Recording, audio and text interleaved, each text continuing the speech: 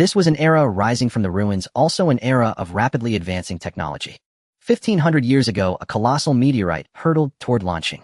Humanity exhausted every means to stop it, only managing to blast it smaller before it finally plunged into the ocean. Towering tsunamis inundated countless human cities.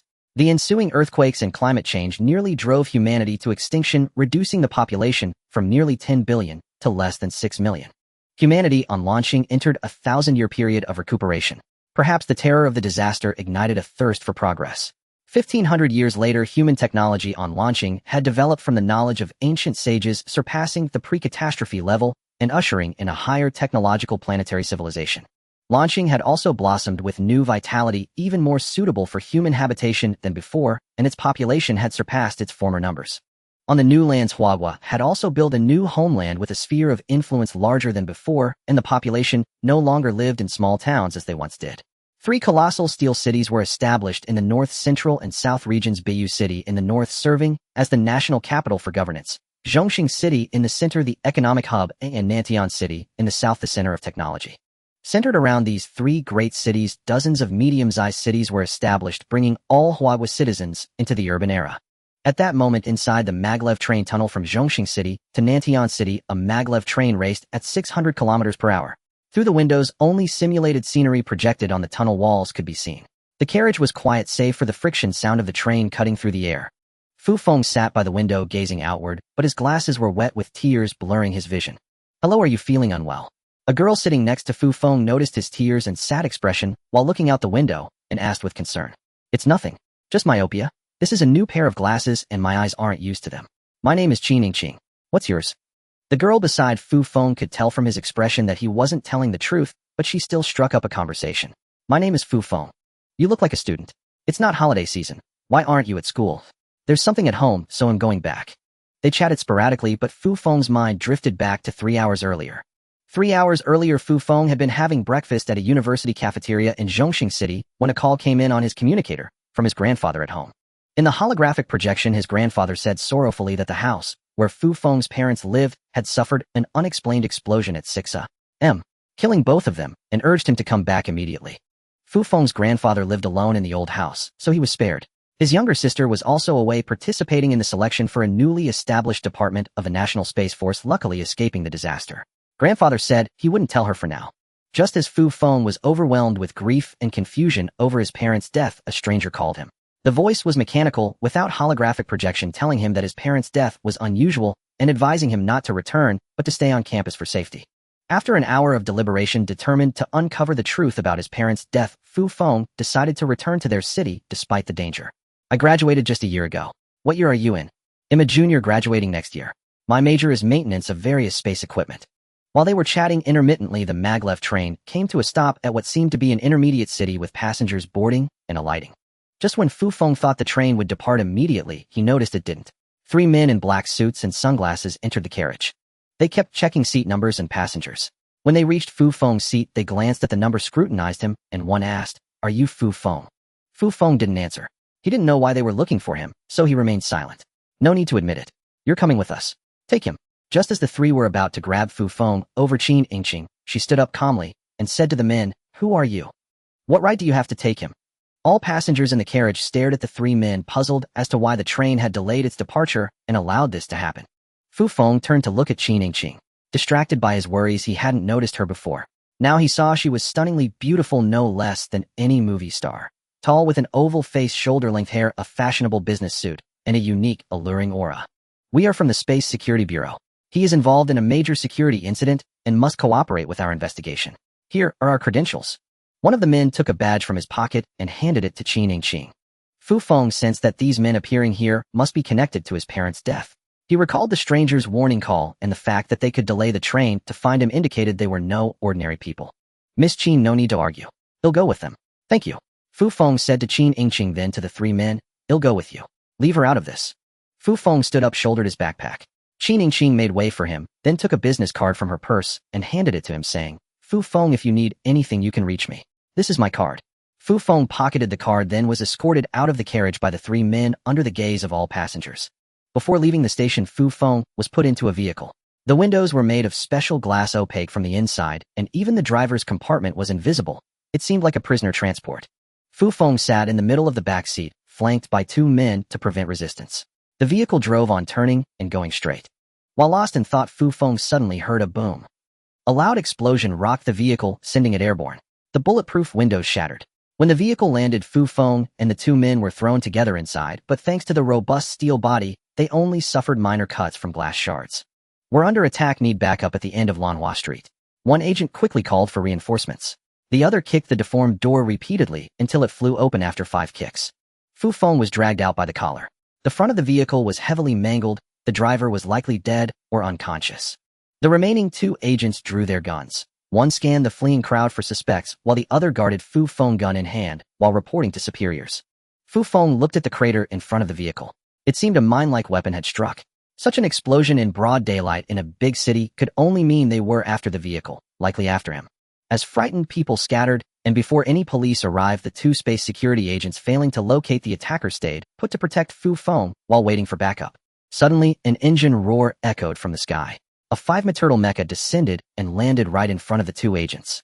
They opened fire, but bullets ricocheted harmlessly off its armor. Lacking laser or particle weapons, they were powerless. The mecha's arm swept one agent into a roadside shop, leaving him injured and unable to rise. The other agent kept firing and shouting for help. Class 5 mecha spotted. Class 5 mecha. The target may not be protectable. As he pleaded for backup, the mecha swung its giant hand and swept him aside too. The mecha seemed not to intend to kill, resolving the 2 guards with bare mechanical hands. Fu Feng felt utterly powerless. He was just an 18-year-old college student, lost and helpless before all this. The appearance of a mecha which he had only seen on TV made him realize that his parents' death might be part of a huge conspiracy. The mecha extended a metal hand, grabbed Fu Feng, and with a loud engine roar soared straight into the sky, flying out of the city. Fu Feng's scalp tingled. He had never flown before, and his first time was being carried by a mecha. The wind stung his face, but his glasses stayed on, slightly blocking the wind, so he could still squint and observe. The pilot didn't care about Fu Feng's discomfort. He accelerated toward a forest outside the city, then descended into it, turning and darting through the woods. Though capable of flight, he chose to move on the ground, presumably to evade pursuit. Soon the mecha brought Fu Feng to an abandoned highway where a tall, armored vehicle was already waiting. Fu Feng was taken into the vehicle. The spacious interior held 5 fully armed men, all wearing black masks. "Mission complete. The kid is yours. He'll stay in the field for a while. You go back carefully." The voice from inside the mecha was mechanical, unnatural. "Brother Tang, take care. We'll get the kid back to headquarters safely." The mecha pilot turned and disappeared into the wilderness, leaving Fu Feng, his arms still bleeding from glass cuts, with the masked men. Without further words, one of them took out a tool, removed the implanted communicator from behind Fu Feng's ear, placed it in a metal box, then put a hood over his head. The vehicle started and sped away on the deserted highway. After 5 or 6 hours of driving, Fu Feng was brought out of the vehicle and led into a room. When the hood was removed from his head, he found himself in a sealed room. Besides himself, there were 3 other people, all wearing masks. One was dressed in a suit, one in combat fatigues, and one in a skirt, evidently a woman. Fu Feng sat in the seat arranged for him, gazing at them woodenly. Up to this moment, he had no idea why the Space Security Bureau officers and these kidnappers wanted him. It might be related to his parents' death, but it couldn't be serious enough to involve mechas. "Let's begin," said the man in the suit, who appeared to be middle-aged from his build. The man in combat fatigues attached electrode patches from several wires onto Fu Feng's head, then nodded to indicate readiness. "Your name is Fu Feng. Are you Fu Wenrong's son?" "Yes." "Why did you capture me?" "I haven't done anything." "You don't need to worry about that. Now I ask you, just answer. Rest assured we won't harm you. When was the last time you met your parents?" "I've been at school for months since I last saw my parents. I haven't seen my father in over a year. I only know he was on an outer space mission." "Did your father contact you after returning from the space base?" "No. I don't even know when he came back." "Did he send you anything?" "No. I haven't received anything from my parents in the last 6 months." "Did your parents contact you by phone or online?" "Neither. My studies are busy this semester and they knew it, so they didn't contact me." The middle-aged man glanced at the man in combat fatigues, who looked at a liquid crystal screen and reported, "Everything is normal. No fluctuations. Use your method," the middle-aged man said to the woman beside him. The woman approached Fu Feng, took out a necklace, told him to stare at it, then half-bent and swung the necklace before his eyes. Fu Feng stared at the swinging necklace. His eyelids grew heavy, and soon he closed his eyes, completely relaxed, entering deep hypnosis. "What is your name?"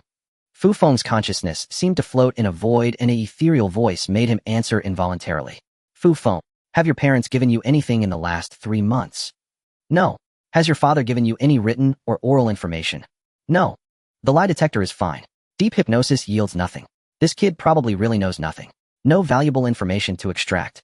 After he wakes up, return his communication device, treat his external injuries, then release him. It's still uncertain whether his parents had other means to leave that thing with him. Send people to surveil him 24 hours. If anything happens, contact me directly. Until we confirm the whereabouts of that thing, I expect all of you to be diligent. Ensure it ends up only in our hands. After giving his orders to the man and woman, the middle-aged man left, leaving the two to discuss the post-release arrangements for Fu Feng. Not far from this room, in a luxurious chamber, an old man stood up. He glanced at the surveillance monitor, then looked at the people around him, said, "Worthless," and walked out, leaving several panicked people staring at each other. When Fu Feng woke up, a person who looked like a medic was bandaging his arm, wearing a large mask that hid his face. He only saw the man in combat fatigues. The middle-aged man and the hypnotist woman were gone. Although he didn't know what he had said under hypnosis, he was certain they hadn't obtained anything useful, because he truly knew nothing. "You're fine now. Your communication device has been re-implanted under your skin. Just restart it, and it will work. Take your bag. We'll release you." Fu Feng waited for the medic to finish bandaging the cuts on his hand, then picked up his backpack, which had been thoroughly searched. Before he could ask how to leave, two men in the same uniforms as those who had brought him entered, put a hood over his head without a word, and escorted him out. When Fu Feng felt the wind on his body again, he was standing alone on a street. Removing the hood, he looked around. Night had fallen. The street was nearly empty, and a passerby or two didn't notice him.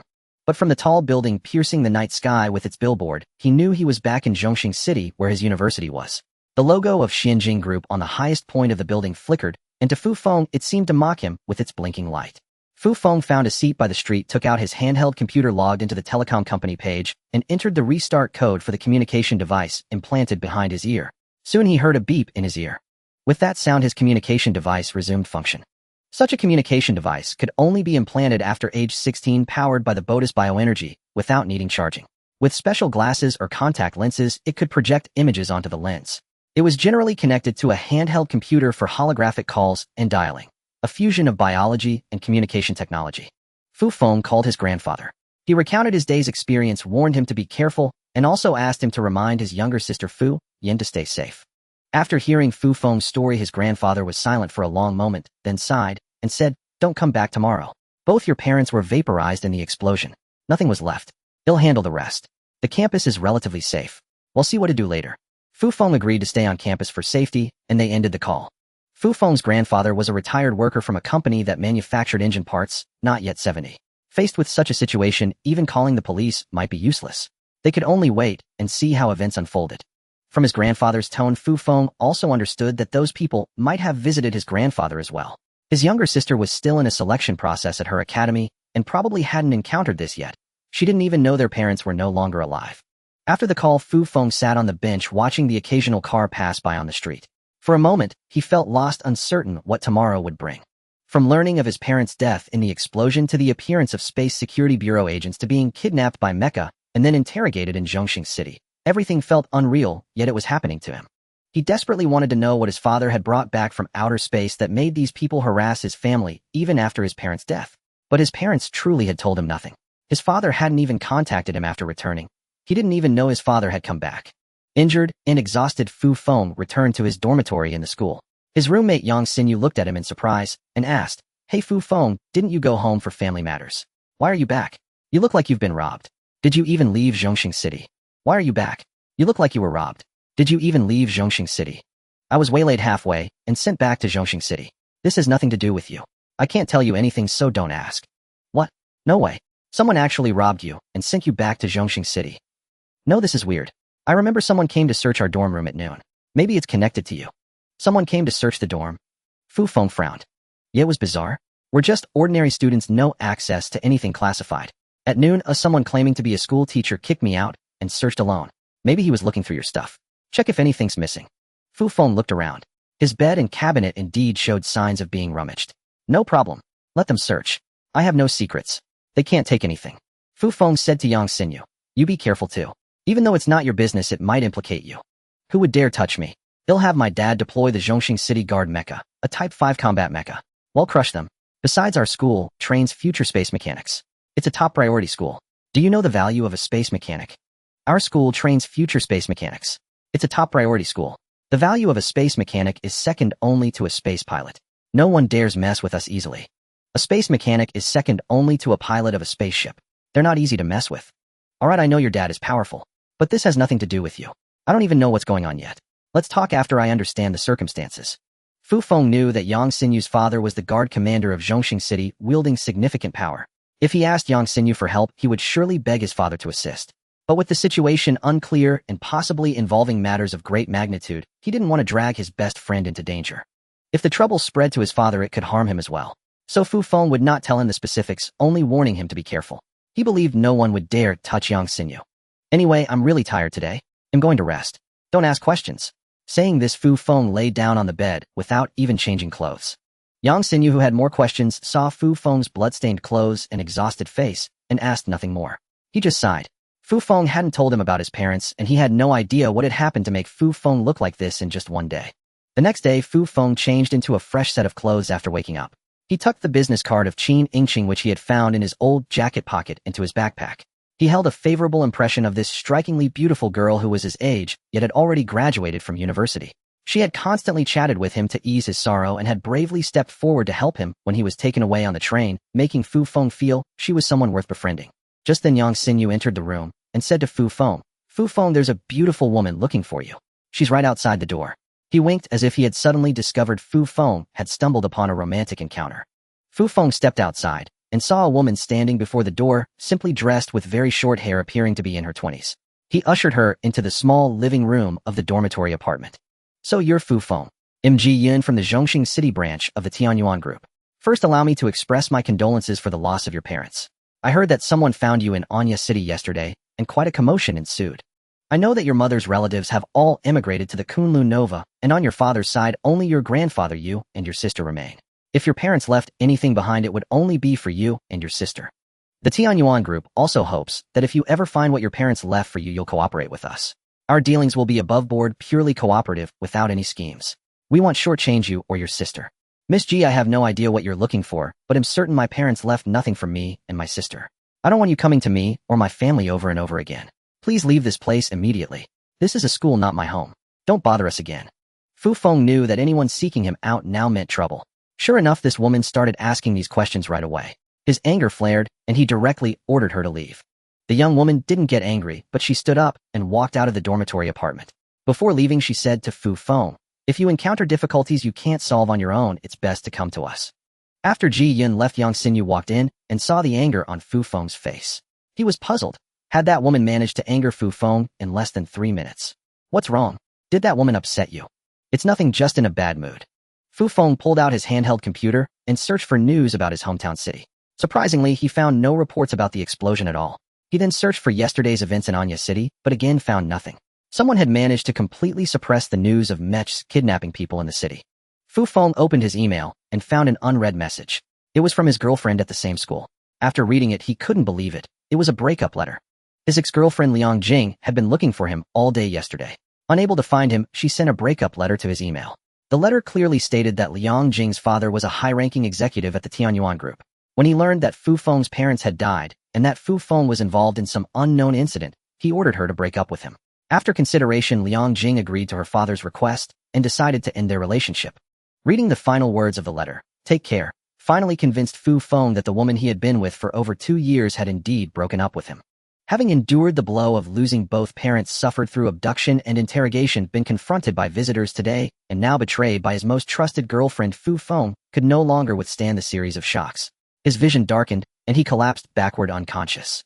Yang Xinyu, who was reading nearby, saw Fu Feng fall backward and rushed over to catch him, preventing his head from hitting the ground. He called Fu Feng's name several times, but got no response. He immediately dialed the school's emergency number, and medical staff arrived to take Fu Feng to the school hospital. When Fu Feng woke up, he found himself in a hospital room. 2 men in military uniforms with Space Force insignias were there. When they saw he was awake, they introduced themselves as members of the Space Force, the unit Fu Feng's father had served in, and said they had a few questions for him. "Go ahead and ask. He'll answer whatever I know." Fu Feng sat up in the hospital bed. He had only fainted from overwhelming grief. His constitution was still quite strong.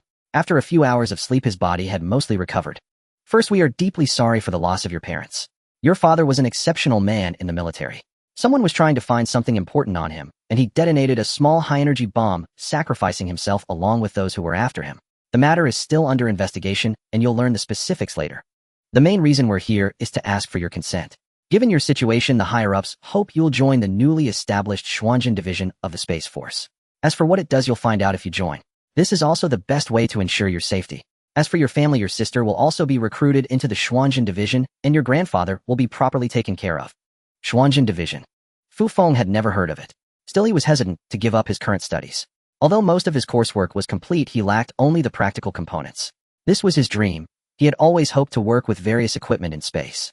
Abandoning it now felt like a bitter loss. But considering his current predicament, joining the Xuanzhen Division might be his best option. He believed that those who had kidnapped him wouldn't give up searching for what they needed from him. They had only let him go to monitor him from the shadows. Even his girlfriend had left him. Honestly, he wanted a change of environment himself. All right, I'm willing to join. After a moment's thought, Fu Feng decided to leave the university and start a new life. Good. You seem to be recovering well. There's still some time before dark. Go pack your things and say goodbye to your friends. We'll head to the capital. The school will be taken care of. With that, the two men left. Fu Feng got out of bed, didn't ask about the bill, and returned directly to the dormitory apartment. Yang Xinyu wasn't there, so he called him back. When Yang Xinyu rushed back, panting, Fu Feng had already packed his belongings. A suitcase and a backpack were all he was taking. Why aren't you resting in the hospital? WHYD, you come back to the dorm. Hey, you're packing. Where are you going? Seeing the suitcase beside Fu Feng and the backpack on his back, as if he were about to go on a long trip, Yang Xinyu asked suspiciously, Didn't you say yesterday you weren't going home for now? Why the sudden change of heart? Fu Feng raised a hand to stop him from asking more, and said to Yang Xinyu, I'm leaving the school this time, and I'm not coming back. Are those Space Force guys taking you away? Are you joining the Space Force? Sort of. I can't say much about it now. Just keep this to yourself. As for the other students, tell them I've taken a leave of absence. Alright, that's it. Yang Xinyu didn't say anything more. After all, they were close to graduation anyway, parting was inevitable. He followed Fu Feng to the square in front of the dormitory apartment, where a black car was already waiting for Fu Feng. See you in space. Fu Feng bid farewell to Yang Xinyu. See you in space. Yang Xinyu watched Fu Feng get into the car, feeling a pang of reluctance. Their bond was like brothers. They had lived together for 3 years, and parting still stung. When Fu Feng was brought to a massive space base on the outskirts of the capital, he was awestruck by the sight before him. Countless enormous spaceships sat on the tarmac. Hundreds of them, each hundreds of meters long, like slumbering beasts waiting for their pilots to awaken them and launch them raging into space. Smaller space shuttles zipped through the base, and various types of mechs moved across the ground. The entire space base was a hive of organized activity. Fu Feng knew that Huaxia had 5 major space bases. 3 were Statone, the Great Wall Space Base, near Bayou City, the Yellow River Space Base, near Maching in the northwest, and the Yangtze River Space Base on the southern coast. The other 2 belonged to the Tianyuan Group and the Yunjing Group, both very large bases responsible for transporting personnel and cargo to outer space. Correspondingly, there were 5 spaceports in different directions in outer space. The spaceships at these Blue Star space bases were minuscule compared to the deep space exploration vessels docked at the outer spaceports. His father had told him that the largest deep space ships were several kilometers long, while even the smallest were nearly a kilometer in length. Although ordinary people often saw space bases and ships in books or on television standing before the real thing, most still felt insignificant in the face of such technological marvels. Right now, Fu Feng felt that trivial matters like a girlfriend breaking up with him were utterly insignificant compared to this. Fu Feng was led by the 2 men into a building. They took an elevator deep underground, arriving at a spacious room. A man was already sitting on a sofa there, wearing casual clothes without any insignia, his hair slightly gray. He appeared to be in his 50s. His face exuded authority, the unmistakable aura of someone in power. The 2 men who had brought Fu Feng left, leaving only Fu Feng and the old man. Fu Feng knew this old man's identity was undoubtedly significant, so he sat nervously on a sofa about 5 or 6 meters away, not daring to speak, first waiting for the old man to begin. You're Fu Wenrong's son. Your father's accident. We share some responsibility. We didn't anticipate the severity of the situation and granted him leave, allowing others to take advantage. Just then the door opened again, and 2 people entered. The old man stopped speaking. We're going to remove the communication devices and trackers on your body. Bear with it. There were trackers on his body. But recalling his experience of being abducted and interrogated, Fu Feng understood. His release had been intentional. They wanted him free, so he might lead them to something only to capture him again to search for what his father had left behind. Before long, in addition to his communication devices, a sesame seed-sized object was removed from near his spinal column. According to the person who removed it, the device not only had tracking and listening capabilities, but could also detonate and destroy body parts. It was like carrying a small bomb. Fu Feng shuddered at the thought. If he hadn't been brought into the Space Force, his life and death would have been in others' hands. When only he and the old man remained in the room, the old man finally spoke. You need not fear these things. They are merely petty tricks. They would not dare to openly detonate the son of a Space Force soldier. It is nothing more than surveillance and intimidation. Now that you have seen the base and its specifics, what are your thoughts? Nothing but awe. Fu Feng answered honestly. Humanity has thrived on this planet for eons, yet the development of technological power is relatively recent. When human technology struggled and breakthroughs seemed impossible over 300 years ago, our nation saw the rise of two great scientists, Qin Tianyuan and Zhao Yi. Scientist Qin Tianyuan solved the problem of controlled nuclear fusion, removing energy as a constraint on Blue Star's development. The ability to miniaturize fusion reactors and regulate energy output arbitrarily opened countless new possibilities for human technology. Not long after, another domestic scientist, Zhao Yi, solved numerous quantum technology challenges, leading to a qualitative leap in quantum computing and quantum communication. With the advancement of controlled nuclear fusion and quantum technology, foreign scientist Matthew Howard invented the warp drive. Qin Tianyuan, Zhao Yi, and Matthew Howard. These three scientists resolved countless human dilemmas within a mere 50 years. Other fields like biology, materials science, and medicine saw major breakthroughs. Space technology truly advanced.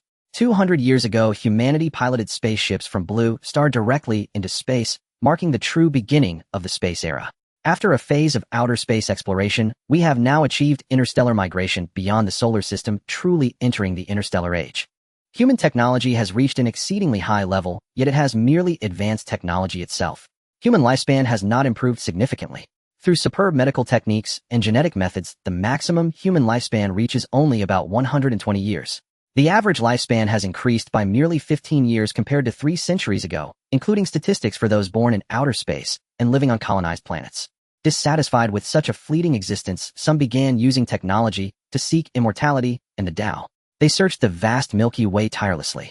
30 years ago, a fleet from the Yunjing group discovered a scripture made of a special material on a planet. Through decoding and ancient texts, they obtained a cultivation method suitable for the human body.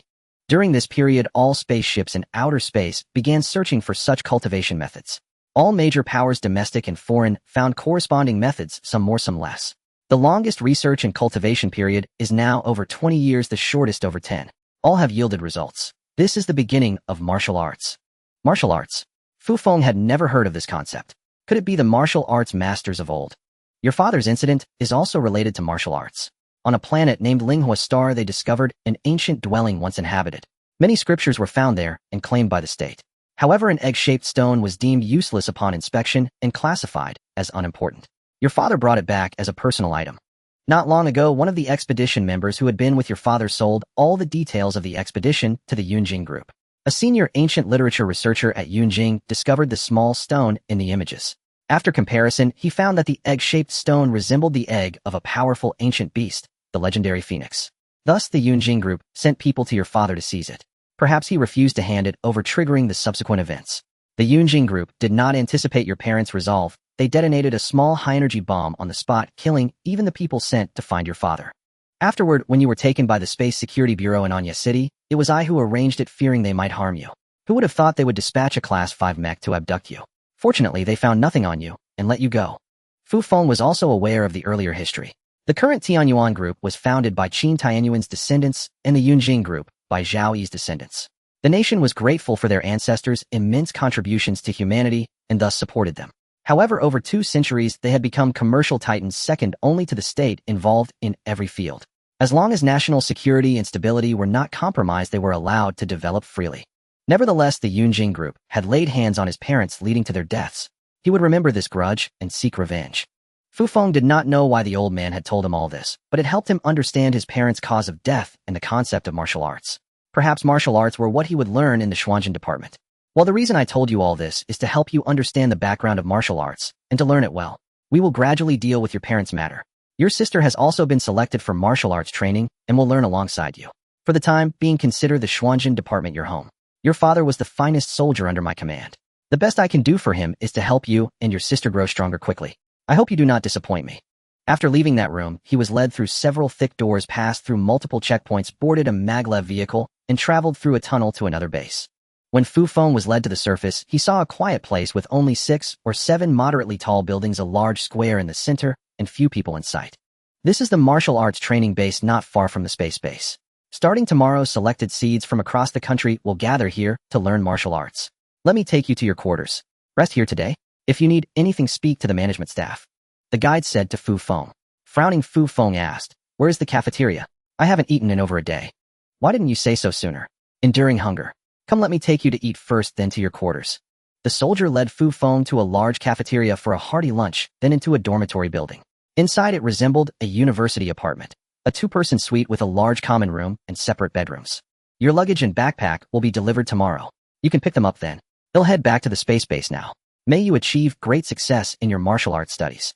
"Sir, may I ask who the person who received me at the base is?" "You don't know? He is Vice Commander General Qi of our space base, Lieutenant General Qi Huayuan. Your father served under him, which is why he agreed to see you." Fu Feng did not know General Qi. His father had been on long-term space missions and rarely spoke of work when home. Over the years, Fu Feng only knew his father served in the Space Force and his mother was a government clerk in the Nantian City Administrative Department.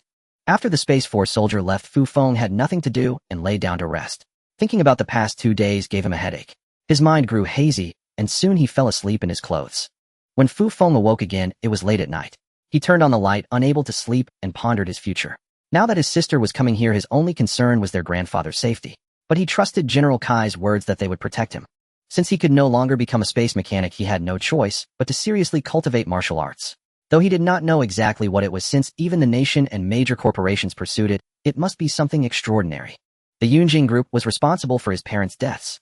He knew it was a behemoth, making revenge exceedingly difficult, but he was determined to exact it no matter what. As dawn broke, Fu Feng went to the cafeteria for breakfast and then waited in the square for his luggage. By then, several people in civilian clothes had appeared in the square, likely the base's instructors and staff, also awaiting the arriving students. Around 10 o'clock, military vehicles drove into the square. Young boys and girls descended, dragging suitcases, their faces beaming with smiles. There were also youths around Fu Feng's age, but they made up only a third. Fu Feng even spotted a few children as young as 11 or 12, though most were 15 or 16. "Please line up. Men on the left, women on the right." A person with a megaphone addressed the noisy crowd. The throng filling the square immediately quieted down. People weaved through the crowd, gathering in 2 directions to form lines. Within a minute, they were fully assembled, awaiting further instructions. "Now we will assign dormitories and classes. When your class is called, follow your instructor, who will arrange your quarters. Martial arts class, 1 Yi Yijia, Shu Qiang Li Yinglong." Fu Feng watched everything from the doorway of a building near the square. As names were called, and people stepped forward, he deduced that the classes were likely divided by age, grouping those of similar age to avoid unnecessary issues with 20 students per class. When Fu Yan's name was called, Fu Feng saw his sister with her hair cut short, brimming with excitement. Though she was just over 15, she stood over 1.7 meters tall, with a delicate, innocent face and large eyes, an undeniable beauty. Thinking of how young she was to have lost their parents and the joys of family, Fu Feng's heart ached. He closed his eyes tightly, unable to bear the sight of that pure, youthful figure. "As the eldest brother, I shall be like a father. From now on, let me protect you," Fu Feng silently vowed. After all the trainees were led away by their respective instructors, Fu Feng counted and found that there were a full 50 classes totaling 1,000 people, and with himself, that made 1,001. The teacher, holding a loudspeaker, shouted into the empty square, "Who is Fu Feng? Come get your luggage immediately." Fu Feng dashed over from the side of the building and, following the teacher's instructions, retrieved his backpack and suitcase from a military vehicle. When he returned to his quarters, someone was already inside. The person was about the same height as Fu Feng, just over 1.8 meters, but more robustly built, with a handsome face. "Hello, I'm Guqing Yuan." "Hello, I'm Fu Feng. From now on, we'll be fellow cultivators on the path of martial arts. Let's introduce ourselves properly. I'm a senior at Beiyou University. My parents recommended me for the selection. I just gave it a try, but luckily I was chosen. Both my parents are military personnel. And you?" "I'm a junior at Zhongxing City University of Technology, majoring in spacecraft mechanical maintenance. I'm also from a Space Force family. Something happened at home, so I was sent here without going through the selection. I'm 19. What about you?" "I'm 18. All right, from now on I'll call you by your name or Fengdi. You can call me by my name or Gugu." After a brief exchange, the two got to know each other and then went to their own rooms to unpack their belongings. "Attention, all trainees, gather in the main meeting hall at 7 o'clock sharp after dinner tonight. Anyone who is absent will be considered as having forfeited their martial arts enrollment and will be expelled from here." As the two were tidying up, an instruction came through the built-in speakers in the living room. "Expelled for being absent. That's quite strict." Gu Qingyuan's voice came from the room across the way. Fu Feng briefly arranged his luggage, came to the living room, and asked Gu Qingyuan, who was still organizing his things, "Brother Gu, which class are we in?" "You don't know? Oh, you came directly. Your name wasn't called in the square earlier. We're in martial arts class 3. Going by age, the people in the first 3 classes are probably all older than us. I wonder what this martial arts training actually entails. I doubt it's the kind of martial arts or kung fu you see in society. Fu Feng had learned a bit from General Qi, understanding that this martial art was different from the martial arts of society or the martial world. It won't be that kind of martial art or kung fu. Although I'm not sure of the specifics, just think. Would they go through all this selection just to learn that? True. But since even the adults at home recommended it, it's probably useful. Whatever, we're here now. We'll find out what we're learning soon enough. Seeing that there was still plenty of time, and it was nearly lunch, Fu Feng waited for Gu Qingyuan to finish unpacking so they could head to the cafeteria together. He planned to look for his sister after the meal. After asking the staff for directions, Fu Feng found his sister's room in the girls' dormitory. He stood before the door, composing himself, careful not to let any trace of sorrow show on his face. After 3 knocks, the door opened, revealing a round-faced girl who looked at him curiously. I'm looking for Fu Yan. Does she live here? Yan Yan, a handsome guy is here for you. Come out quickly. The round-faced girl's voice was quite loud, drawing several nearby doors to open, as well revealing many curious female faces peering in their direction, as if surprised to see a man here within hours of arrival. Who's looking for me? Fu Yan came out of her room, and her eyes fell on Fu Feng. She stared at him in disbelief, frozen for a moment, before finally speaking. Brother. It's me. Fu Feng looked at his sister's incredulous expression and said to her, Is it really you? Great. Fu Yan exclaimed, then joyfully rushed over and hugged Fu Feng tightly. Calm down. Watch your surroundings. We're not at home. Fu Feng quickly reminded his overexcited sister. The round-faced girl beside them watched the embracing pair with a bewildered look. Fu Yan let go of Fu Feng, but still held onto his hands, eagerly asking him what was going on and how he had ended up here. A talent as outstanding as mine was naturally recruited specially. No need for me to go through the selection like you all. The two entered Fu Yan's room. Through his sister's introduction, Fu Feng learned that the round-faced girl was named Xie Zishuan. However, to avoid disturbing the siblings, she had already returned to her own room. Impossible. When Dad told me to go for the selection, he never mentioned you. If you had been specially recruited, he would have told me. Fu Yan still didn't believe Fu Feng. That's because I was only recommended by the school a few days ago. Even Dad didn't know. Let's not talk about that. Since we're here, let's focus on learning martial arts well. Don't let your mind wander. Settle down and don't think about going back until we've achieved something. Right? I heard everyone recruited this time has a background. If we siblings don't achieve good results, we'd be letting Mom and Dad down. Don't worry, brother. Maybe you'll even be better than you. Fu Yan said confidently to Fu Feng. Then let's compete. We'll see who's stronger from now on. All right. Before I came for the selection, Dad gave me something to keep safe. I don't know what it is. Fu Yan then took a paper box from her suitcase and handed it to Fu Feng. Fu Feng took the box and opened it. Inside was an object the size of a fist, gray and dusty in appearance, like an ordinary stone. Apart from its egg-like shape, it had no special features. Could this be the thing Father brought back from the alien planet? Why did he give it to Sister? Fortunately, Sister had been busy with the selection and came straight here. If she had gone out alone, those people would surely not have let her go. Holding this stone egg, Fu Feng felt a chill of fear, worried that his sister might also meet with misfortune. I don't know what this is either. Since Dad entrusted it to you, it must be something important. Keep it safe. It might come in handy later. And don't tell anyone you have it. Fu Feng only told his sister to keep it safe without offering too many warnings. If she knew that someone was searching for this object and that their parents had died because of it, she might throw it away on the spot. No, brother. I don't want this stone. Ever since I've had it, I have nightmares every night. You should keep it instead.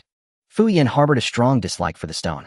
Ever since their father had given her the egg-shaped stone, she kept it by her side, but every night in the latter half, she would have nightmares, either being chased by monsters or falling from great heights, scaring her half to death.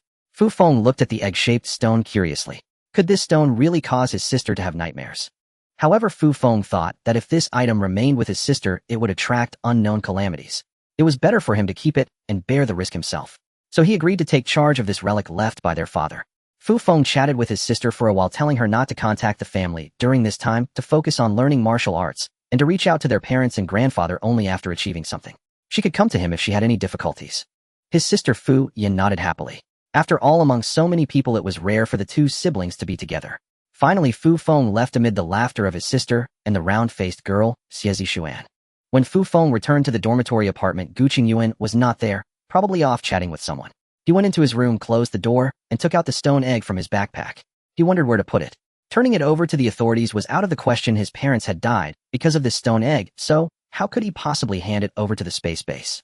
Fu Feng took out the stone egg and studied it for a while longer, but still found nothing special about it. The most ordinary place was the safest. Fu Feng decided to place the paper box on the writing desk by the bed. He then took out some commonly used books and a pen holder from his suitcase and arranged them on the desk, making it look cluttered yet orderly.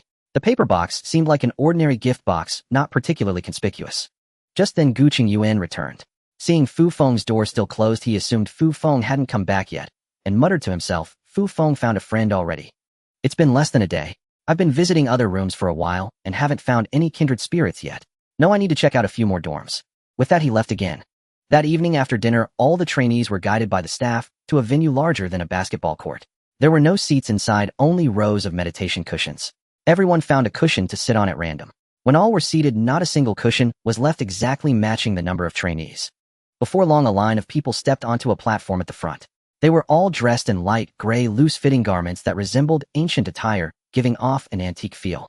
Good, no one is absent. All 1,001 are present. A middle-aged man stepped forward with a stern expression to speak at the microphone. Behind him stood 10 others, also wearing serious faces as they looked out at the trainees. I am the head of this martial arts base. My name is Li Guofeng. You may also call me Minister Li. Except for one person among you, all have undergone rigorous selection to enter this base. Fu Feng knew that the one who hadn't gone through the selection was himself, but he didn't mind. After all, the only person here who knew him was his sister. Even if he received special treatment, it was Deputy Commander Chi of the space base who had arranged it. If anyone had a problem with that, they could take it up with him.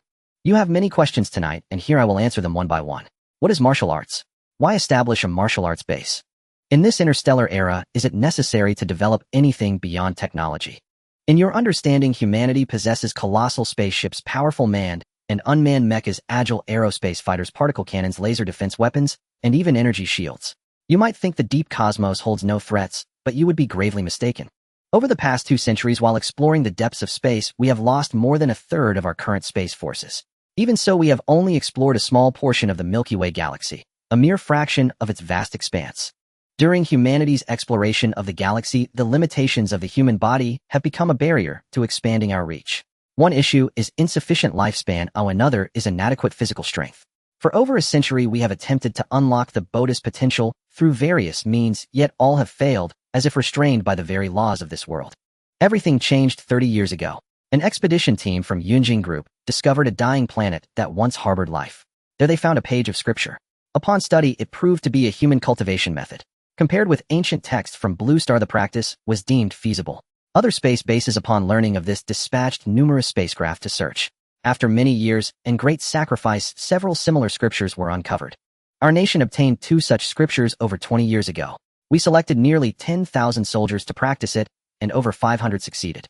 However, cultivation requires not only the method but also rare treasures, such as 1,000-year ginseng and Tintasandier tortoise blood. Over the years, we have sent spacecraft across the universe to gather resources. Scientists then refined, screened, and formulated these into a pill known as Xinqingdan, priced at 300,000 per pill. Even ordinary people can benefit from it. When diluted and consumed, it strengthens the body and extends life by 2 to 3 years. However, for non-practitioners, the effects are limited and do not increase with continued use. During your cultivation, you will each receive 1 Xinqingdan pill per month. This is the nation's investment in you, and we hope you will repay the nation in return. Martial arts cultivation differs from street performances or common martial arts. Currently, it is divided into 3 realms: true, meridian, mystic, bone, and divine spirit. Your instructors will explain the specifics later. Years of experience have shown that the optimal age for cultivation is between 10 and 20, with the best range being 14 to 16. That is why many of our trainees are young. You only need to know that at the true meridian realm, a single punch can deliver over 1 ton of force, at mystic bone over 5 tons, at divine spirit, it is immeasurable. A single blow can shatter a Class 6 mecha. This is raw fist power. With weapons or techniques, the destructive force multiplies. Attaining the divine spirit realm can even rejuvenate those past middle age, significantly extending lifespan. It also allows one to fly through the air for nearly 100 meters and survive unprotected in space for over 10 minutes, whereas a normal person cannot last a minute. Of course, only one person in all of humanity has reached the divine spirit realm so far, Zhao Qingyun of Yunjing Group. We do not yet fully understand all the abilities of the divine spirit realm. Only when someone among us breaks through to that level can we determine its full capabilities. To transcend the limits of human strength, break the boundaries of lifespan, enhance survival in harsh environments, and confront the crises humanity will face. This is the purpose of martial cultivation and the reason this base was established. Many of you will become instructors at the formal martial arts academy, to be established in 5 years. Your responsibilities are great. I hope you will strive diligently. After Minister Li's lengthy speech, all the trainees remained silent, the room eerily quiet. Several seconds later, thunderous applause erupted, lasting for a long time. Yet their expressions revealed shocked disbelief and hope their emotions barely contained. Fu Feng was also stirred. He never imagined martial arts could reach such power. Recalling his deep-seated vengeance, he wished he could instantly attain the divine spirit realm ministerly described. But the thought that the world's sole divine spirit practitioner belonged to Yunjing group chilled his heart, forcing him to calm down. Another middle-aged man stepped forward to the microphone and addressed the trainees. Your communication devices have been confiscated. Here you may only browse the internet without sending any information. Contact with the outside world is forbidden unless approved by the base. This ensures quiet cultivation and prevents the leakage of cultivation methods. All of you here have parents serving in the Space Forces. This is for your future path. Once you enter, there are only two options: join the Space Forces or become an instructor at the future Martial Arts Academy. After passing certain trials, you may go out or contact the outside world. Additionally, those who have not completed high school must take supplementary cultural classes. All right, now we will distribute martial arts uniforms and ID badges. Next came the distribution of base-specific uniforms and trainee ID badges. After receiving them, the meeting adjourned. Fu Feng, we've hit the jackpot. No wonder my parents pushed me to join the selection, even though I'm about to graduate this year. It's totally worth it. Coming here is absolutely worth it. Back in the dormitory, Gu Qingyuan was beside himself with excitement, eager to start cultivating immediately. Though he had no idea how to begin, that didn't stop him from fantasizing about all the impressive scenes he'd create after mastering martial arts. Just that Xianxingdan pill worth 300,000 alone makes it worthwhile, and it's one every month. Only if you achieve something. If you make no progress, after a while you might still be expelled and sent straight to the Space Forces. So keep working hard. Fu Feng wasn't trying to discourage him, but if such valuable pills were given to him, and he failed to cultivate, would he have the face to stay here? True. All strength comes from effort. Starting tomorrow, let's really begin. Let's go. Fu Feng smiled, thinking that if sheer determination could lead to success and reach the divine spirit realm, he would sacrifice his very life for revenge. That night, with a goal in mind and his worries about his sister eased, Fu Feng slept deeply. When he woke, he found the stone egg had not affected him. No nightmares plagued him. His sister Fu Yan's frequent nightmares might have been mere coincidence. After washing up, Fu Feng put on his new martial arts uniform, hung the ID badge around his neck, slung his backpack over his shoulder, and cast a silent glance at the gift box containing the stone egg on his desk before leaving the room. After breakfast with Gu Qingyuan, Fu Feng found the largest building, Building 6, took the elevator to the top floor, and pushed open the door to Martial Arts Class 3. Many classmates had already arrived, each seated on a meditation cushion. Only 2 cushions remained. Sorry everyone, sorry. We're late. Almost didn't make it. Gu Qingyuan glanced at his watch. There were still 3 minutes before the scheduled time. Yet he kept apologizing to the early arrivals before he and Fu Feng each took the remaining cushions. No need to apologize. There are still 2 minutes left. But in the future, for group sessions like this, try to come earlier. Don't waste everyone's time. A trainee spoke to Fu Feng and Gu Qingyuan in a lecturing tone. They both looked at the speaker, a young man about their age with longer hair, otherwise unremarkable. What's the matter? Afraid those 2 or 3 minutes will keep you from mastering your divine technique? You? The man was choked into silence by Gu Qingyuan's retort. Since class hadn't actually started, his preachy remark had no justification. Others held back laughter, saying nothing. Fu Feng was surprised by Gu Qingyuan's sharp tongue. One sentence had silenced the guy completely.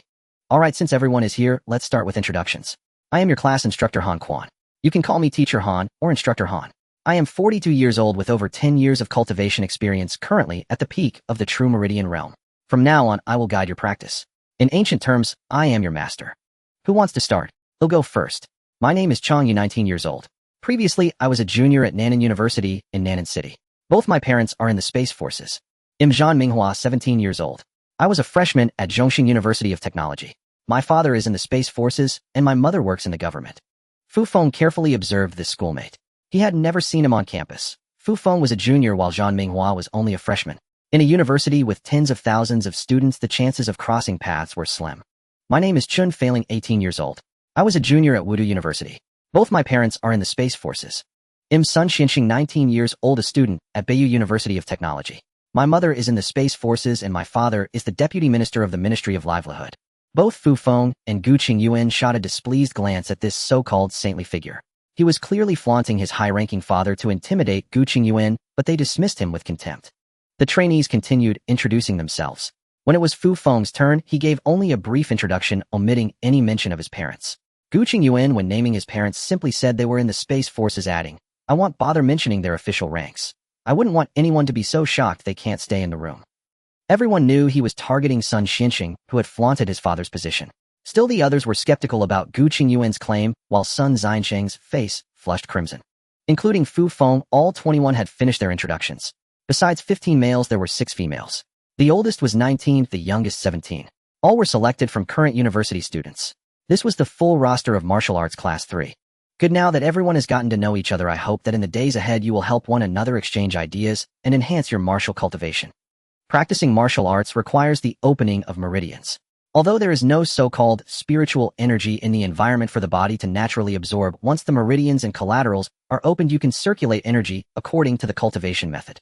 By using Xianqing pills to provide energy, the body can absorb it and achieve the goal of cultivation.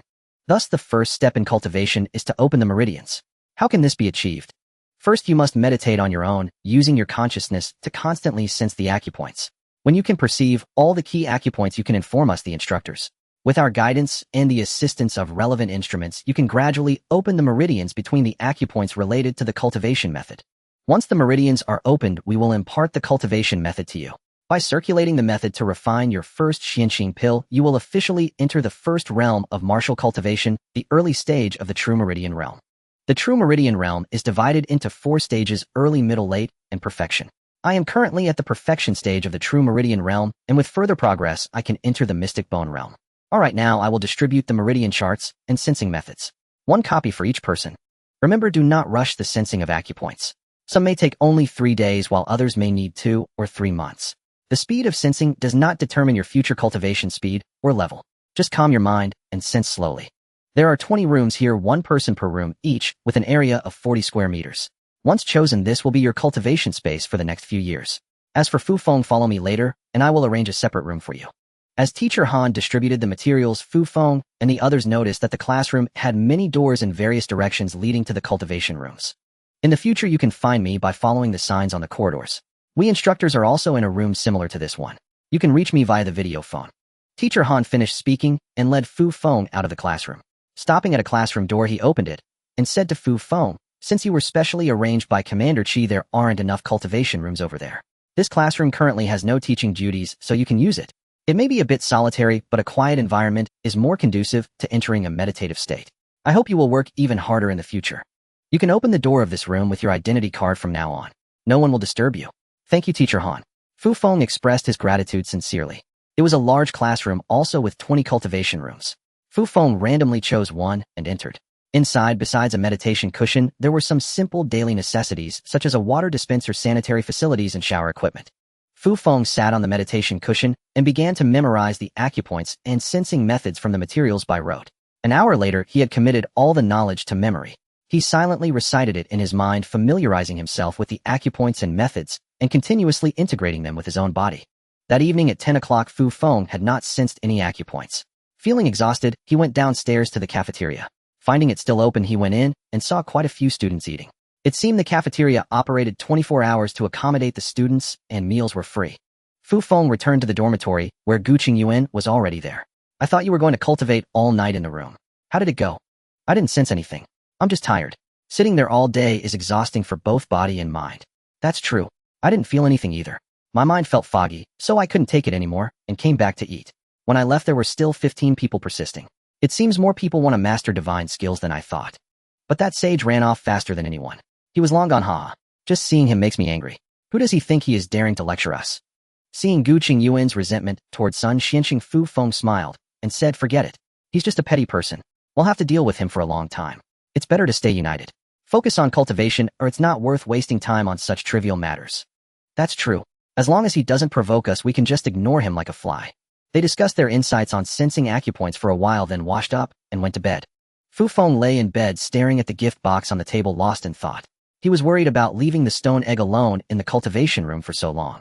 As for the phoenix egg, Fu Feng scoffed at the idea. If that thing were a phoenix egg, he would swallow it raw. After Fu Feng had been carrying the gift box with the stone egg back and forth for 5 days, Gu Qingyuan mysteriously said to him in the dormitory one day, "That 17-year-old girl Qi Yao has finished sensing all her acupoints today. I heard she will open her meridians tomorrow. Do you think younger people really find it easier to cultivate?" Fu Feng did have some impression of the girl named Qi Yao. She was about 1.78 meters tall, with short hair at her ears, a slender figure, and a very capable demeanor. She exuded an aura of heroism, even more imposing than a man. Age certainly has its advantages. That's why the base recruits so many young boys and girls. But what's more important is one's state of mind. The younger one is the purer their thoughts. Unlike us who have experienced many things in society, our minds are no longer the same as when we were children. Now we can only find better ways to solve this problem. What you say makes sense. My mind is cluttered with all sorts of random thoughts, making it hard to truly calm down. I need to find a way to achieve peace of mind. He'll try tomorrow. Gu Qingyuan, inspired by Fu Feng's words, immediately went into his room to seek his own method. Left alone in the living room, Fu Feng also began to ponder. Could it be that I've experienced too much lately and my heart hasn't truly settled? Fu Feng decided to rest first and think about it the next day. By the 10th day, 7 more people in the class had gone to open their meridians. The remaining students began to feel anxious. Teacher Han said not to rush, but knowing the progress of their peers, everyone couldn't help but feel a sense of urgency. On the 13th day, Fu Feng saw a very happy Gu Qingyuan in the dormitory. He was also going to open his meridians. By the 15th day, most people Fu Feng saw in the cafeteria or elsewhere were beaming with joy. Only a few still wore furrowed brows, and Fu Feng was among them. That day, Fu Feng walked into the classroom that was his alone, opened his private cultivation room, sat down, and began to seriously reflect on his life. He used to be cheerful and fond of laughter, but since his parents passed away, the crisis with the stone egg and his girlfriend of 2 years breaking up with him, his mindset had indeed taken a hit. Thinking about it, he felt a bit helpless. Adjusting his state of mind in a short time was truly difficult. His heart just couldn't find peace. He quietly thought about the path ahead and how to achieve his goals. Unconsciously, his thoughts drifted toward the future, allowing him to completely calm down without realizing it. When he withdrew his thoughts, he seized the opportunity to sync his consciousness and sensed the familiar acupoints he had already marked in his mind. Finally, he sensed his first acupoint. On the 19th day, Fu Feng finished sensing all the marked acupoints and was ready to open his meridians. Teacher Han led Fu Feng into a room filled with instruments. Under Han's guidance, Fu Feng sat cross-legged in front of a machine. The machine, operated by other instructors, extended 2 mechanical arms with glowing rounded tips that pressed against 2 acupoints to be connected through his clothes. Now sense the connection between the 2 acupoints where the machine heads are. Pay attention to the feeling of a gas-like flow in the meridian between them. The 2 mechanical arms will continuously find new points until all the points are connected. Fu Feng closed his eyes and sensed the 2 acupoints. The instrument tips pressed against them emitted a strong light and vibrated. Besides a burning sensation, he felt a flow of gas between the 2 points. Then one mechanical arm moved to find another connected acupoint, establishing a link between the new point and the stationary one. Fu Feng repeated this process for each subsequent acupoint. After 2 hours, Fu Feng had connected 72 acupoints from head to toe, all marked in the materials Teacher Han had given him. However, instead of feeling comfortable, he was utterly exhausted, longing only to lie down and rest. Teacher Han then led Fu Feng to a room in Building 1 labeled Transmission Hall. Inside, 7 or 8 people were already sitting on meditation cushions with their eyes closed, and one person was guarding the door. Find a place to sit. They'll get the cultivation method for you. Fu Feng found an empty cushion and sat down. Teacher Han handed him 2 pages made of a special material. This cultivation method was brought back from an alien planet. It is only a fragment without even a name. The literal meaning of the remaining text is that when one cultivates it to the highest level, they can transcend space and time, watching the world change with ease. Thus it has been named the Proud Cloud Art. This is the meridian circulation chart and the oral formula for the Proud Cloud Art, determined after years of research. Memorize the chart and formula and return these pages to the teacher at the door when you leave. Once you have practiced the method and become familiar with it, come to me to receive your first Xinqing pill. After Teacher Han left, Fu Feng began to memorize the meridian circulation chart and the oral formula. After 2 hours of intense memorization, he closed his eyes like the other students, repeatedly reinforcing the memory in his mind. He then opened his eyes to compare with the chart and formula. After several checks without errors, he stood up and returned the 2 pages to the teacher guarding the door. By then, he was the only student left in the room. Glancing at the time, he saw it was already 11 o'clock at night. Inside a room of the Yunjing Group building in Zhongxing City, a meeting was in session. The old man seated at the head appeared to be only in his 60s, though he was already 82 years old. He was Zhao Ziyue, the helm of the Zhao family's Yunjing Group, and those before him were all high-ranking figures within the conglomerate. How goes the search for the phoenix egg? Since the deaths of Fu Wenrong and his wife, we found nothing at the scene. According to Elder, how a phoenix egg cannot be destroyed in an explosion of that magnitude. The only possibility is that Fu Wenrong moved it elsewhere. For the past month, we've gotten no information from Fu Wenrong's father, nor have we found anything relevant. As for his son Fu Feng, we've employed many methods and confirmed it is not with him. Now only his daughter remains unsearched and unqueried. Fu Wenrong's daughter is named Fu Yan. She left Zhongnan City over 10 days before her parents' deaths to participate in the selection for the Xuanzhen Division of the Space Force in Beiyou City. She has now entered the Xuanzhen Division and begun her martial arts training. From her departure to her entry into the Xuanzhen Division, she has been under the constant watch of the government's strongest departments, and we've never had the opportunity to interrogate her. If the Phoenix Egg was moved, it is most likely with Fu Yan. However, since both of Fu Wenrong's children are now in the Xuanzhen Division, it could also be with Fu Feng for safekeeping. So it is uncertain who holds it. The problem now is that we cannot enter the Xuanzhen Division, leaving us with no recourse. Zhao Ziyue frowned at the reporting subordinate who immediately broke out in a cold sweat, lowering his head, unable to meet Zhao Ziyu's gaze. I don't care what method you use, you must bring me the Phoenix Egg within 3 months. Do you not understand how crucial it is for Qin Yun? Only after Qin Yun absorbs the substance within the Phoenix Egg can he break through the divine realm and enter a new level. Then he will no longer fear bombardment by high-energy particle cannons and nuclear weapons, allowing us to proceed with our future plans. I've heard that 2 individuals from the Space Force are also about to advance to the divine realm. If both succeed, our only current advantage will vanish. Furthermore, someone from the Tianyuan group is also nearing the divine realm. If we fail to maintain our edge, our path forward will not be as smooth as it is now. Additionally, what is the current level of the martial arts prodigies we have been nurturing? Itai report. Father, among the younger generation, we have trained 350 individuals have all reached at least the mid-stage of the true meridian realm. 130 have reached the late true meridian realm and are now executing tasks within the group. Another 12 have reached the peak of the true meridian realm and are currently assaulting the bone forging realm. Good, excellent. Notify Yi Dao in the outer spaceport to intensify the fleet's search for heavenly treasures and earthly rarities. Accelerate the training of the martial arts talents within the group, making them our true trump card. Also, Etienne must step up his research efforts to develop pills comparable to the Space Force's Xianqing pills. These pills can be distributed at our discretion to personnel who have rendered meritorious service to the group. Yes, Father. I will have the research department accelerate their work and strive for results within a year. A middle-aged man in glasses replied to Zhao Ziyue. It turned out that Zhao Ziyue had 3 sons. The eldest Zhao Yidao managed outer space affairs, the second Zhao Yitai handled the group's internal matters, and the third Zhao Etienne led the research department. Zhao Qingyun, the highest martial artist on Blue Star, was the son of Zhao Yidao. While the Yunjing group was strategizing on how to seize the Phoenix Egg from the Fu siblings in the Xuanzhen Division, the Phoenix Egg remained inside a gift box carried in the backpack Fu Feng wore every day, rattling around in its container as he traveled between the training room and the cafeteria. After Fu Feng began cultivating the Aoyun art, his body consumed a great deal of energy, leaving him constantly hungry. He could only gorge himself in the cafeteria after each training session. He noticed that all the other cadets, regardless of gender, were the same, devouring meat without any regard for decorum. Fortunately, the cafeteria was well prepared for this, providing ample food around the clock, making Fu Feng feel that the dormitory apartments were practically useless, as most people returned to the training rooms right after eating. Fu Feng had been cultivating the Aoyun art for 5 days. During this time, he had also visited his sister and found that she had completed her meridian connection over 10 days before him. This made Fu Feng sigh with envy at the resilience of youth. He had only seen Gu Qingyuan once in the cafeteria. That fellow trained like a madman, visiting the cafeteria far less often than Fu Feng, fully embodying the principle of turning dreams into reality as quickly as possible. Fu Feng went to teacher Han and collected his first Xianqing pill. Now in the training room, Fu Feng carefully observed the pill. The Xianqing pill was only the size of a thumb, round and milky white in appearance, with an intoxicating fragrance that stirred a powerful urge to swallow it immediately. Fu Feng habitually reached up to adjust his glasses, but his hand grasped only air.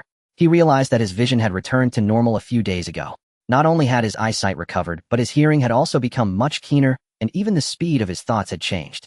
Fu Feng swallowed the Xianqing pill, sinking his awareness into his dantian, embracing unity and circulating the Aoyun arts techniques. Silently reciting the mantra, he began to cultivate with a focused mind. Fu Feng felt a powerful energy expand within him, a surging force rampaging through his body, giving him a sense of impending qi deviation. He quickly recited the mantra again, ignoring the nearly uncontrollable force, and used the cultivation art to dissolve the energy. After one cycle, his body absorbed part of the power, and the intensity subsided compared to the beginning. Yet he still felt a tremendous amount of energy within him. He had no choice but to continuously circulate the art, digesting the energy through cultivation. When Fu Feng awoke again, 3 days had passed.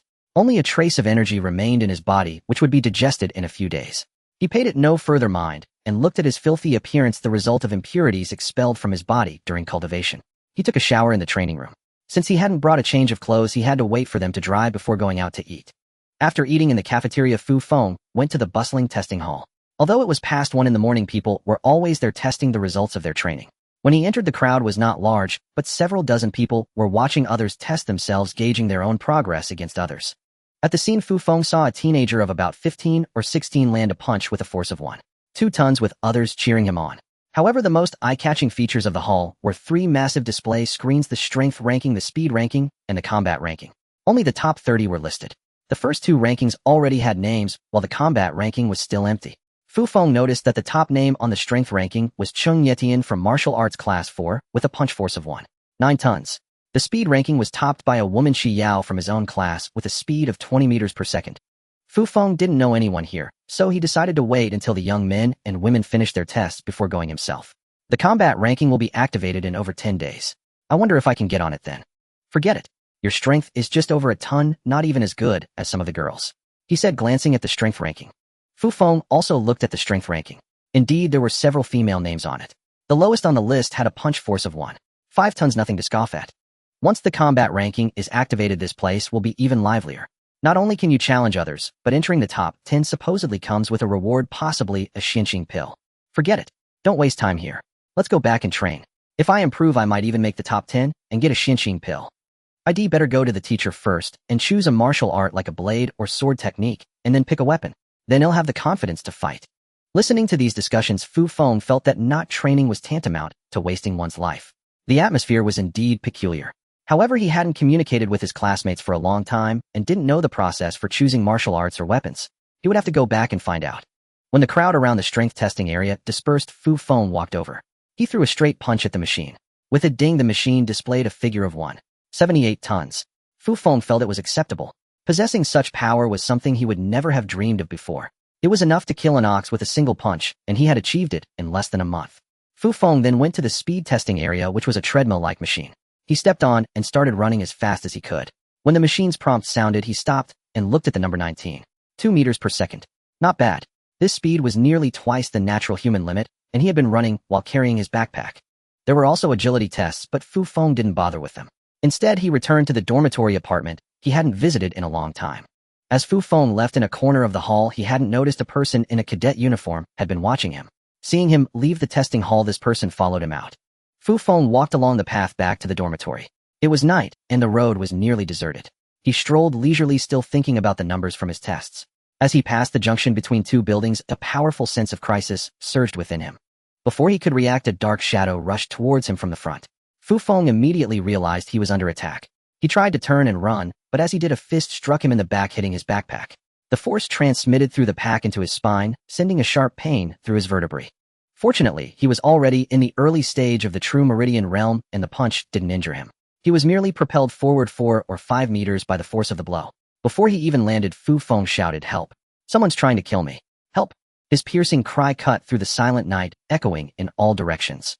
While still airborne, Fu Feng had already activated the proud cloud art, his entire body brimming with power. When he landed, it was on his back. After touching the ground, he exerted force with both hands and stood up, preparing to fight with all his might as his opponent approached. Seeing that his punch had not knocked Fu Feng to the ground, and that he had instead risen swiftly to face him, the assailant was momentarily stunned. He had failed to injure someone who had been cultivating for less than a month with a single blow. Seizing the moment of hesitation, Fu Feng turned and sprinted back the way he came with all his strength. He knew he was no match for this man. Though the attacker wore a student uniform, his power was that of the mystic bone realm. Had the backpack not absorbed most of the force, Fu Feng would already be lying on the ground, barely alive. Thus, running was his only correct course of action. By the time the man thought to give chase, it was too late. A base instructor had already appeared ahead of Fu Feng. The man could only sigh and vanish behind the building. As Fu Feng ran desperately, 2 figures in instructor uniforms came into view ahead. He breathed a sigh of relief and stopped before them. "What happened?" one of the instructors asked, approaching Fu Feng. Drenched in cold sweat and panting heavily, Fu Feng replied, "Someone just attacked me, so I called for help." Upon hearing that a student had been attacked, the other instructor immediately ran in the direction Fu Feng had come from to investigate. "Are you injured? Tell us exactly what happened." "My injuries are not serious. As I was returning to my dorm from the testing hall, someone suddenly emerged from the junction between 2 buildings. He wore a student uniform, his face was covered, and he attacked me. He struck me in the back with immense force, far beyond what a student could possess." Just then, the other instructor returned from his inspection. He looked at Fu Feng and said, "There's no one up ahead. They've already fled. Brother Wang, what do you think we should do?" Escort this student back to his training room. There are many instructors there, so it's safer. I will report this to Director Lee, then review the surveillance footage and conduct a thorough inspection of the entire martial arts base. If we don't get to the bottom of this, none of the students will be able to train in peace. Also tell the other instructors to keep an eye on student safety. But don't make a big deal out of this. It might cause panic among the students. Fufeng was escorted back to his training room. After the instructor left, he took off his clothes to check his injuries. The wound on his back was only slightly red and swollen with no damage to the bone. It was a miracle that such a powerful blow had not seriously injured him. Then he realized something. The contents of his backpack had absorbed most of the impact. Fufeng picked up his backpack and opened it. Everything inside was deformed. He took out the gift box containing the stone egg. It had been flattened. Could this stone egg really be so fragile? Smashed by a single punch. Fufeng opened the box and frowned. The stone egg had indeed shattered into countless fragments, the largest no bigger than a fingernail. But among the pile of stone debris, he spotted a tiny bead about the size of a xianqing pill, dark cyan in color with a translucent surface. He picked it up and brought it close to his eyes, noticing that its surface seemed to ripple with misty clouds. But before he could get a clear look, the bead vanished from his hand in an instant. Puzzled, Fufeng wondered how the bead could have disappeared so suddenly. He searched the floor thoroughly but could not find it anywhere. It was as if it had vanished into thin air. This item had been obtained at the cost of his parents' lives. Now with the bead gone and only stone fragments left in the gift box, he felt a pang of unwillingness. He searched the training room inch by inch once more, but to no avail. Finally, he had to give up. Staring at the deformed gift box filled with nothing but gray dust, Fufeng felt a deep sense of loss. The item his parents had sacrificed their lives for had been reduced to worthless debris, and the bead that might have held some value had disappeared before his eyes, never to be found again. It was a reality he found hard to accept. After nearly an hour, Fufeng finally calmed down. Considering the challenges ahead, he decided that no matter who asked about the stone egg, he would tell them the truth, except for the brief appearance of the bead. Since he had no idea where it had gone, he would simply pretend it had never existed. Fufeng carefully gathered the gift box and the stone fragments, wrapped them in a piece of cloth he found in the room, and placed them back in his backpack. He then removed the deformed handheld computer glasses and other items and disposed of them in a trash bag. After finishing all this, dawn was breaking. He decided to go check on his sister, worried about what might have happened to her. When Fufeng arrived at his sister's dorm, she had just woken up. The round-faced Xie Zishuan was still in the training room and had not returned. Fu Yin was surprised to see her brother so early in the morning. "Brother, why are you here so early? Is something wrong?" "Nothing major. I just came to see you. By the way, has anyone approached you lately or asked you any strange questions?" Fu Yin thought for a moment and replied, "A few days ago, a base instructor came to see me. He asked if our parents had given me anything recently. I told him they gave me a stone which I handed over to you. He didn't say much and left." "Is there really something wrong with that stone? I always thought it was trouble. Ever since I gave it to you, I haven't had any more nightmares. What about you, brother? Have you had any nightmares?" Looking at his sister's carefree expression, Fufeng felt fortunate that he had taken the stone egg from her. Otherwise, she might have been the one attacked last night, and the consequences could have been far worse: death or severe injury. "It's nothing. I just came to see you. How's your training going? Any problems?" "My training is going well. I haven't run into any difficulties. But your cultivation speed has fallen behind mine. You need to step it up, or else you won't even be able to beat your little sister." "How embarrassing would that be?" "He'll work harder. You keep it up too. He'll head back now. If anything comes up, come find me in the training room, the classroom I told you about before. I'm usually there now." Fufeng went to the cafeteria and was quietly enjoying a hearty breakfast when a voice came over the speakers. "Would Fufeng please come to Building 1's meeting room? Would Fufeng please come to meeting room 1? Fufeng didn't even look up. He continued eating normally. Around him, people began to murmur, "Who's this Fufeng? To have a base instructor personally summon him. He might be someone on the strength or speed rankings. I think I've seen his name on those lists." Either way, it's either a reward or a punishment. Building 1 is the most important place in the base. Not just anyone can go in there. Fufeng finished his breakfast slowly before heading out of the cafeteria. His name had become known, but aside from his own class and a few others, no one recognized him, so no one looked at him with surprise. Escorted into the large meeting room of Building 1, Fufeng saw many base instructors and soldiers in Space Force uniforms. To his surprise, he also spotted Vice Commander Chi of the North U City Great Wall Space Base, who was listening to a report from the Martial Arts Base's Director Li Guofeng. Feeling awkward as everyone in the room turned to look at him, Fufeng was called over by Vice Commander Chi. "Fufeng, come here." He had no choice but to steel himself and walk toward the Vice Commander. "Tell us about the attack you experienced last night," Vice Commander Chi said. Fufeng then recounted the incident in considerable detail. "You mean the attacker struck you yet you weren't seriously injured?" "Actually, I think it has to do with what they were looking for." Fufeng took the cloth-wrapped stone egg fragments from his backpack, placed them on the table, and opened the bundle to reveal the debris inside. This is what those people call the phoenix egg. It was a gift from our parents to my sister before they passed away.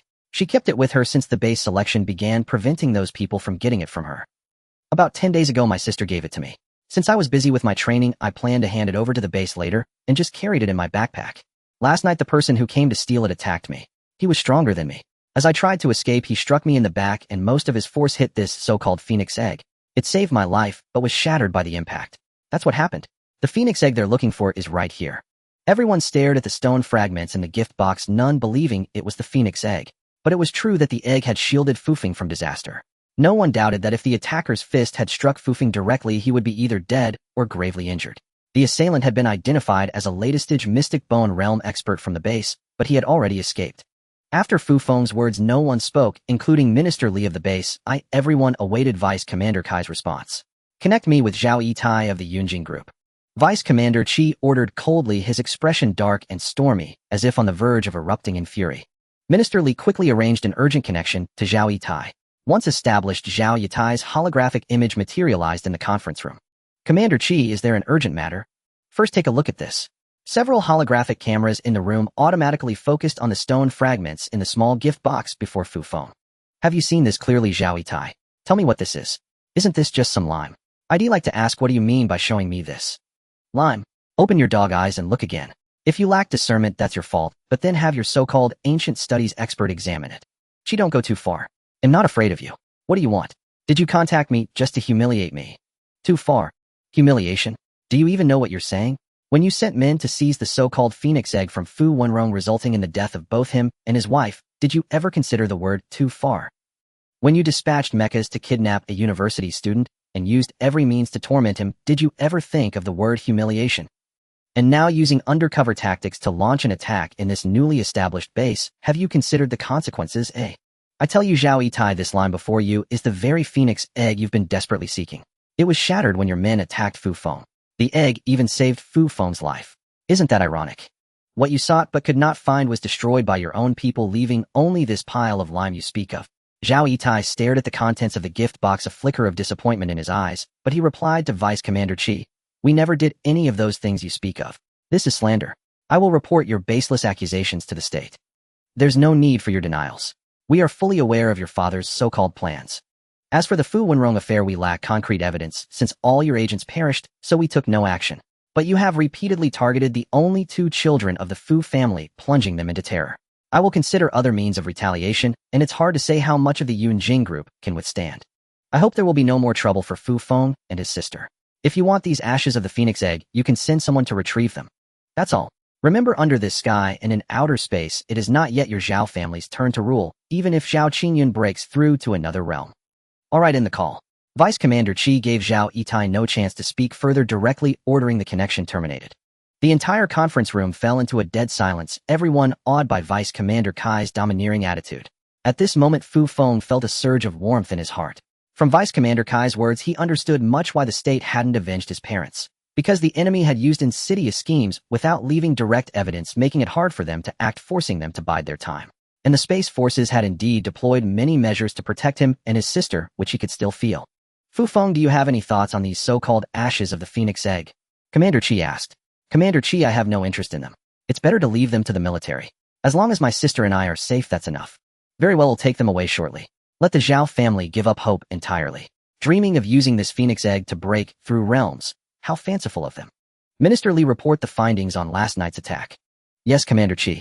The attacker was an instructor at the base named Zhang Juanhai, part of the first batch of cultivators. He had no prior anomalies. This was likely his first mission for the Zhao family. He had reached the late stage of the mystic bone realm. Last night, if not for the stone blocking most of the force, the consequences would have been dire. Here is his image. A holographic projection of Zhang Junhai appeared in the center of the conference room.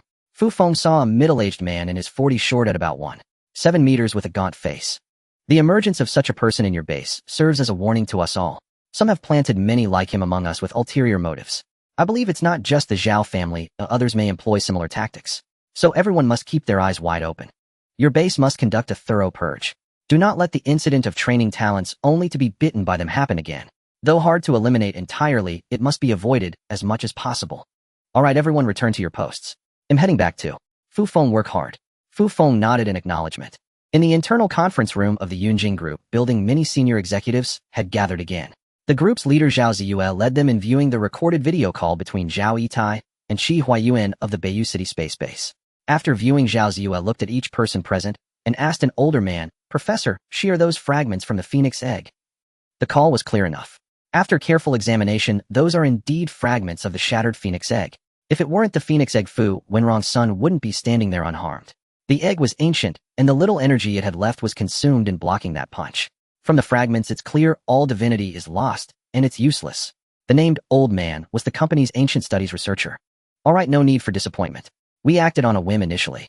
Since it's useless, Zhao Qinjian's breakthrough resources must still be sought in outer space. There's no need to continue monitoring or interrogating the Fu descendants. Our plans remain unchanged. But from Shi Huayuan's words, it's clear the state has discovered something. Everyone should keep a low profile from now on and avoid leaving any evidence. We are still ants in others' eyes, unable to withstand any turmoil. Only when Zhao Qingyun forges a transcendent path will we have the capital to resist. For now, let's focus on studying the planets found by global space bases over the past century that contain various celestial treasures. Identify key planets and dispatch ships to search for cultivation resources. Zhao Ziyue continued arranging the group's tasks, and everyone listened in silence. No one dared voice any opposition to his orders. It had been over a month since the martial arts base began operating with its trainees. Tomorrow marked the official start of the combat ranking list. Gu Qingyuan, whom Fu Feng hadn't seen in a while, returned to the dormitory apartment with him. "Fu Feng, how are your strength and speed now?" Gu Qingyuan seemed thinner but more robust, his muscular frame evident even in the base uniform. He asked Fu Feng about his cultivation progress as soon as he saw him. "I tested once a while ago and haven't been back since. I doubt either stat is still on the rankings." Fu Feng had indeed only tested once. Although his strength and speed were in the top 10, then many others, including those who had tested before, kept retesting, so his results had likely fallen out of the top hundreds. "You don't train in the same classroom as us. You don't know how hard everyone is pushing themselves, practically using every spare moment for cultivation. But one mystic azure pill a month isn't enough. No matter how hard I train, progress is still too slow. I'm almost ready to break through to the mid-stage, but I lack internal energy. For now, I have to eat more meat and refine its essence for cultivation. Personal combat power is the ultimate measure of cultivation. What are your thoughts on it now?" Fu Feng was certain Gu Qingyuan had already begun practicing combat techniques, while he himself hadn't started yet. "I chose a set of boxing techniques and haven't picked a weapon yet. The boxing style is good, and I've mostly mastered it. He'll perform on stage tomorrow. You'll see how I do. I haven't chosen any combat techniques or weapons, and I don't plan to compete tomorrow. But I'll still watch your matches. Maybe after tomorrow the true martial geniuses will shine. I hope you'll be among them." "Of course," Gu Qingyuan said confidently. The two chatted until midnight before sleeping. As Fu Feng lay on the unfamiliar bed, his mind finally relaxed. The threat from the Zhao family to him and his sister had been neutralized. Vice Commander Qi had informed him that the shattered stone egg had been given to the Yunjing Group. Whether to tell his sister about their parents' fate had become Fu Feng's greatest dilemma. Forget it, let her enjoy some happy days for now. When Fu Feng and Gu Qingyuan entered the testing hall, it was already bustling with noise, nearly 1,000 people standing inside, creating a vibrant and lively atmosphere. The testing instruments originally placed there had been moved to the sides, and a wide platform had been erected in the center, serving as the arena for the competition. Today, the combat power ranking of the martial arts base is officially launched. If the top 10 remain on the list for a full month, they will receive corresponding Xianxin Dan rewards. The base director personally presided over the competition. After stepping onto the platform, he began a motivational speech. "We practice martial arts not merely for physical fitness, but to defeat opponents and enemies through strength. On many colonized planets, there are unknown and formidable creatures. During space exploration, we encounter various crises. Even in outer space, our nation contends with others for resources, and domestically, there are intricate struggles for power and interests. To put it more broadly, do you believe that we are the only ones in this starry sky with advanced technology? Perhaps one day we will face war with even more powerful extraterrestrial technological civilizations. The fusion of formidable personal strength and technology will be the most crucial means for us to withstand various crises in the future. A greenhouse cannot nurture martial arts prodigies. To ignite your fighting spirit and continuously enhance your personal combat power, the base has specially established a combat power ranking to motivate you to cultivate diligently. From today onward, after the top 30 in the combat power ranking are determined, anyone can challenge those on the list and replace their rank. Furthermore, the base does not prohibit private feuds and duels as long as no one is killed. If a death occurs, the perpetrator will be expelled from here and face other penalties. We can duel privately. All the trainees buzzed with discussion. Fu Feng and Gu Qingyuan exchanged a glance, a flicker of shock passing through their minds. This base is interesting. They'll have to find a few disagreeable fellows to practice on in the future. I think that Sun Xingxian is a good candidate. Gu Qingyuan had set his sights on Sun Xianxing from their class again. You have a rather strong tendency to hold grudges. But just don't end up getting taught a lesson by someone else instead. Fu Feng said to Gu Qingyuan with a smile. That's impossible. Just wait and see if you don't believe me. Gu Qingyuan replied with unwavering confidence. At this moment, 10 teachers stood on the competition platform, serving as the referees for this event. There are 135 participants registered for this competition, all aged 16 and above. The rule is unknown combat. The victor advances, the loser is eliminated. After one round, the next begins until the top 10 are determined. Additionally, there are no restrictions during combat. Defeat your opponent by any means necessary with only one rule: no killing. After the announcement, all participants gathered before the platform to prepare. Gu Qingyuan made a victory sign to Fu Feng and then strode toward the central arena. On the arena, the first batch of 20 trainees had already ascended and began random unknown pairings. After each announced their name and the teacher shouted, "Begin," 10 matches commenced simultaneously. Fu Feng noticed that some competitors held weapons while others were empty-handed. When the teacher gave the signal, perhaps due to inexperience, no one rushed to attack. Instead, they cautiously observed their opponent's movements. Finally, one pair initiated combat. Both wielded weapons, one a blade, the other an iron staff. They moved to face each other directly, one attacked while the other defended. Their weapons clashed with a crisp metallic ring that echoed throughout the hall, and both staggered back several steps. After gauging their opponent's strength, the two engaged in a fierce struggle. The sound of clashing weapons from that first pair finally influenced the others, standing in stalemate. Each pair began to strike at their opponent. Instantly, the hall was filled with the clamor of weapons, the furious shouts of competitors, and the roaring cheers of the audience, the entire venue boiling over like water in a heated cauldron. Fu Feng began to focus on a pair locked in combat. Both were tall and sturdy. One wielded a sharp sword while the other fought barehanded.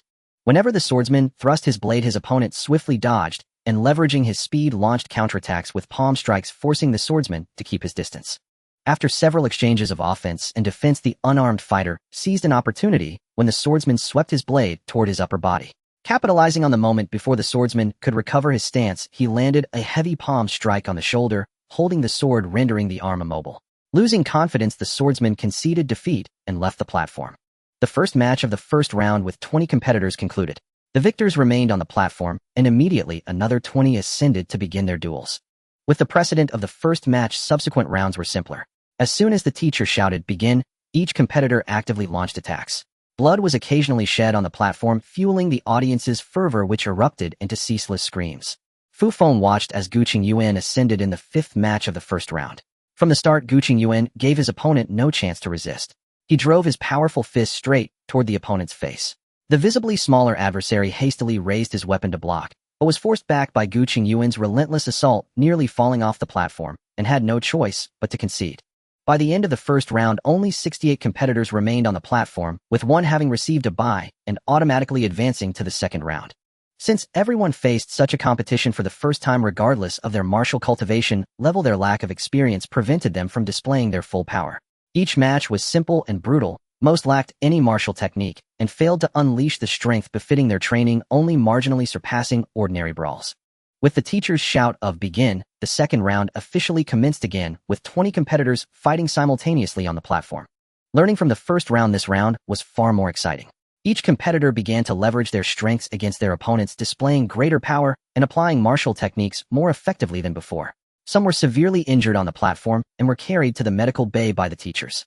With highly advanced medical technology, they would recover fully in no time with no lingering aftereffects. After 4 rounds, 10 competitors stood on the platform. One had advanced to the top 10 via a bye in the previous round, another was a replacement from the defeated pool, and only 8 had truly earned their place through victory. Fu Feng noticed that 3 from his own class had entered the top 10 besides Gu Qingyuan, Qi Yao, and Chang Yu had also defeated their opponents to secure a spot. Next came the top 10 ranking matches.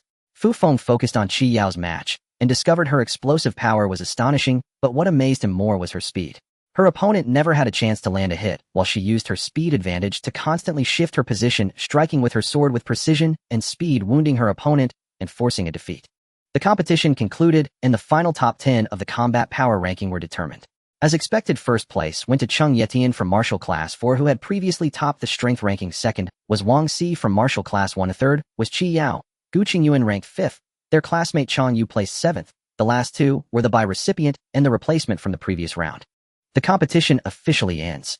Henceforth, such matches will be held annually, but not through registration. All trainees must participate conducted in a competitive exchange format with rewards for the top 30. This was your first combat competition. Though there were shortcomings and most trainees did not participate, it has achieved its intended purpose. I hope you identify your weaknesses, intensify your cultivation, and elevate your martial arts attainments. The top 30 from this competition must accept challenges from other trainees while on the list twice a month. Challengers have only one opportunity per month to challenge a listed member. If victorious, they take the rank, the defeated member drops one place, and the last on the list is removed. The first combat power ranking competition of the martial arts base concluded amidst the trainees' excitement and the base's students returned to their intensive cultivation. After this match, Fu Feng began to realize he must cultivate martial techniques. The combat power displayed by the trainees during the matches instilled a sense of urgency. With the base permitting private duels lacking combat strength would not only fail to protect his sister, but might also leave him severely injured by others, a situation he wished to avoid. Fu Feng sought out Teacher Han, then went to the technique transmission room in Building 1 to acquire a set of boxing techniques, commencing his martial arts cultivation. The martial techniques in the transmission room were all derived from ancient texts and refined through continuous practice and experience. They were not exceptionally profound, primarily aimed at maximizing the output of physical strength through technique to achieve the goal of incapacitating an opponent. From the base competition, Fu Feng summarized several keys to victory: absolute strength, extreme speed, powerful weapons, and flexible tactics. Mastering these through cultivation would allow him to defeat those of the same cultivation level. In particular, improving strength and speed required diligent practice, and superior techniques were essential. After practicing martial arts and Fufeng for a few days, Teacher Han informed them that it was time to receive the second Xianqing pill. The entire martial arts class, 3, gathered once again in the classroom. This time, 3 of you made it into the top 10 of the class combat power ranking competition. Not bad. Each of you will receive an additional Xianqing pill as a reward.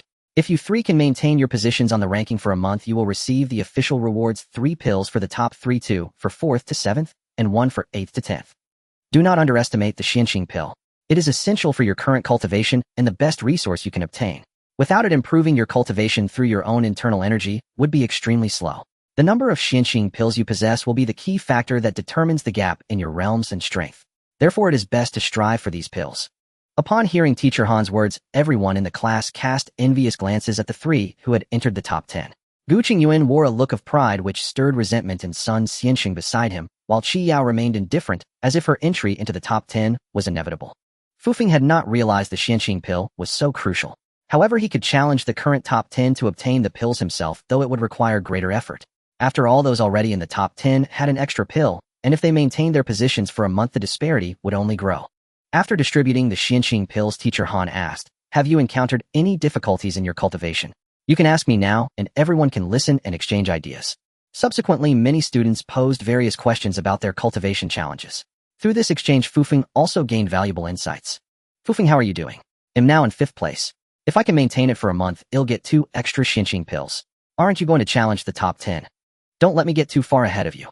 Gu Qingyuan whispered to Fufeng while Teacher Han was helping other students with their questions. "I've started practicing martial arts too. I'll challenge in a few days. Maybe I'll even surpass you. You'd better work hard too, or you might lose your rank to someone else." Fufeng replied to Gu Qingyuan with a hint of jest. "Don't worry. I won't slack off in my cultivation. I should be able to hold my current rank. But you need to challenge quickly. Those on the ranking only need to accept 2 challenges, and most can secure their positions."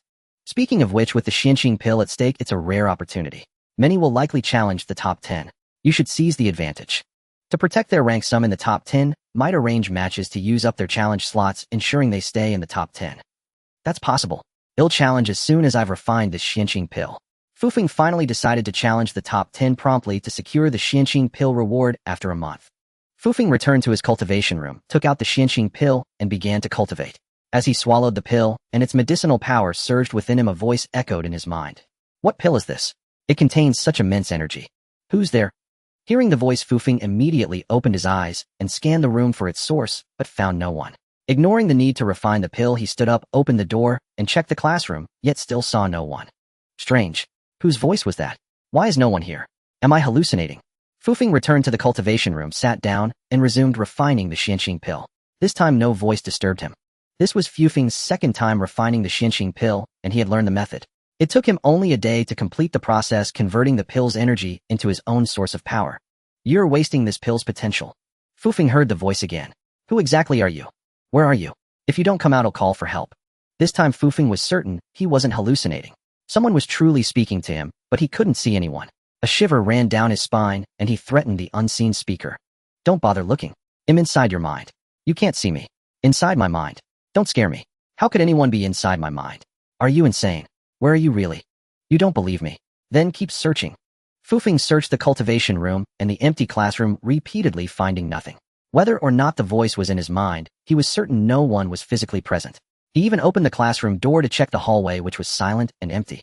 Believe me now, I'm in your mind. Fufeng listened carefully and realized the voice wasn't heard through his ears, but arose directly in his consciousness. Are you human or spirit? How did you get into my mind? When did you enter? Fufeng confirmed that someone was indeed speaking within his mind. He had never heard of such a thing. How could anyone enter his mind? It was utterly baffling. Don't be afraid. I won't harm you. Do you remember that bead? Which bead? Fufeng asked instinctively, then recalled the bead from the stone egg that had vanished before his eyes. You mean the bead from that stone egg? Stone egg? That's a Qinghuan egg. Ignorant fool. Wasn't it a phoenix egg? How is it a Qinghuan egg? Never mind what egg it was. Just know that the bead was inside it, and I was in the bead. That day, if I hadn't activated the remaining power of the Qinghuan egg to protect you, you'd be dead. You owe me your life, kid. So it was you, senior, who saved me that day. But how did you end up inside my mind? I am but a remnant soul sealed within this soul-calming bead by a great power for over 1,000,000 years. I cannot leave the bead. If not for the energy of the Qinghuan egg sustaining me, I would have dissipated hundreds of thousands of years ago. When you picked up the bead, it chose to enter your mind on its own. Though this was my hope, it was indeed the bead's decision. Do not overthink it. I will explain slowly in the future. Your current cultivation and knowledge are insufficient to grasp the intricacies. Just remember, I will not harm you. In fact, the bead and I surviving in your mind is mutually beneficial. This paragraph is merged with the previous one due to content continuity. A person from 1,000,000 years ago. Was that possible? Yet the bead had silently entered his mind without his awareness for days, causing no harm. These matters were beyond his current understanding. He could only question the being within the bead gradually. Senior, how should I address you? And what can I do to help? Since the entity meant no harm and would reside in his mind, and he had no means to expel it or remove the bead, Fufeng decided to coexist peacefully and extended goodwill. Names hold little meaning for me. Over these long years, I have forgotten my own. Since I was once in a Qinghuan egg, call me Qing Lao. You haven't even cultivated your spiritual sea yet. Just focus on improving your cultivation. You don't need to do anything for me. However, do not mention me to others to avoid unnecessary trouble. You don't need to speak aloud to communicate with me. We converse through consciousness. Just use your thoughts. Fufeng had no idea what a spiritual sea was, or if cultivation could produce such a thing. Qing Lao, can you and the bead perceive the outside world from within my mind? He tried communicating with Qing Lao through his thoughts. Of course, as your cultivation strengthens, so will my perception. However, I am weak and rarely perceive the outside world. It's best if you inform me of any situations. Could you perceive the outside world when you were in the Qinghuan egg? Inside the Qinghuan egg, I could barely perceive the outside. I could only exert a minor influence on others through faint consciousness. I have no other means. Though I have lived for eons, I am but a soul consciousness now unable to interfere with the external world. Fufeng asked no more. He would have to get used to having someone inside his body. Spiritual energy is scarce in this starry sky, but the pill you just consumed was excellent, containing such immense power. If you wish to improve your cultivation, strive to obtain more. Qing Lao advised Fufeng. I heard these pills are refined from various celestial treasures gathered from the universe. I wish I could have more, but it's difficult. I only get one per month. To earn more, I have to challenge others. I have observed the cultivation technique you practice. In my view, it is quite rudimentary. Your modifications have skewed it toward body refinement, losing the essence of true cultivation. Not only will you fail to develop spiritual sense, but you will also find it difficult to cultivate related magical arts. Though it may suffice in this kid-efficient era, its long-term drawbacks are evident. Let me modify the technique for you, restoring its original essence. I will also teach you a true fist technique. You can abandon the fake one you've been practicing. After a few hours, Qing Lao taught Fufeng the modified Aoyan art and a fist technique called Sky-Saving Fist. After teaching, Qing Lao said, I cannot expend energy for long. I need to rest for a while. Cultivate on your own. Then he fell silent. Fufeng began cultivating the modified Aoyan Ju according to Elder Qing's revisions. After several cycles of circulation, he distinctly felt changes within his body, most notably a cool sensation emerging in his brain along with subtle transformations in his internal organs, flesh and bones. This old man is truly formidable. Simply altering the meridians and incantations of the Ju made it feel to Fufeng like he was practicing an entirely new technique, a complete qualitative change. After a day of cultivation, Fufeng sensed no further changes in his body, as if the energy it provided was insufficient to sustain the revised Ju. Only then did he truly grasp the importance of the Xianqing pill. He had to compete for these limited resources to aid his cultivation of the modified technique. Fufeng then began studying the Wantian fist passed down by Elder Qing. This fist technique consisted of only 5 moves. Fist subdues the venerable, fist subdues mountains and rivers, fist subdues the void, fist subdues the starry river, and fist subdues the heavens. The names sounded imposing, but he wondered how effective they would be in practice. Elder Qing stated that his current cultivation level only allowed him to practice the first move, which could subdue an opponent in a single strike once mastered. Following the fist technique's meridian pathway, Fufeng began cultivating the Wantian fist. Initially, his punches felt unremarkable, but gradually he sensed the power within his strikes intensifying. 3 days later, Fufeng unleashed a punch that shattered the wall between the cultivation room and the classroom. This wall was made of a special alloy material likely designed to withstand high-intensity impacts given the martial arts training requirements. Fufeng stared at the hole large enough for a person to pass through, then raised his right hand to examine it. The fist technique truly lived up to its name. Now when he executed the first move, fist subdues the venerable, a faint layer of fist aura enveloped his hand, enabling him to break through the wall with a single punch. Fufeng ceased his training, realizing he needed to find a way to repair the hole. But how would he explain its origin? When Fufeng brought the manager to the hole in the wall, the manager looked at him incredulously and asked, "You broke through this with your fist? Perhaps there was a flaw in this section of the material. Anyway, the wall was broken, so I had to ask you to fix it. You sure know how to pick your spots, finding exactly where the material was substandard." Fufeng could only chuckle awkwardly, leaving the manager behind as he walked out. The manager didn't believe Fufeng's excuse. It was clearly a punch of immense force that had caused the damage, yet he blamed the material. However, he said nothing more to Fufeng. These young martial artists were no ordinary individuals, and as a non-practitioner serving the base, he had no interest in meddling. Just repairing the wall was enough. Fufeng headed to the former testing hall, now the martial arts arena. Having cultivated the new Ju and the new fist technique, he wanted to challenge the top 10 on the combat ranking and test his own strength. Though no matches were underway, dozens of people were still in the arena. Some studied the 3 ranking lists while others inquired about challenges. "Excuse me, where do I apply for a challenge?" Fufeng stopped a student to ask.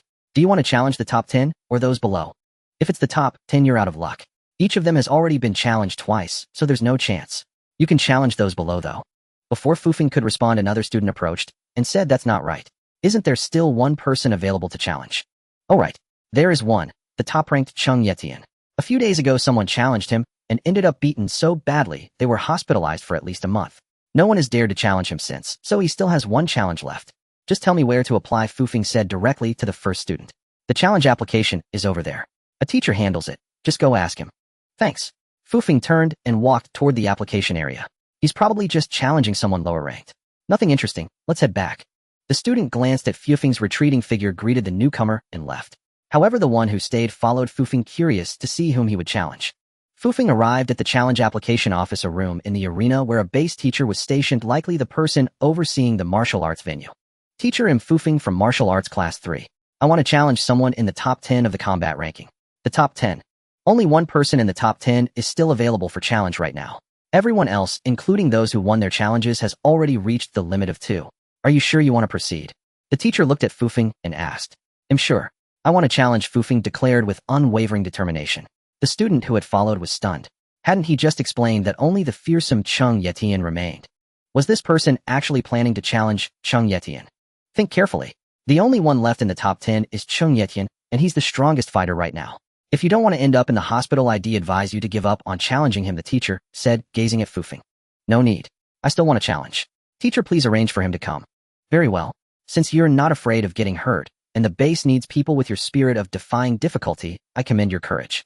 Go wait on the stage, and I'll notify him to come for the match now." "Truly brave. But don't lose too disgracefully," muttered the follower as he headed toward the stage, eager to witness the outcome of this challenge against Cheng Yetian. Meanwhile, in a classroom of martial arts class 4, 5 or 6 students were chatting instead of training. "Senior brother Cheng, it's now certain you're the top fighter among the base's students. Congratulations. I've always said martial arts isn't about age. Look at the older students from classes 1, 2, and 3. None can match senior brother Cheng. Now no one dares to challenge him." Exactly. Once senior brother Cheng gets more Xianqing pills, the gap will only widen. He'll firmly hold the top position among the base's students. Amid the chorus of praise, a tall, bright-eyed young man with a handsome face tinged with youthful innocence stood at the center of the group. This was Cheng Yetian, only 16 years old. Cheng Yetian, a challenger awaits you. Please report to the martial arts arena immediately. Just as Cheng Yetian was basking in his classmates' flattery, an untimely announcement crackled from the speaker. Who's courting death by challenging senior brother Cheng? One student scoffed.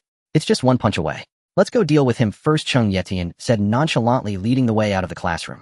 The others followed, eager to see how their invincible senior brother would send the challenger to the hospital.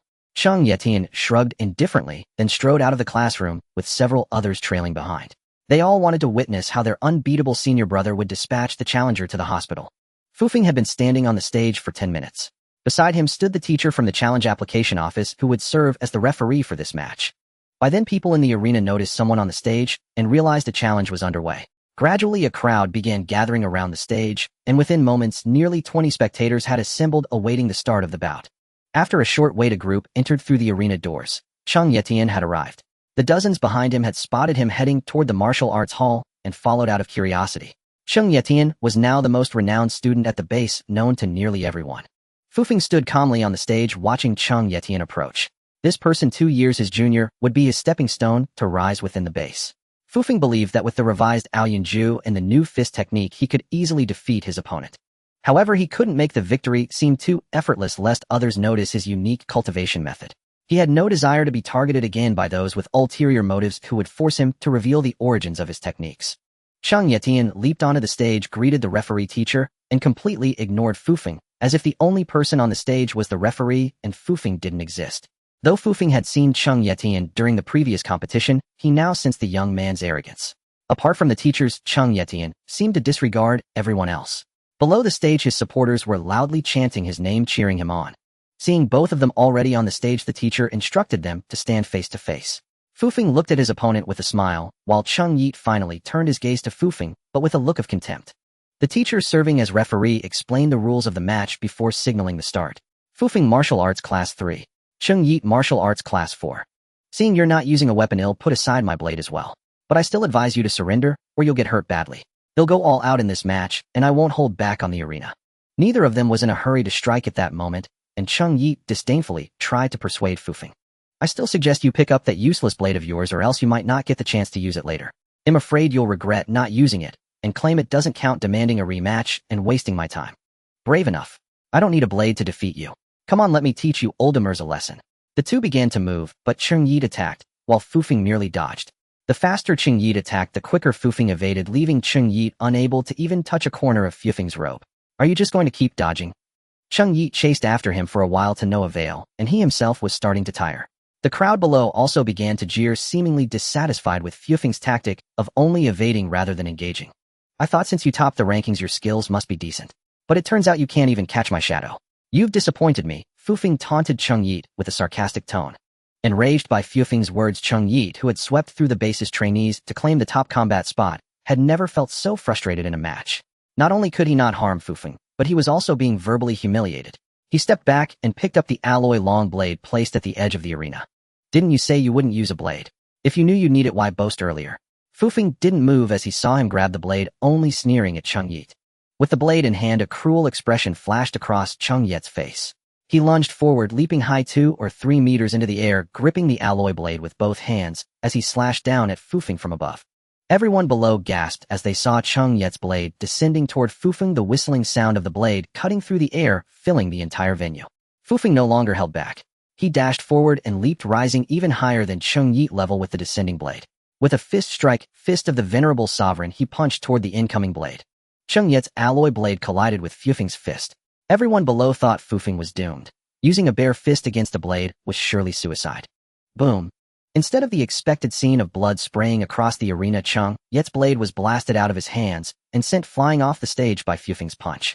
Not only was the blade knocked away, but Cheng Yit himself stumbled back several steps after landing from the force of Fufeng's blow. The audience below was stunned into silence, staring in disbelief at the two on stage. The invincible Cheng Yit they had believed in was now dazed by Fufeng's single punch. What kind of fist technique is that? How can it have such power? Cheng Yit looked somewhat disheveled, his face flushed from surging blood, as if struggling to suppress the churning energy within him. Go cultivate it yourself. Don't ask me, I'm not obligated to explain. Fufeng gave Cheng Yit no chance to turn the tables. He quickly leaped toward him again and delivered another fist of the venerable sovereign. Seeing Fufeng charging at him, Cheng Yi, though knowing he couldn't withstand the power of Fufeng's fist, still raised both fists to meet the blow. Another bang rang out. Before the eyes of everyone below, Cheng Yi was blasted off the arena by Fufeng's punch. Cheng Yi felt his body, soaring high, falling far away from the stage, despair flooding his eyes. His arms were broken and would take at least a month to heal. Fufeng's punch had shattered the pride deep within his heart, making this battle one he would never forget. He's too strong. None of us down here could even stand a chance against him, someone exclaimed. What's his name? Which class is he in? Why haven't we heard of him in previous competitions? The match on the arena was essentially over. Cheng Yi was severely injured and couldn't fight on. The crowd below buzzed with discussion, all talking about Fufeng. Those from martial arts class 4 felt as if they had fallen into an ice cave. The invincible figure in their eyes had been defeated, and the powerful ally they had hoped to cling to might now be useless. Only when someone reminded them to rush Cheng Yi to the hospital did they snap out of it, hurrying over to the already unconscious Cheng Yi, lifting him up and carrying him to the base hospital. I now declare that Fufeng of martial arts class 3 wins this match and takes the top spot on the combat rankings. Anyone can challenge him, but only twice. All others on the rankings will move down 1 place. Fufeng stood silently on the arena, knowing he would become a celebrity at the martial arts base. But that wasn't important. What mattered was that he would receive 3 Xinqing pills next month as a reward, giving him resources to cultivate the new Ao Yun technique, and believing his cultivation would improve even faster. News of Fufeng defeating Cheng Yi to claim the top combat spot spread throughout the base, and the footage of the match became a must-watch video for all trainees. Even the base's instructors began studying the match, assessing the power behind Fufeng's punch. They concluded that his fist strength might rival that of a late-stage true meridian cultivator, yet Fufeng was only at the early stage. This led many to believe he possessed extraordinary martial talent. Only Fufeng himself knew that such power was thanks to Elder Qing. It was only through the modified Ao Yun technique combined with the Wan Tian fist that he could unleash such combat prowess. After watching the footage, the base's trainees all recognized Fufeng's strength, and no one dared to challenge his top spot, leaving him with relatively free time. Fufeng, you really kept us in the dark. No wonder you didn't participate in the initial combat rankings competition. You waited for everyone to settle their rankings before challenging the top spot, making a name for yourself in one battle and becoming the #1 trainee at the base. Brilliant, absolutely brilliant. In the dormitory, Gu Qingyuan looked at Fufeng with envy. Achieving the top combat spot was his goal, but now it was occupied by this previously unknown Fufeng. It's not like you said. I only started practicing martial techniques after the major competition. I didn't have some plan to step on others to rise. Don't make me sound so scheming. How is that possible? You've only been practicing martial techniques for a few days, and you sent that little monster Cheng Yi to the hospital. Don't tell me you're a genius, I won't believe it. It really is due to talent. Since I started practicing fist techniques, I found myself quite suited for them. You saw it too. My punch now packs quite a punch. That's the importance of talent. Fufeng knew Gu Qingyuan was suspicious of his sudden surge in strength, but he wouldn't reveal the truth. He attributed everything to talent, an intangible and unverifiable quality, leaving others with no choice but to blame their own lack of it. Is talent that important? Isn't it? They exchanged questions and answers, then looked at each other and laughed. You pushed everyone on the combat rankings down 1 spot. I almost lost one of my 2 Xinqing pills. Luckily, I ended up in 6th place, so I still get 2. Qi Yao and Chang Yu from our class each lost 1. You're like a silent bird that startles everyone with a single cry. Now, whenever they're not training, everyone in our class talks about you. They all want you to come and share your experience.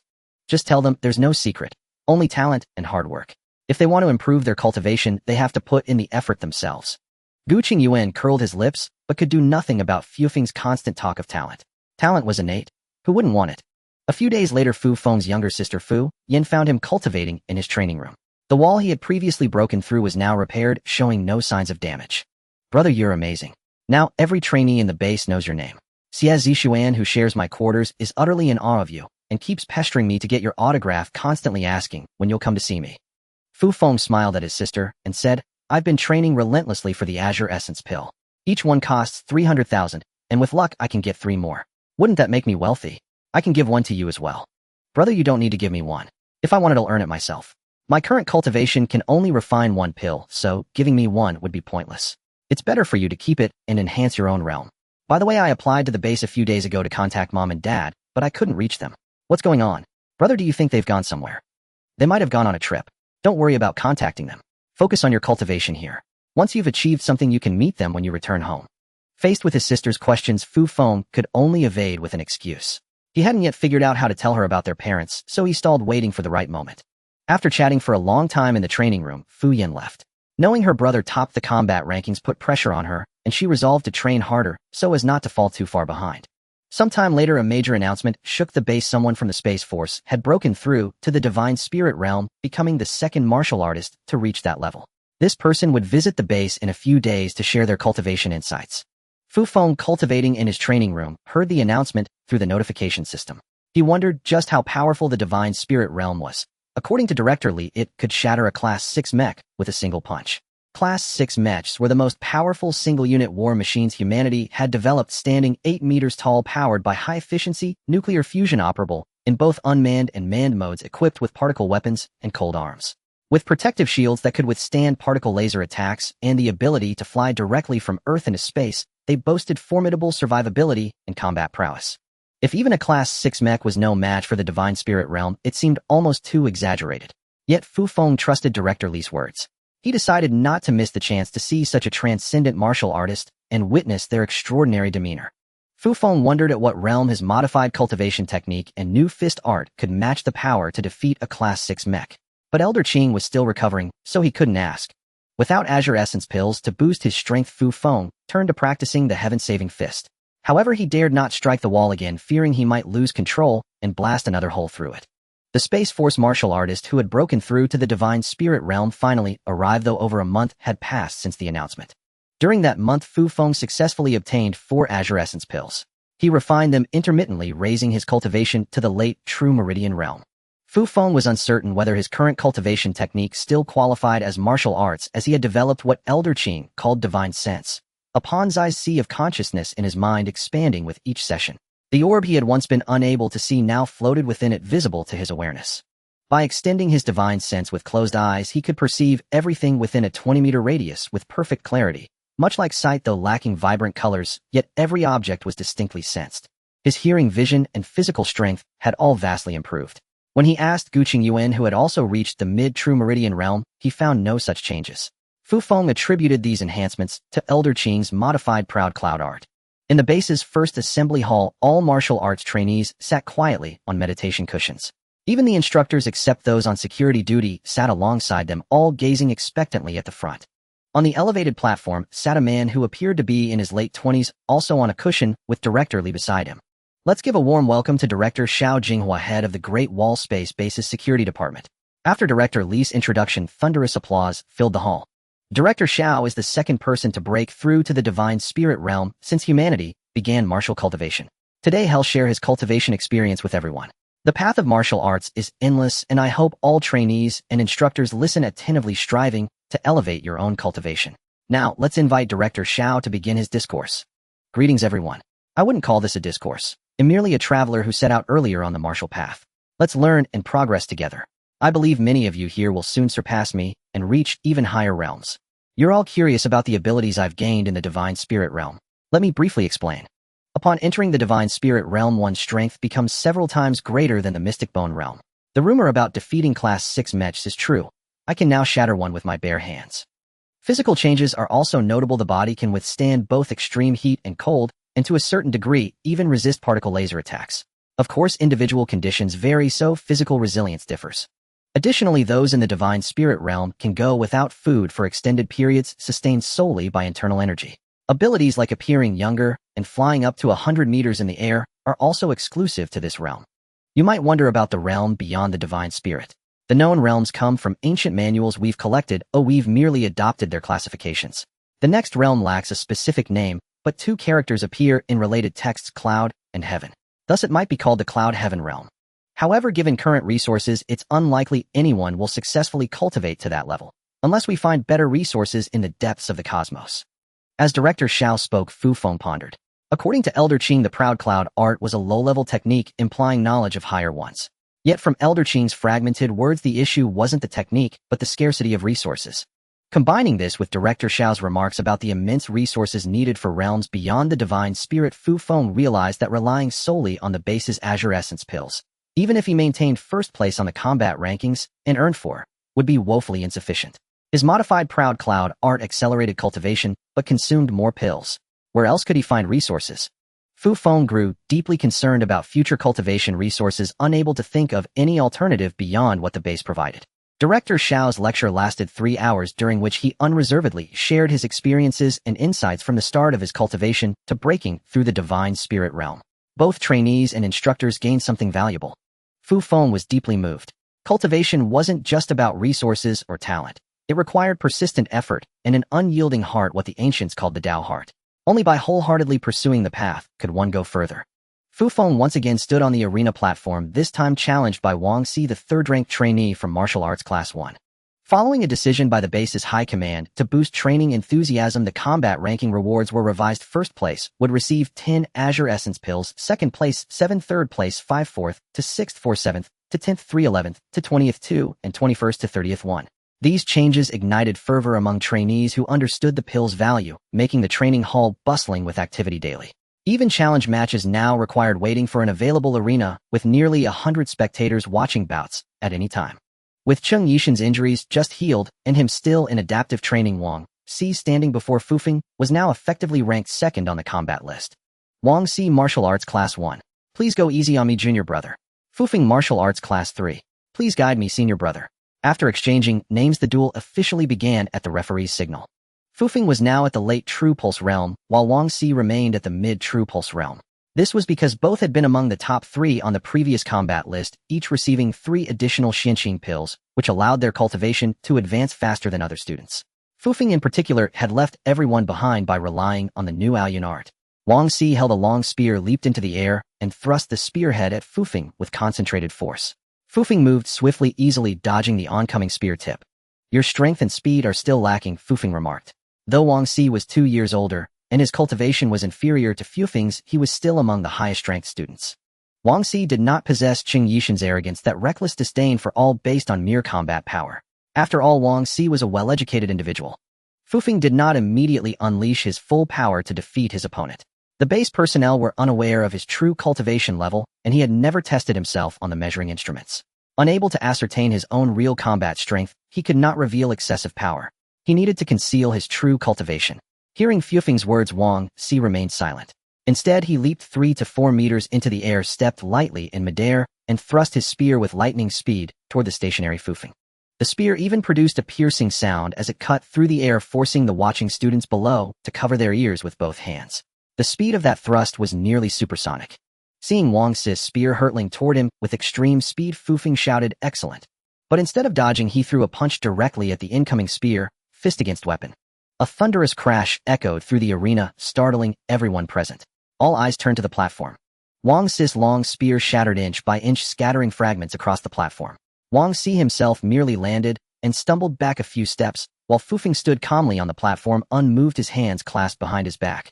That alloy spear was shattered by a bare fist, someone exclaimed in disbelief, staring at the fragments on the platform.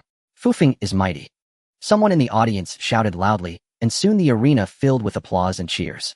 Many voices joined in chanting, "Fu Feng is mighty." "Shall we continue?" the referee asked Wang Si, now weaponless. "Of course. My weapon was too weak. Although junior brother Fu Feng is stronger, I can still learn much from this duel. Indeed, victory and defeat matter, but learning from combat is more important." "I agree with senior brother Wang's view," Fu Feng added. "Then continue," the referee, who was also a teacher, said without further ado, signaling them to resume. Without a weapon, Wang Si did not charge straight in this time. Instead, he approached to a short distance from Fu Feng, then began to move swiftly in a fluid pattern, not directly attacking. Fu Feng also moved, always keeping his body facing Wang Si. Their figures shifted rapidly across the platform, leaving the spectators below dazzled and unable to track their movements. Another collision sounded, though not loud.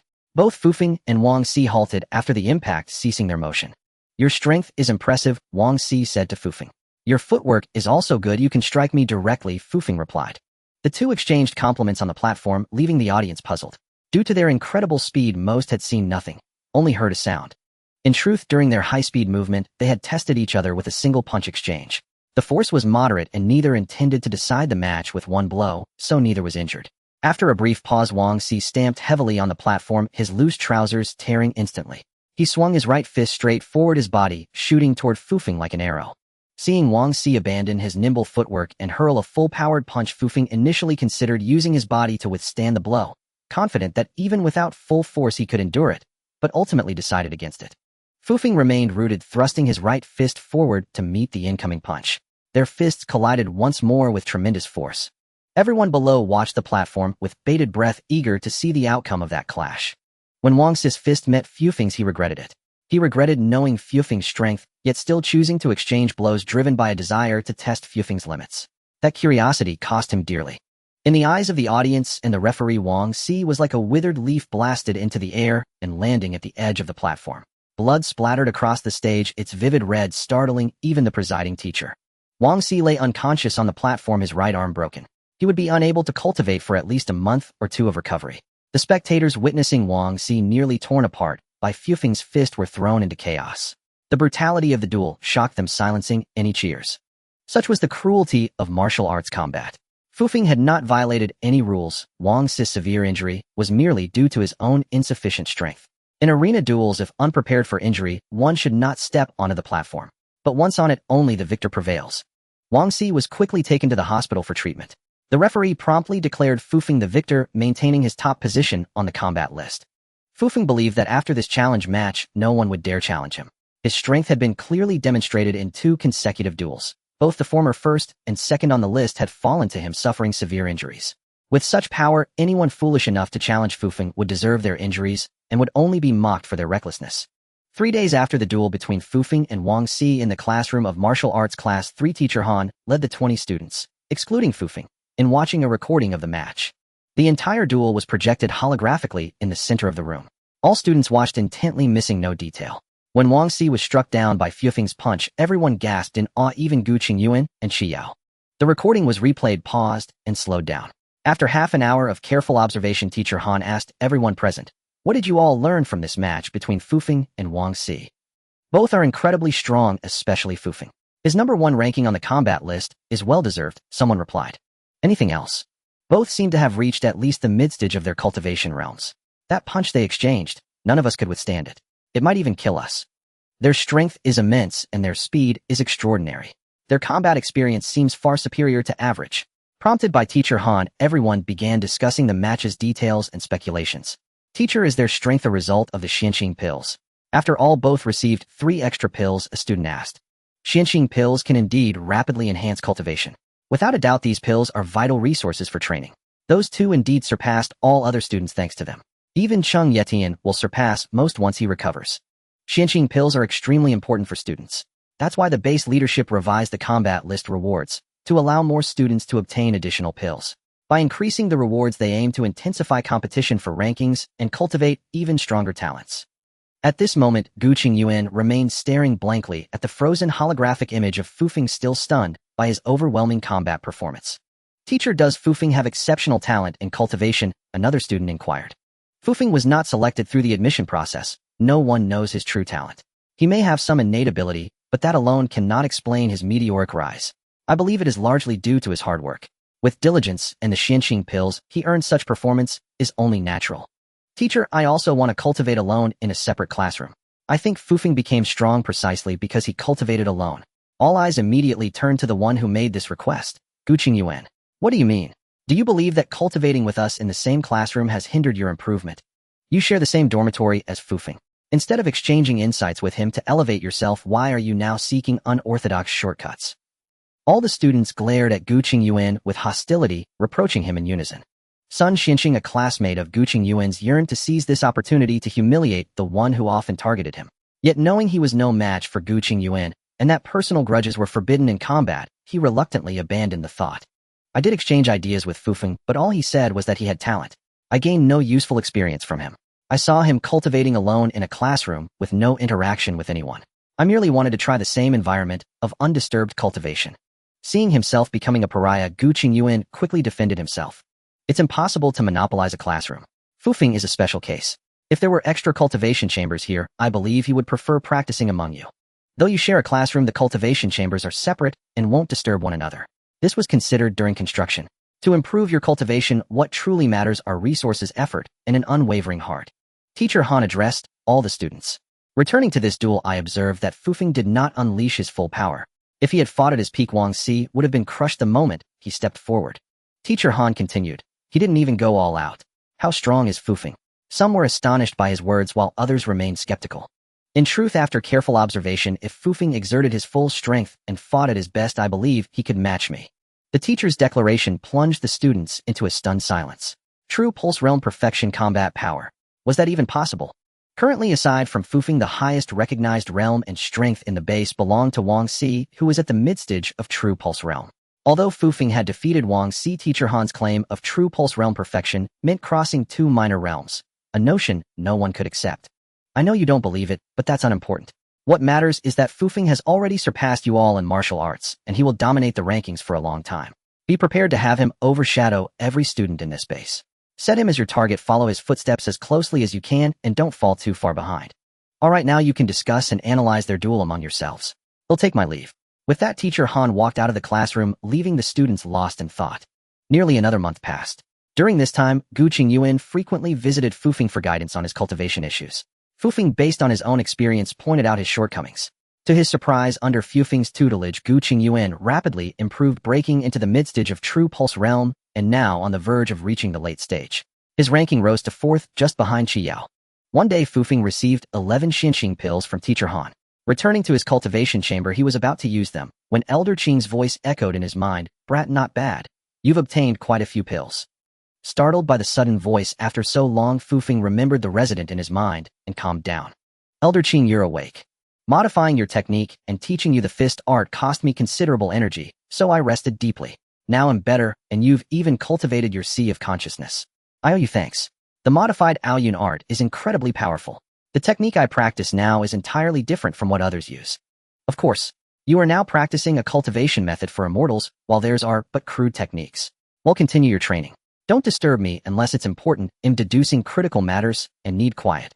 Immortal cultivation. How is it different from martial arts? Did immortals truly exist in this world? For now, Fufeng had little interest in such things. As long as this technique allowed him to defeat Zhao Qingyun of the Zhao family, that was enough. Immortals were too ethereal to concern him. Yet Elder Qing had survived from such a distant era and could modify techniques. Was he perhaps an immortal? He decided to ask later. Fufeng was also curious about Elder Qing's era and why the Aoyun art existed in this starry sky. Why had everything fallen silent? Fufeng sat cross-legged on a cushion, intending to refine 2 Xinqing pills as quickly as possible, then request permission from the base leaders to return home. With full effort, he absorbed 2 Xinqing pills within 3 days by circulating his technique. He tidied the cultivation chamber, slung his backpack, and walked out of the classroom that belonged only to him. In truth, his backpack contained little. His handheld computer glasses and other small items had been deformed in the previous attack and discarded as trash. Even the backpack was partially damaged, but he had no replacement and couldn't buy one here, so he kept it. His bank card and ID, however, were intact, including the business card Qin Qing had given him on the maglev train. In the martial arts base, he cared little for non-combat items, but outside, he would need to replenish daily necessities. Walking through the corridor on the second floor of the same building, occasional passers-by gazed at him with admiration and greeted him softly. Fufeng knew this was the effect of his top ranking on the combat leaderboard. He found his sister Fu Yan's cultivation classroom and contacted her via the dedicated communication device. Fu Yan jumped with joy. "Brother, you finally came to see me. You're number 1, so I didn't dare disturb you, afraid it might affect you." They entered her cultivation chamber, which had the same layout as his, but was adorned with a few feminine touches and her favorite fluffy toys. "Don't push yourself too hard. Your health matters, and you must also enjoy yourself." Seeing her slightly thinner frame, Fufeng spoke with concern. "Brother, don't underestimate me. Though I haven't challenged the top 30, my strength and speed have greatly improved. No one dares bully me, though of course I can't compare to the base's number 1. Alright, let's set that aside. First, perform your technique, so I can guide you." Fu Yan pouted but complied, circulating her technique as Fufeng pointed out her flaws and corrections. Brother and sister became engrossed in a session of training and guidance. Fufeng considered teaching her his current technique, but decided against it. He wasn't strong enough yet, and if someone noticed the modified Aoyun art, it could bring unnecessary trouble. He resolved to wait until the time was right, as she was still young, and it wouldn't hinder her progress. Fu Yan finally finished her cultivation, and Fufeng ceased his guidance. "Brother, no wonder you're at the top. The issues you pointed out and the solutions you offered, I never realized them. After correcting them, I felt my meridians flow more smoothly in no time. These are just experiences. What matters are resources and persistence.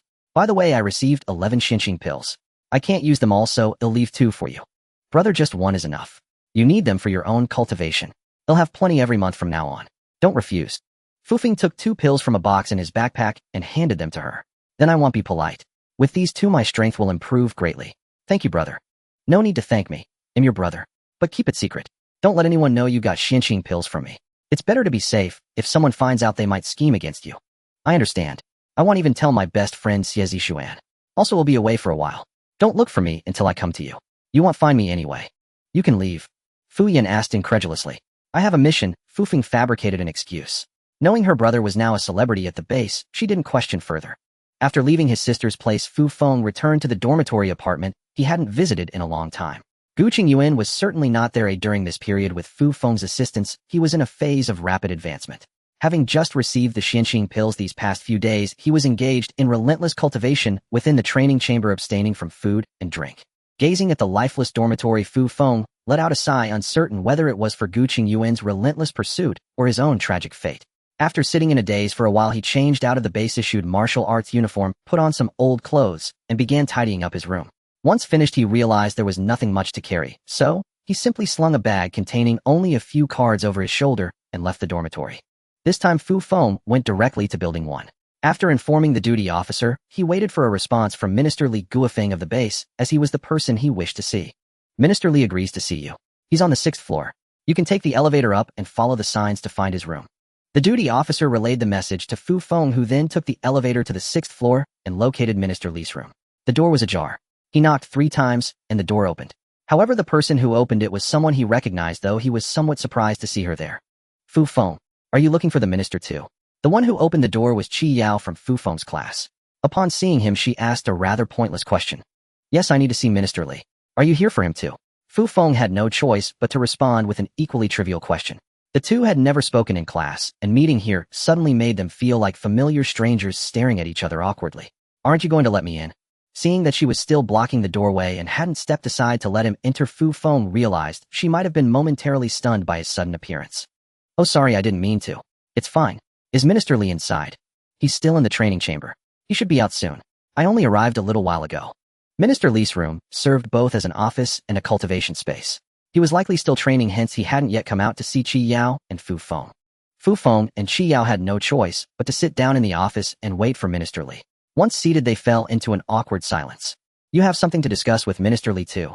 In the end, Fu Feng couldn't bear the awkward silence and broke it, as they were classmates after all, and staying silent wasn't appropriate. Yes, you're also here on business, aren't you?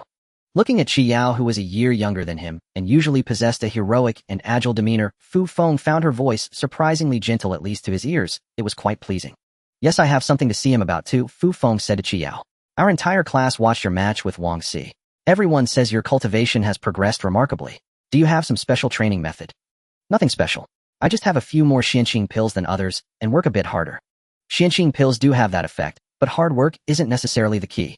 Everyone here works hard, but they don't all achieve the same results. Then it must be the merit of the Xianxing pills. Fu Feng attributed everything to the Xianxing pills. I've heard that Gu Qingyuan has been visiting you frequently this past month. Have you been specifically coaching him? Everyone says he's improving rapidly. Next month he's going to challenge me, and I might end up losing. At this point, Qi Yao stared intently at Fu Feng, trying to discern something different about this top-ranked base trainee. Meeting her gaze, Fu Feng looked back at Qi Yao's beautiful face and said, he did come to me, but I only gave him a few simple pointers. I'm not that miraculous. If a few tips were all it took, I'd be pestering Teacher Han every day. If he guided me more, wouldn't I be even stronger? Ultimately, cultivation depends more on oneself. Fu Feng is right. Martial arts cultivation relies heavily on the individual. Even the struggle for resources must be undertaken alone. Just as Fu Feng finished speaking, a deep, powerful voice sounded. Both Fu Feng and Qi Yao were very familiar with it. They stood up and greeted Minister Li as he emerged from the training chamber. I overheard your conversation. Fu Feng's rapid progress in martial arts is due not only to the Xianxing pills, but also more importantly to his hard work. Qi Yao, you are no slouch either. I believe both of you will reach extremely high levels of cultivation in the future. Alright, what do you both need from me? Qi Yao, you go first. Minister, it's like this. My brother has returned from outer space, but he's severely injured and will need a long recovery. I want to go back and see him. Qi Yao's brother was gravely wounded in outer space and sent back to Blue Star for treatment. It was no ordinary injury. Fu Feng looked at Qi Yao, wondering if this girl like him was also a person with a difficult fate. Fu Feng, what about you? What do you have to say? The minister asked Fu Feng. Minister, I want to go home for a while. There are some matters to attend to. I'm worried my grandfather can't handle them alone, and I also want to see him. I feel at ease knowing my sister is here at the base. Fu Feng also had a sister at the base. Qi Yao became curious about him. Having siblings join the base simultaneously was rare. It seemed that only the round-faced Xiezi Xuan among the trainees knew about Fu Feng's sister. Both of you want to leave the base. You are now key training targets. Having you both leave simultaneously puts the base in a difficult position. Alright, I'll approve both your leaves. Qiyao, your home is in Bayou City, relatively close to the base. Can you return within 3 days? I can. Thank you, Minister. Fufeng, your home is in Nantian City, and your family affairs are more complicated. Handle them as you see fit, but don't neglect your cultivation. If you stay away too long and someone else takes your top spot, the loss of Xianxing pills will be significant. Thank you, Minister. I will return as soon as I finish my business. Alright, wait downstairs for a moment. I'll have someone re-implant your communication devices. Then you can both leave together. Oh, Qiyao, give my regards to your father. Sure, Minister, will tell him. Fufeng and Qiyao left the minister's room, with Fufeng leading the way to the elevator.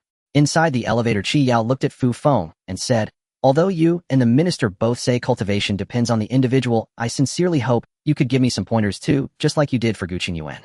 Is that okay? Your cultivation is already formidable. Why would you need my help? Perhaps by the time I return from this trip, you'll be challenging me. Qiyao shot him a glare and said stingy. Fufeng pretended to be deaf and dumb, acting as if he hadn't heard. Seeing that Fufeng was ignoring her, Qiyao could only turn her back in a huff. They waited on the first floor for a while.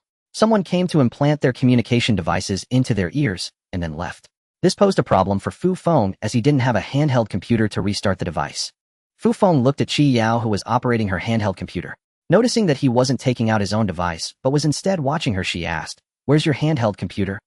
"It's broken, so I didn't bring it." "Your restart password." Fufeng fell silent. He didn't want to tell her the password for his communication device. He just wanted to borrow her computer, so he remained quiet. "If you don't tell me, then I'm not helping." Seeing that Qiyao had no intention of lending him her handheld computer, Fufeng had no choice but to tell her the password. Having achieved her little scheme, Qiyao laughed inwardly. "Since you want guide my cultivation, you'll just have to know your communication password." Before long, a large armored vehicle arrived. Fufeng and Qiyao got on, but there were other people inside, so they had to squeeze into the last row. Sitting together, Fufeng tried his best to give Qiyao more space. Although the armored vehicle was large, its armor was thick, and with several soldiers already seated inside, their bodies inevitably touched. "Brother, doesn't the base have any small aircraft? Why use a vehicle?" Qiyao complained to one of the soldiers in the vehicle. "Aircraft are not allowed to fly over this martial arts base. If any flew over the base's laser particle weapons would automatically open fire," a soldier explained to Qiyao. "That's quite a tight security measure," Fufeng remarked. "The higher-ups have put significant effort into protecting you base trainees. You are all future important figures, so you receive better protection. This time we are also responsible for your safety during the journey." "Thank you all." Qiyao said no more. The contact between their hips was significant, making both of them afraid to move. The vibrations from the moving vehicle made things quite awkward. However, as time passed and the bumps increased, they gradually got used to it and stopped worrying about it. "How long will it take for you to come back?" Qiyao asked Fufeng. Although the air conditioning was on, the crowded carriage felt rather hot, so she spoke to relieve the tedium. "Not sure yet. If things aren't complicated, I'll return sooner, otherwise I'll be later," Fufeng said to Qiyao. "When we reach Bayou City, would you like to rest at my place?" Qiyao invited Fufeng. "Better not. I'm truly in a hurry to get back. Otherwise I wouldn't have set aside my training to come home after just over 3 months at the base." Fufeng turned to Qiyao as he spoke. But as he turned, she also turned to look at him, and their heads nearly collided again. Both quickly turned away, not daring to look at each other. Qiyao's face flushed bright red. If the vehicle weren't in motion, she would have considered jumping out. Ever since meeting Fufeng, she didn't know what had come over her, completely losing her former indifferent, carefree demeanor. Fortunately, the distance from the base to Bayou City wasn't far. In less than 2 hours, the vehicle entered the urban area. In a city filled with towering skyscrapers and a high-tech vibe, the armored vehicle crawled like an insect along the lowest streets. It drove out of the dense city center and stopped in an area without tall buildings. Qiyao got out of the vehicle. Her home was not far away, but the vehicle could only stop here as a checkpoint ahead barred further entry. "Fufeng, is there anything you need my help with, eh?" Qiyao asked him from outside the vehicle. Fufeng initially wanted to say there was nothing, but he thought of his sister. Having a strong fighter look after her wouldn't be bad. Since Qiyao was now ranked 3rd on the leaderboard, asking her to watch over his sister seemed wise. So he said, "When you return to the base, could you look after my sister? She's in martial arts class 36, named Fu Yan. Just make sure no one bullies her." Qiyao hadn't expected Fufeng to actually have a request. She just wanted an excuse to talk to him. But taking care of his sister seemed doable. "Sure, I'll keep an eye on your sister when I get back. If she encounters any trouble, I'll help her," Qiyao replied. "Thank you." The vehicle turned and headed toward the station. In fact, Fufeng had 2 options to return to his home city, Nantian City. One was to take a city shuttle akin to an aerospace plane, which could take off and land directly from a platform, reaching Nantian City from Bayou City in just over 30 minutes, though it was costly. The other was the maglev train, which took about 3 hours to reach Nantian City. With no source of income, and having previously relied on his parents, Fu Feng chose the maglev train to go home. At the station, after getting off the armored vehicle that had brought him, Fu Feng went to a store and bought a handheld computer and a new backpack. Without the handheld computer, using the holographic projection function of his implanted communication device was inconvenient, and combining voice dialing with the handheld computer was the best approach. Fu Feng used the handheld computer to call his grandfather, then informed him via the communication device about his return home. Sitting in the high-speed maglev train, Fu Feng reflected that only 3 months had passed since his last ride, yet his life's trajectory had already changed. From a junior, majoring in space mechanics, dreaming of becoming a space engineer, he had become a martial arts practitioner. His future priorities were protecting his sister and grandfather, strengthening himself, and seeking revenge against the Clouscape group for his parents' deaths. When Fu Feng stood on the patch of grass that had been cleared where his home once stood, grief filled his heart. He placed a bouquet of flowers there and bowed 3 times to the empty land. His parents' bodies had left nothing in this world, not even a place to mourn. He could only express his longing at this residential site. This residential area was considered upscale in the city. The explosion had barely affected the neighbors, and people still came and went. Some saw Fu Feng standing there in black clothes, knowing he had returned, and could only sigh. No one disturbed Fu Feng. Having lived there so long, most recognized the Fu siblings. Seeing their home destroyed by a mysterious explosion, many sympathized with them. After standing on what was once his home for half an hour, Fu Feng turned without looking back, walked out of the residential area, and hailed a vehicle heading east. It was a city of skyscrapers and technology, but here the tallest building bore the emblem of the Abyss Group. The massive Abyss Group sign was visible from most parts of the city. In a building with over 100 floors on the east side of the city, Fu Feng found his grandfather living on the 6th floor. The apartment was 200 square meters. When they met, both were silent. Fu Feng noticed his grandfather had aged significantly. He was not yet 70, far from the end of his life. "Grandfather, have any strangers come looking for you lately?" "No. But how are you and your sister doing now?" They sat on the sofa, and Fu Feng recounted everything that had happened to him and his sister. "You gave up your studies and joined the martial arts base." Fu Feng then explained the situation at the martial arts base to his grandfather. "Grandfather, joining the base to learn martial arts is good for my sister and me. As things develop, martial arts will become a great aid to humanity. Barring accidents, I'll join the space forces and explore outer space, just like my father, in a similar capacity. As for Fu Yin, she'll likely become a teacher at the newly established martial arts academy. If she also wants to venture into space, I'll do my best to stop her. So rest assured, my sister and I will be fine. When I return this time, I'll tell her the truth. Regardless, she needs to learn to grow up. As long as you two are safe. Practicing martial arts not only enhances strength, but also extends life. That's good. Just train well. Don't worry about me. Also, I've handled your parents' estate. The assets they left plus government subsidies and insurance compensation total over 20 million. It's all on a bank card. They'll give it to you shortly." Fu Feng was silent for a moment after hearing this. Then he said, "Grandfather, keep the money for now. My sister and I are at the base and don't need it. Since we'll be away for a long time, if you feel lonely, you could move into a top-tier government nursing home. Use the money wherever you need. I have my pension. I don't need that much." Insisting, Fu Feng convinced his grandfather to keep the money. While his grandfather was cooking dinner in the kitchen, Fu Feng found a large glass bottle in the house. He took out several bottles of fine liquor his grandfather had treasured, poured them all into the big bottle, then retrieved 2 Xianqing pills from his bag and dissolved one into the mixture. "What are you doing mixing all my good liquor together?" his grandfather asked, puzzled. Fu Feng placed the large bottle with the dissolved pill aside and said, "Drink 1 cup of this liquor every day, no more. I've diluted a cultivation pill the base gave us into it. Taken regularly, it strengthens the body and extends life. The effects are excellent. This pill costs over 300,000 and isn't available for purchase. Don't mention this medicinal liquor to anyone or you'll attract unwanted attention. When this bottle is finished, I have another pill for you. Just refill the bottle with liquor and dissolve the pill inside." Fu Feng handed the other Xianqing pill to his grandfather, who took it and examined it closely, but found nothing remarkable. "This pill is so expensive and meant for your training. If you give it to me, what about you? I have more. Just drink it slowly. Be careful with the first dose. It contains potent energy that your body might not handle. Once you adjust, you can increase the amount." His grandfather hid the pill away, then served the dishes. The two began their meal in silence, both recalling the lively dinners they once shared as a family of 5. They grieved deeply, but showed no sign of it. Fu Feng ate his favorite dishes specially prepared by his grandfather, but his heart ached. The food seemed to have lost its former flavor, making it hard to swallow. After dinner, Fu Feng poured a cup of the diluted liquor for his grandfather to drink, staying by his side to ensure he was fine. After drinking the cup, his grandfather felt the medicinal energy within and closed his eyes to rest and digest it. Over an hour later, his body had noticeably improved without any adverse symptoms, putting Fu Feng at ease.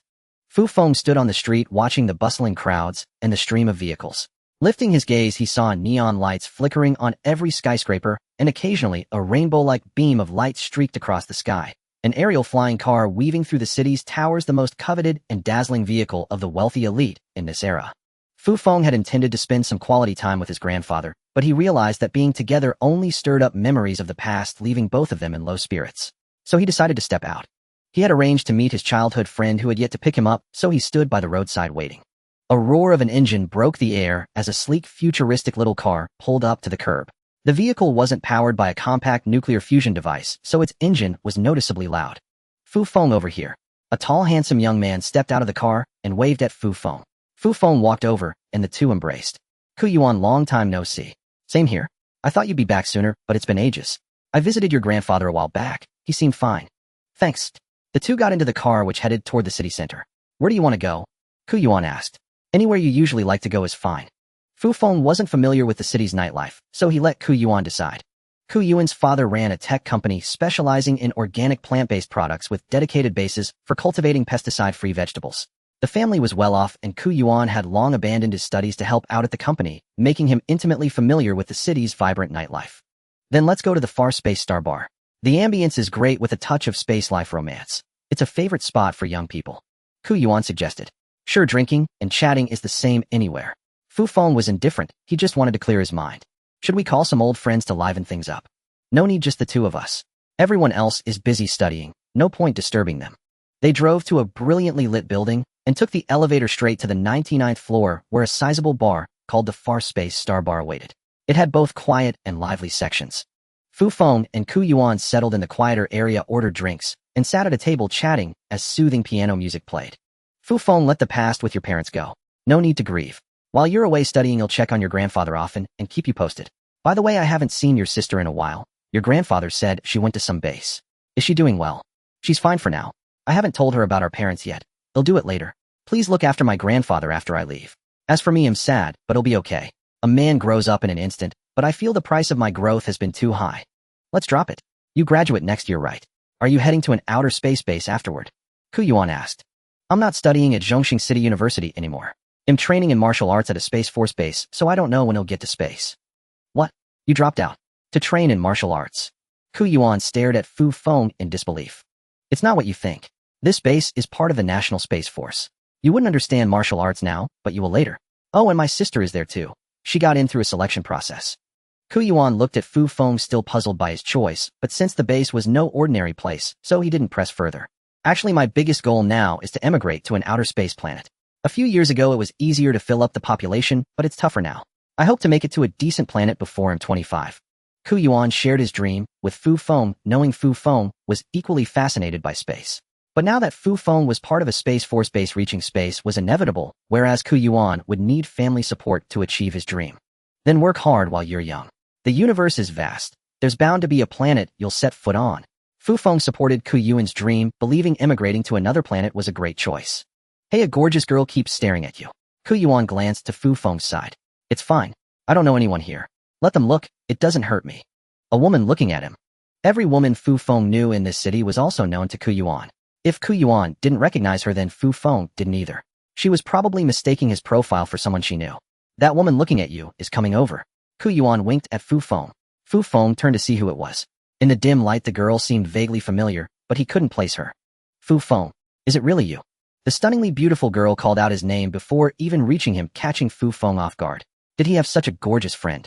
Seeing Fu Feng frozen and Ku Yuan staring, the girl said, Don't remember me. I chatted with you on the train and even stood up for you. Forgotten me so soon? Fu Feng recalled the incident on the maglev train 3 months ago. Wasn't she Qin Qing? Miss Qin, is that you? Sorry, I almost forgot. Fu Feng quickly stood up to greet her. Ku Yuan, seeing such a beauty approach, also rose hastily. Were you okay after that day? I was waiting for you to contact me when you got back to the city. I'm fine. Some things happened after that, so I only returned yesterday. Oh, this is my friend Ku Yuan. Hello, I'm Ku Yuan. Hi, I'm Qin Qing. I met Fu Feng on the train. Fu Feng looked at the radiant Qin Qing and reluctantly said, Would you like to sit here? Sure, I'll call my friend over too. He hadn't expected her to agree so readily. He had only been polite, assuming such a beautiful girl wouldn't want to drink with them. Both Fu Feng and Ku Yuan watched Qin Qing return to her table. Today she wore a long dress with her hair cascading over her shoulders, her perfect figure lending her an ethereal, almost celestial aura. They exchanged glances. Ku Yuan was brimming with excitement, while Fu Feng felt resigned. He had recently been dumped by his ex-girlfriend, and with all the upheavals his heart was still raw. He wanted no entanglements with women, focusing solely on martial arts. Qin Yingqing talked with her friend for a while, seemingly persuading her to join them. Eventually both picked up their bags and came over. Before Fu Feng could act, Ku Yuan had already arranged the seats. Qin Yingqing led her companion toward them. Though not as stunning as Qin Yingqing, her friend was still a beauty. Their graceful figures swayed as they approached, drawing envious glances from men who had been eyeing them, wishing Fu Feng and Ku Yuan would get drunk and leave. Qin Yingqing sat beside Fu Feng while her friend took the seat next to Ku Yuan. They introduced themselves again. Fu Feng, where are your glasses? Did you get your eyesight fixed? That's why I didn't recognize you earlier. You weren't wearing them. Qin Yingqing studied his face. Embarrassed by her gaze, Fu Feng said he had been cured and wouldn't wear glasses anymore. Miss Qin is so observant. I'm his childhood friend, and I didn't even notice he wasn't wearing them until now. I'll have to punish myself with a drink. Ku Yuan downed his glass. Fu Feng asked the ladies what they wanted to drink and called the server. The girl named Zhang Nishan cautioned Qin Yingqing. Yingqing, don't drink too much. Your father will scold you when you get home. It's fine. No matter how much I drink, I won't get drunk. I just want to feel a little tipsy. Besides, I talked so much with Fu Feng on the train. He owes me a toast, don't you think, Fu Feng? Fu Feng dared not look up, knowing Qin Yingqing was staring at him again. He simply nodded in agreement. Once the new drinks arrived, Ku Yuan poured a glass for each of the two beauties and said to Zhang Nishan, since Miss Qin wants Fu Feng to toast, let me toast to you as well. Fu Feng raised his glass to Qin Yingqing. Thank you. The expression on your face that day really scared me. So I kept chatting with you to distract you. I was shocked when you were taken away halfway. Was everything okay afterward? Nothing major. They misunderstood me. Afterward, I went back to school instead of returning to Nantian City. I only came back today, and here I am running into you again. Then we're truly fated. Come on, let's finish this drink. Just as Fu Feng finished his drink and was about to toast Zhang Nishan across from him, several people approached their table. Among them was a young man around 20 years old who spoke to Fu Feng and his three companions as they drank. Oh, not a bad atmosphere here, quite romantic.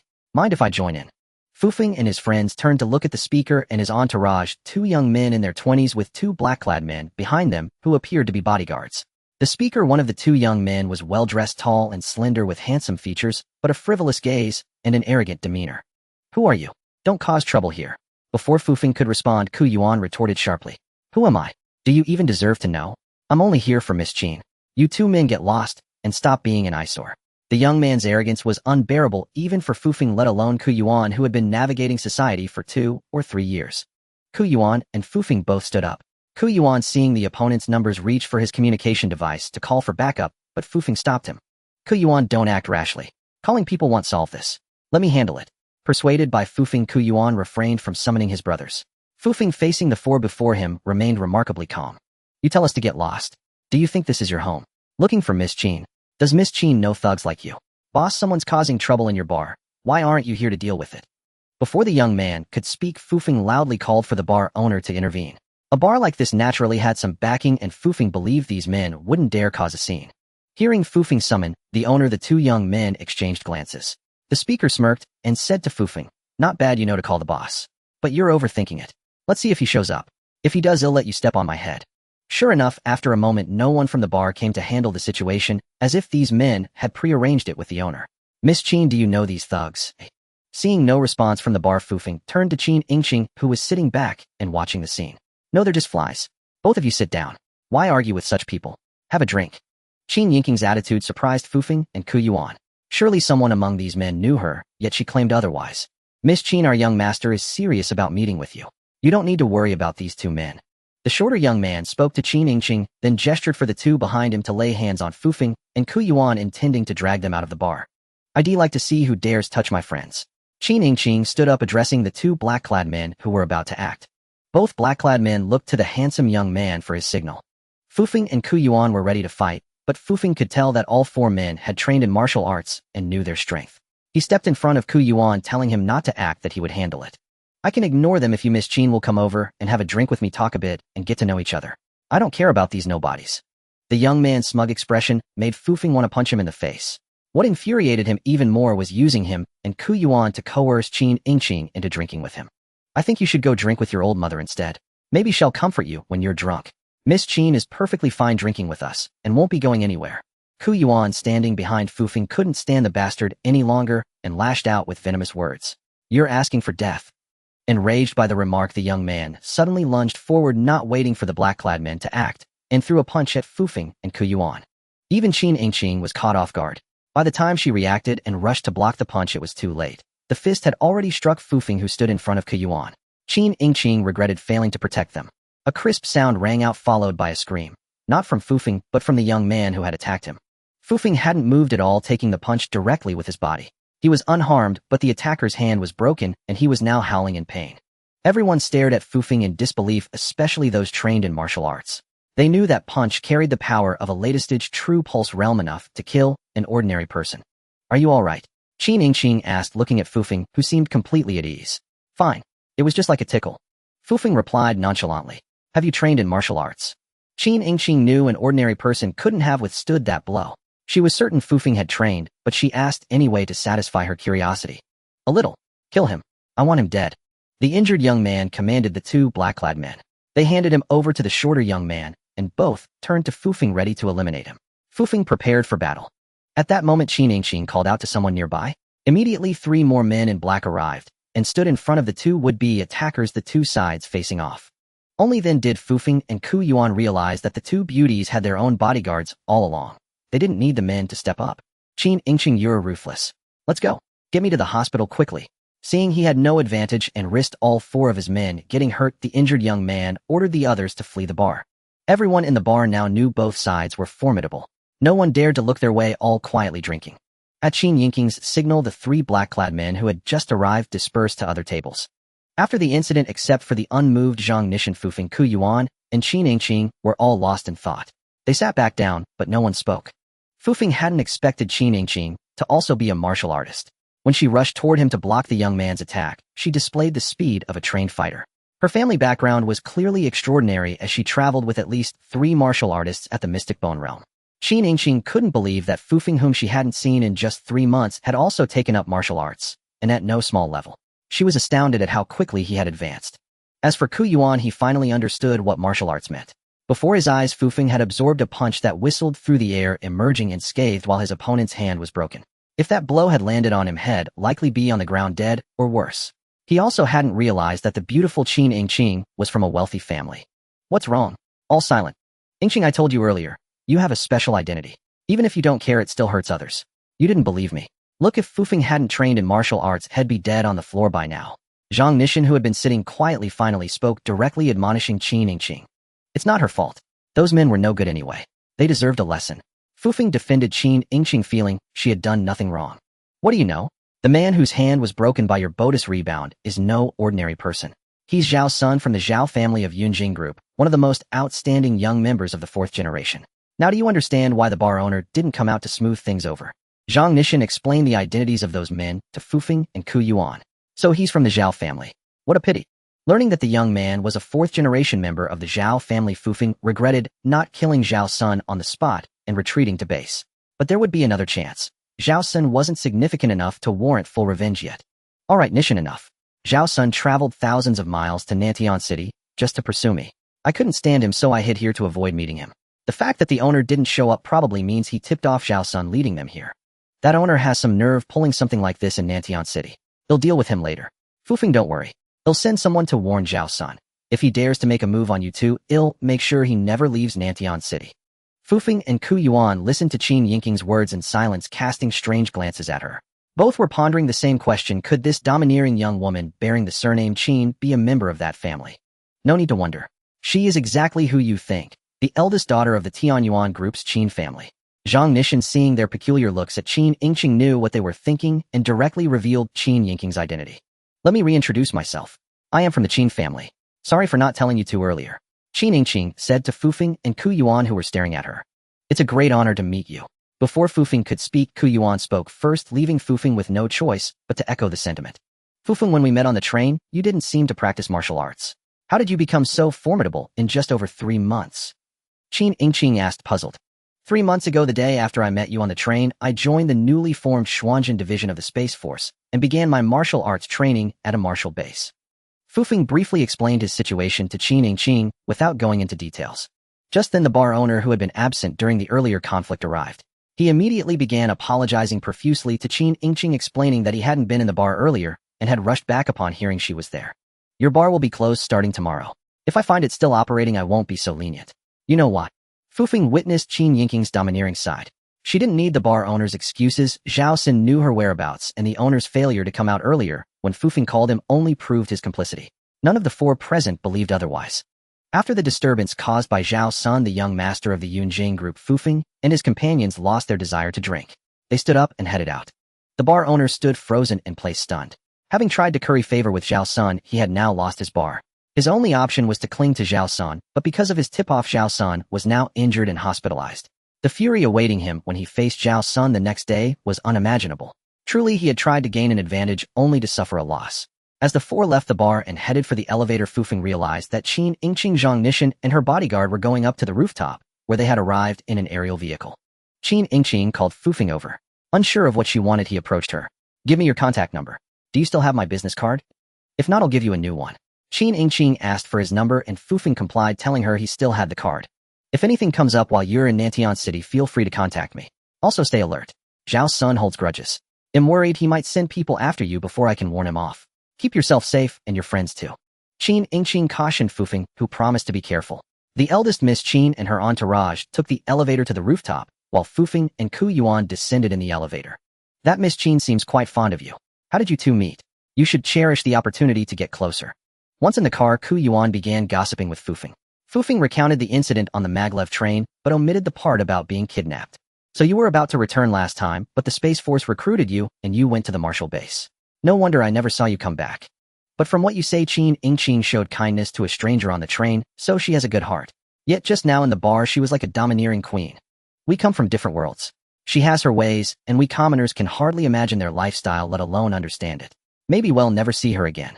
Although Fufeng had a favorable impression of the eldest Miss Qin, she was the heiress of the Tianyuan group.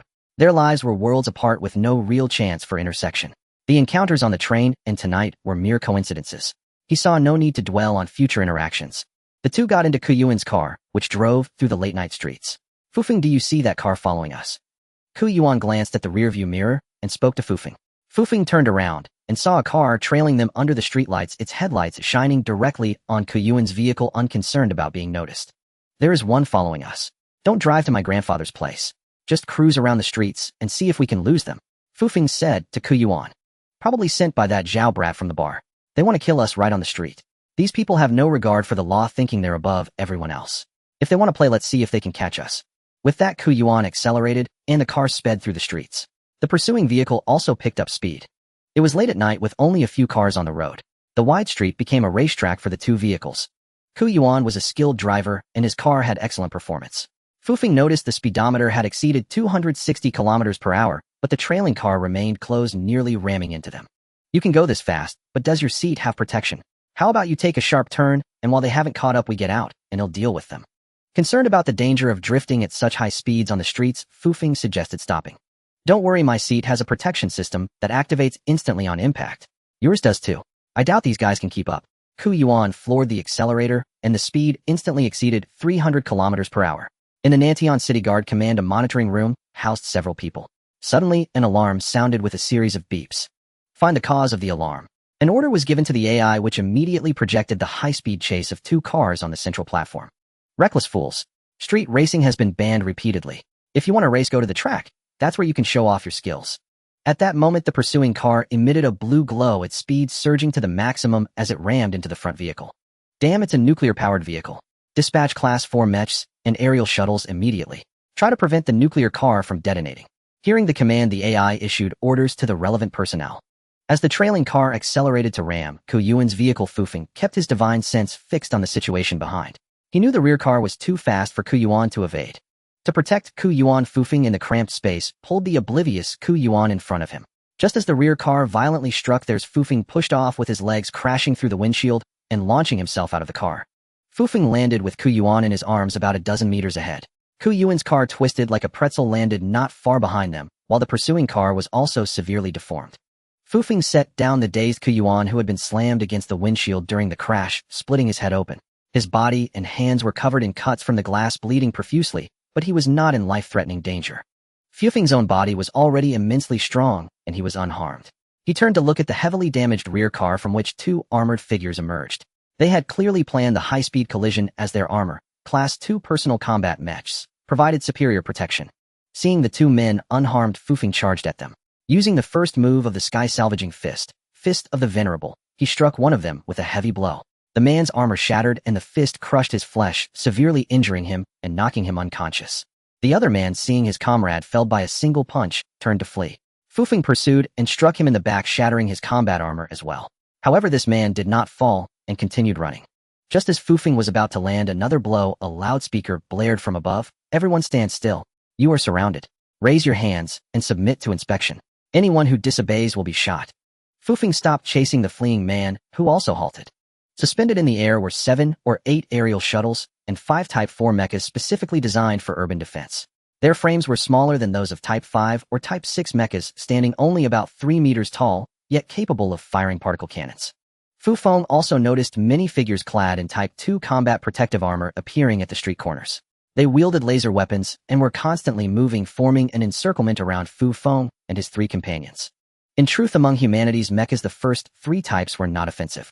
Type 1 mechas were lightweight, form-fitting personal protective suits akin to clothing, used only for production and daily life. Type 2 mechas were combat armor for soldiers. Type 3 mechas were specialized for space, used for extravehicular activities and extraterrestrial exploration. Only Types 4, 5, 0, and 6 were true offensive combat mechas.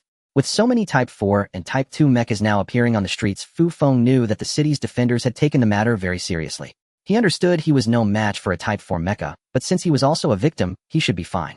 So he stood still, though he did not raise his hands. Ku Yuan, ignoring the pain from his injuries and covered in blood, made his way to Fufeng's side. Although someone overhead had ordered everyone not to move, he moved anyway. Perhaps because he was drenched in blood, no one bothered to stop him. "Fufeng, what just happened? Why did you pull me out of the car? Didn't I say the seat had a protective function?" Ku Yuan had been pulled out of the driver's seat through the shattered window by Fufeng and still didn't understand why Fufeng had done it. "Take a look at your car, and you'll know." Ku Yuan had been focused on Fufeng chasing the person who got out of the other car and hadn't looked at his own. Now he saw that his beloved car was completely mangled. The car's materials were supposed to be quite good, but now it looked as twisted as a piece of dough. Hiss! The force of that impact was immense. "Good thing you pulled me out, or I'd be deformed too," Ku Yuan said with lingering fear. He also saw the car that had rear-ended his was severely deformed as well. If the people inside hadn't been wearing armor, they would likely have been injured. The hovering aerial shuttles turned on bright searchlights, illuminating Fufeng and Ku Yuan. The other two were also bathed in light. Soldiers surrounded Fufeng and Ku Yuan while several others approached the car that had struck Ku Yuan's vehicle and began dismantling it. At the Nantian City Guard headquarters in the surveillance room, the person who had issued the orders earlier felt a jolt upon seeing Fufeng knock down one person and injure another, both wearing Type 2 mecha. Good heavens, such immense strength. These people must be those legendary martial artists.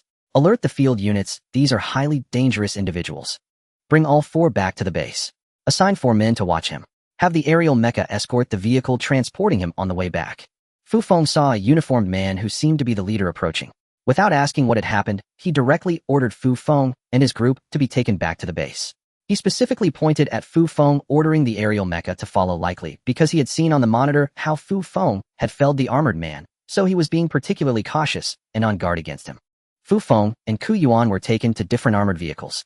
Fufeng saw the unconscious man being carried onto another vehicle alone. As Ku Yuan was being taken away, he kept shouting that he and Fufeng were the victims and demanded to know why they were being taken.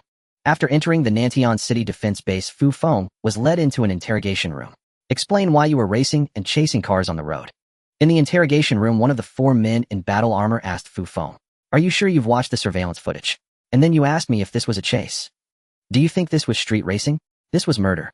The car behind us was following us all along, waiting for a chance to ram us and kill us." Fufeng spoke to these people with undisguised contempt. Who the hell would deliberately ram the car ahead in a street race, risking mutual destruction? Watch your attitude. We will investigate this matter thoroughly. The others are also being interrogated. If things are as you say, we'll release you once we've clarified the situation. Now tell us about yourself.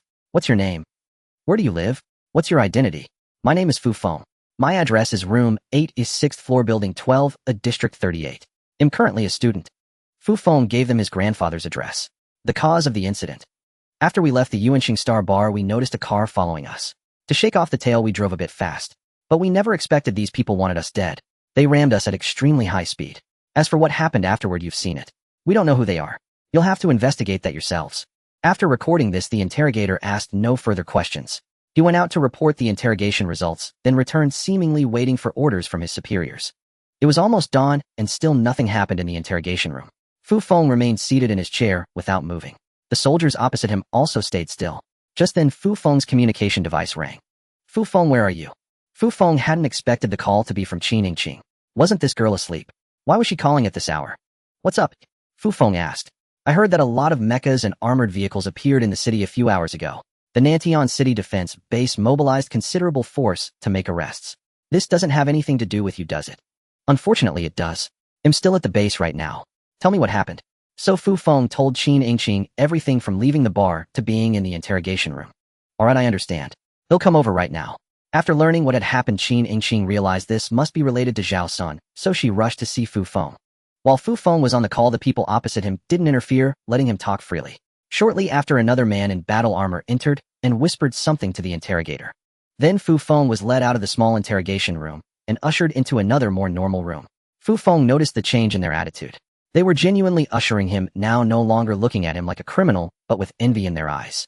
In a conference room at the defense base, over a dozen people were seated together discussing matters. After extensive investigation, we have a fairly clear picture of the situation.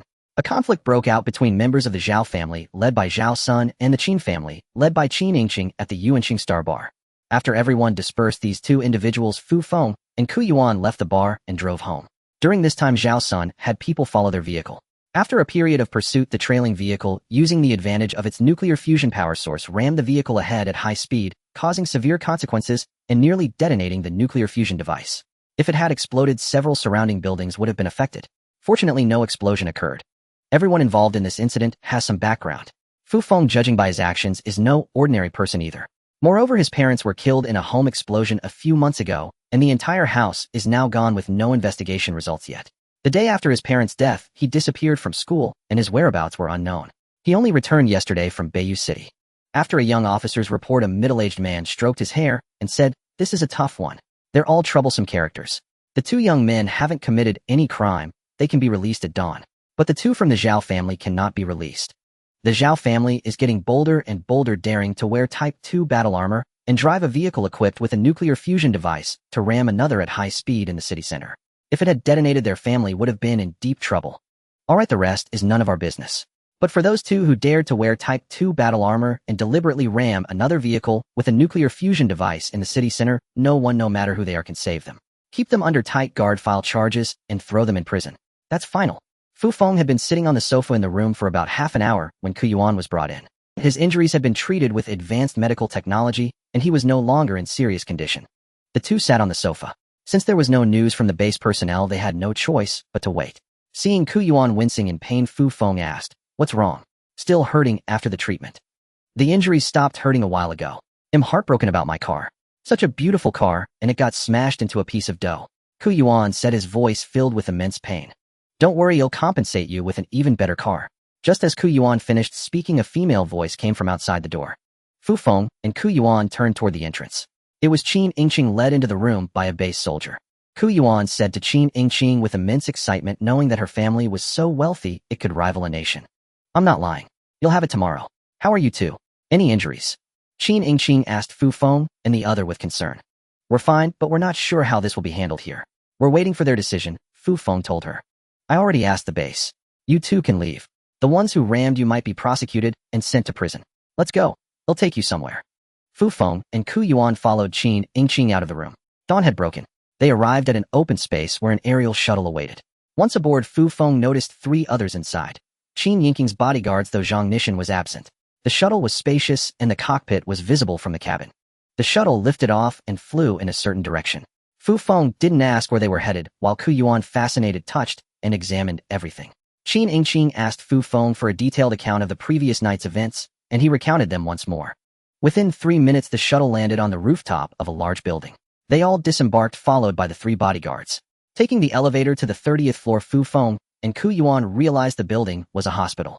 At a door, Qin Yingqing signaled a bodyguard to open it. He knocked, but no one answered. After another knock with no response, he kicked the door open with force. Inside, they found several people, 2 of Zhao Sun's bodyguards, the owner of last night's bar, and Zhao Sun himself, sitting on a hospital bed. His right arm, broken by Fu Feng's counterforce, was now fixed in a brace. Seeing the imposing Qin Yingqing and Fu Feng, Zhao Sun felt somewhat intimidated, but still mustered his bravado and shouted, "Qin Yingqing, what do you think you're doing breaking in here?" "What am I doing? Haven't you learned your lesson from last night? You still sent people to kill them. I think you're tired of living." Qin Yingqing pointed at Fu Feng and Ku Yuan. "I did nothing last night. Don't slander me," Zhao Sun defended himself. Fu Feng wanted to kill Zhao Sun on sight, but thinking of his sister, grandfather, and friends like Ku Yuan, he knew killing him would be easy, but the repercussions would be too great. His strength was still insufficient. He didn't care about himself, but he couldn't implicate others, especially family and friends. So he held back and remained silent. "Today I want you to leave Nantian City, and I'll leave you a souvenir." Uncle Lu break one of his legs. As Qin Yingqing finished speaking, one of her 3 bodyguards approached Zhao Sun on the bed, while the other 2 blocked Zhao Sun's bodyguards. Seeing she was serious, Zhao Sun shouted, "How dare you? Aren't you afraid of the Zhao family's retaliation? Do you want to start a war between our families?" "A war then. If your Zhao family dares to make a move, our Qin family won't back down. You came to Nantian City to probe me, and then you blatantly send armored men and vehicles with nuclear fusion devices to kill, disregarding the law. Who do you think you are?" Zhao Sun's 2 bodyguards tried to help him, but were knocked down by Qin Yingqing's guards and lay motionless. The bar owner trembled too, afraid to move. Uncle Lu reached Zhao Sun. Zhao Sun tried to resist, but was restrained by another free bodyguard. With despair in his eyes, he watched as Uncle Lu punched his left shin. A crisp crack echoed through the room, followed by Zhao Sun's scream. "Qin Yingqing, you vicious woman. I swear I'll make you wish you were dead." As Zhao Sun screamed curses, the bar owner finally understood the young woman's ruthlessness. He had planned to defy her warning and keep his bar open, relying on the Zhao family, but now it seemed impossible. He might even have to flee the city. "No need for oaths. Use whatever means you have. I'm telling you, I don't want to hear you're still in Nantian City after today, or you'll suffer more." From entering the room until now, Fu Feng and Ku Yuan had not spoken a word. Fu Feng was calm, but Ku Yuan was horrified by the scene. Seeing Qin Yingqing's ruthless methods, he even hesitated to accept the car she had promised him. Back on the aerial shuttle, Qin Yingqing asked Fu Feng and Ku Yuan, "Are you afraid of me after seeing what I did?" "No. For me, I never show mercy to those who harm me or my friends. My gentleness is only for those I love and like. For those who unjustly hurt those around me, I would be even more ruthless than you." Fu Feng said this sincerely. Indeed, if he had Qin Yingqing's background, Zhao Sun would have died today, because he had an irreconcilable enmity with the Zhao family of Yunjing group. "I believe you. When I met you on the train, I sensed your deep sorrow, but you wouldn't admit it. Now I understand the reason: a tragedy at home. The base personnel told me about your situation. I asked my father for details, and he said it might be related to the Zhao family. In the hospital room, you held back and didn't attack Zhao Sun. That tells me he isn't your real target. Today I just vented some anger for you. In the future, you'll have to rely on yourself." "I understand. Thank you." Ku Yuan listened to their conversation, seeming to grasp some of it, but not fully understanding. He sat there pretending to be nonchalant. "Where do you 2 need to go?" "They'll drop you off first," Qin Yingqing asked Fu Feng. "To Ku Yuan's place. It'll be convenient for them to deliver his car there." Fu Feng knew Ku Yuan was eagerly anticipating the car from Qin Yingqing, so he chose that location for his friend's sake. After the aerial shuttle dropped Fu Feng and Ku Yuan off, it soared into the distance. The 2 stood gazing up at it for a long while before heading toward Ku Yuan's home. Ku Yuan felt dazed. So much had happened on just one trip to the bar with Fu Feng. Encounters with heirs of families as wealthy as nations, fight to chase the loss of his car and the promise of a new one. His understanding of martial arts had completely reshaped his worldview. "Fu Feng, will you ever become powerful enough to fly?" "Who knows? Maybe I will." "Will you achieve immortality, living on while the rest of us are gone?" "Who knows? Perhaps that too." The 2 exchanged questions and answers as they walked toward Ku Yuan's home. Many onlookers who had gathered to see the shuttle land watched Fu Feng and Ku Feng with envy. Yet those people knew nothing of the life and death ordeal they had endured the night before. Perhaps beneath every glamorous surface lies an untold, extraordinary story. As they say, no rainbow appears without a storm. Fu Feng returned to his grandfather's place by noon. Knowing his grandson practiced martial arts, the old man wasn't overly worried about his safety. He simply advised Fu Feng not to stay up late, then went out to enjoy himself with a group of elderly friends whom he met daily. Fu Feng entered the room his grandfather had prepared for him, took out a xianxing pill, and began to cultivate. He had not practiced for over a day. This time he planned to slowly refine 2 xianxing pills over 4 or 5 days, keeping the remaining 3 as reserves. On the 3rd day at home, Ku Yuan came to visit, his face brimming with excitement. It seemed the car from Qin Yingqing had arrived. "Fu Feng, that Miss Qin is incredibly generous. The car she gave me is far better than my old one. Sleek design, powerful performance. I don't know how to thank her. You have her contact info, right? Why not invite her out? I'd like to treat her to a meal." "Better not. She's the heiress of the Qin family, always busy. It wouldn't be right to disturb her. Besides, we're not close enough to invite her to dinner. We've met a few times, but we're just casual acquaintances. Hearing this, Ku Yuan reluctantly gave up the idea of treating Qin Yingqing to a meal.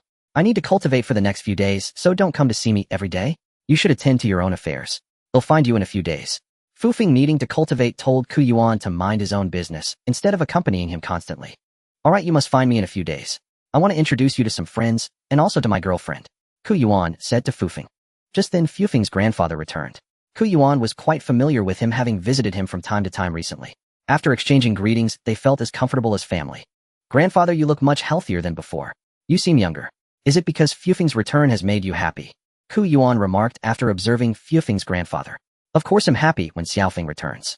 Knowing that both he and Fuyin are doing well has put my mind at ease, and my health has improved. Fufing's grandfather said to Ku Yuan with a joyful smile. Fufing then noticed that his grandfather, after drinking the wine infused with the diluted Xianqing pill, was indeed in much better health. His face no longer bore the haggard look from when Fufing first returned, but instead showed a ruddy complexion. Fufing knew this was the effect of the Xianqing pill's potency. After Ku Yuan left, Fufing resumed his cultivation. He told his grandfather not to worry about his meals, as he would spend long hours in his room. Knowing Fufing was cultivating, his grandfather left him alone. After being warned by Qin Yingqing, Zhao Sun returned to Zhongxing City that very day, bearing wounds all over his body. Although his broken leg had been treated immediately, the physical pain and mental torment were unavoidable. In the living room of his home, Zhao Qinghai looked at Zhao Sun, who was sitting in a wheelchair. He felt both anger and heartache. Anger at the ruthlessness of the Qin family's daughter, and heartache for his son, whose limbs were broken. Although modern medicine could heal and restore them, within a month the Qin family's actions were unbearable. Not only had they broken Zhao Sen's legs, but they had also driven him back, disregarding the family's mutual respect and social standing. Though I've heard Shanair's report, I want you two to tell me exactly what happened. Don't hide anything, speak the truth. I sent Zhao Sun with you to Nantian City to meet Qin Yingqing, the youngest daughter of the Qin family and the most beloved granddaughter of its current patriarch Qin Runxian. Instead of fostering a good rapport, you've ended up in this mess. Tell me honestly what transpired in between. Zhao Qinghai addressed the two uninjured bodyguards. He was extremely displeased with them.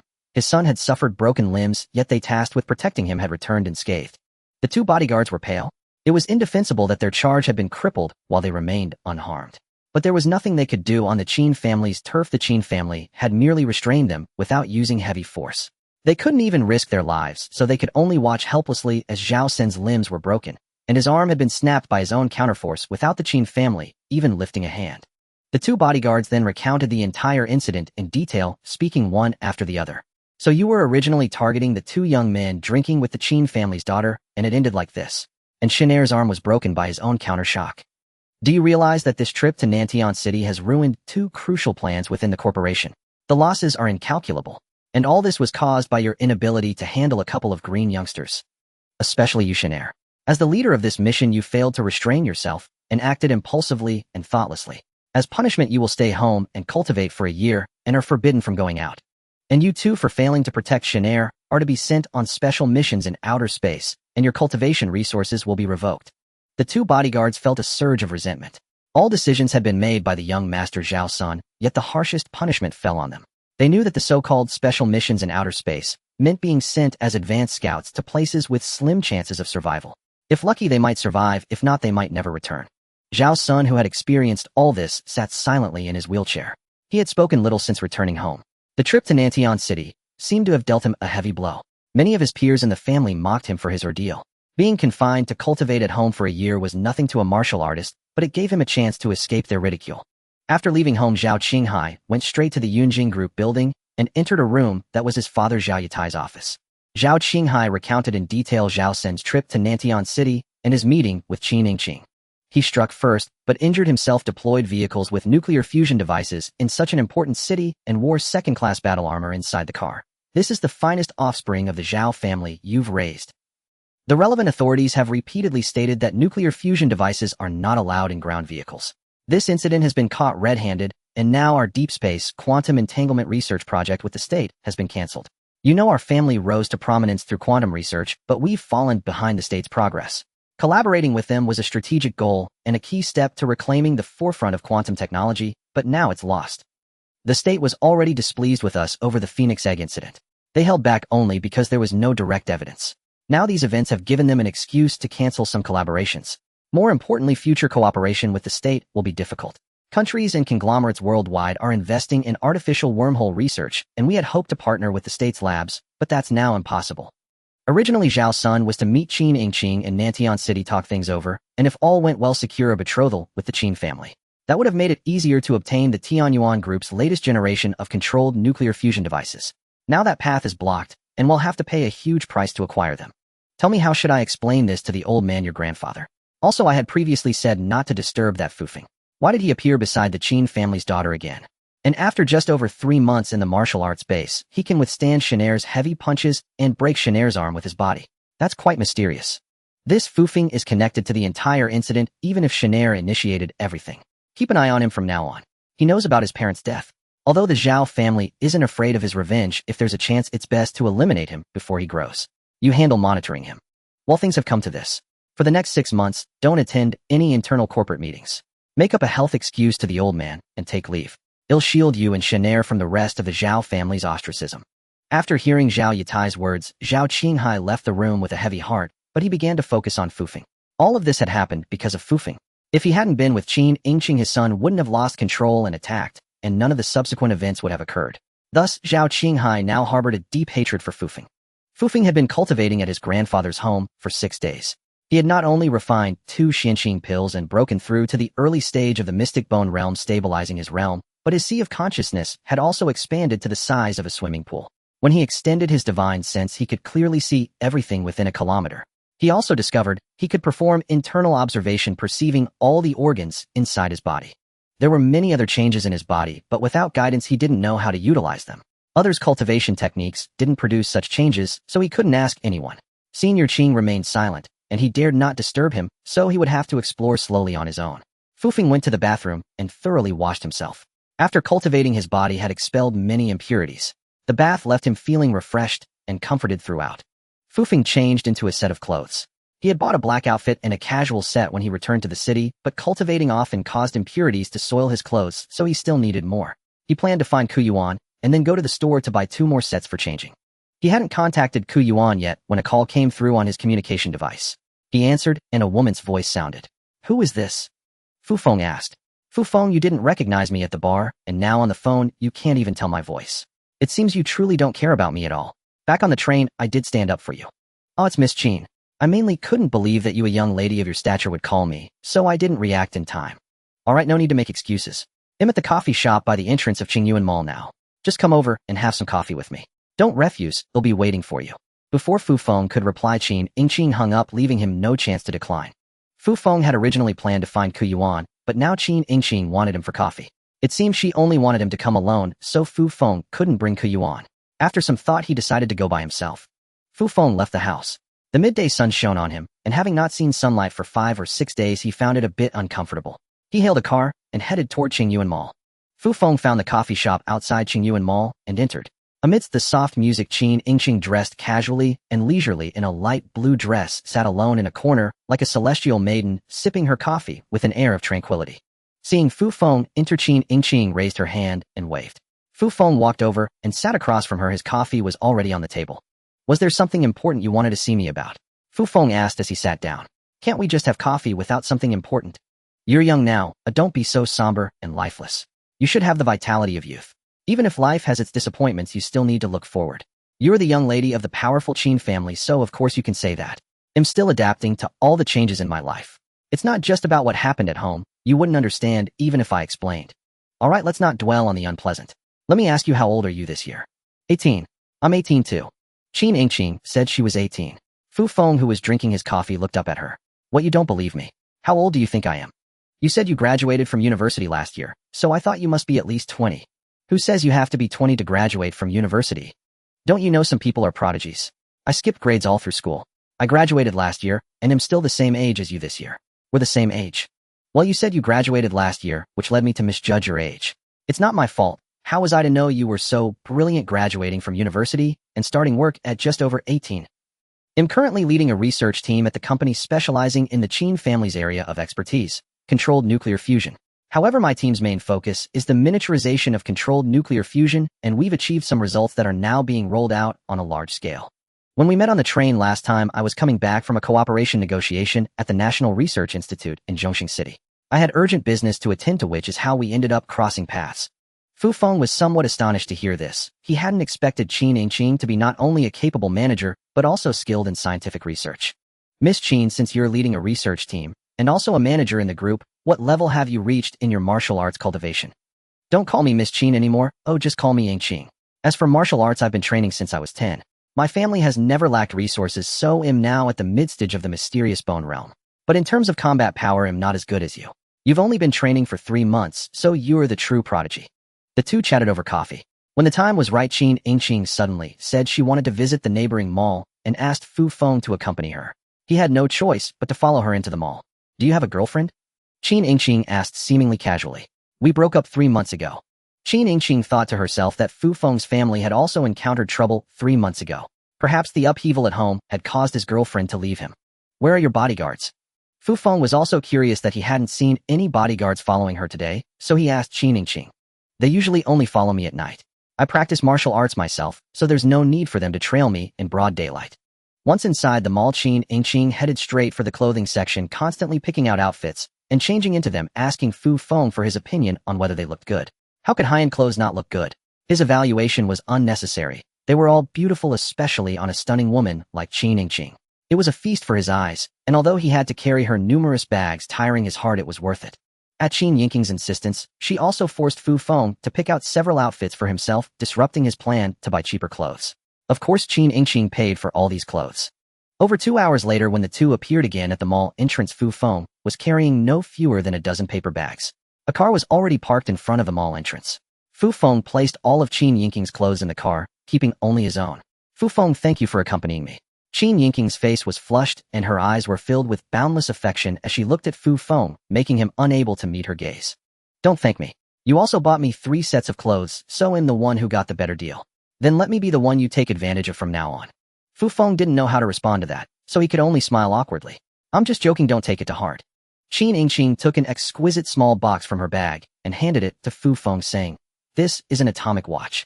The materials are all metals collected from outer space. Inside is the smallest controlled nuclear fusion device developed by the company.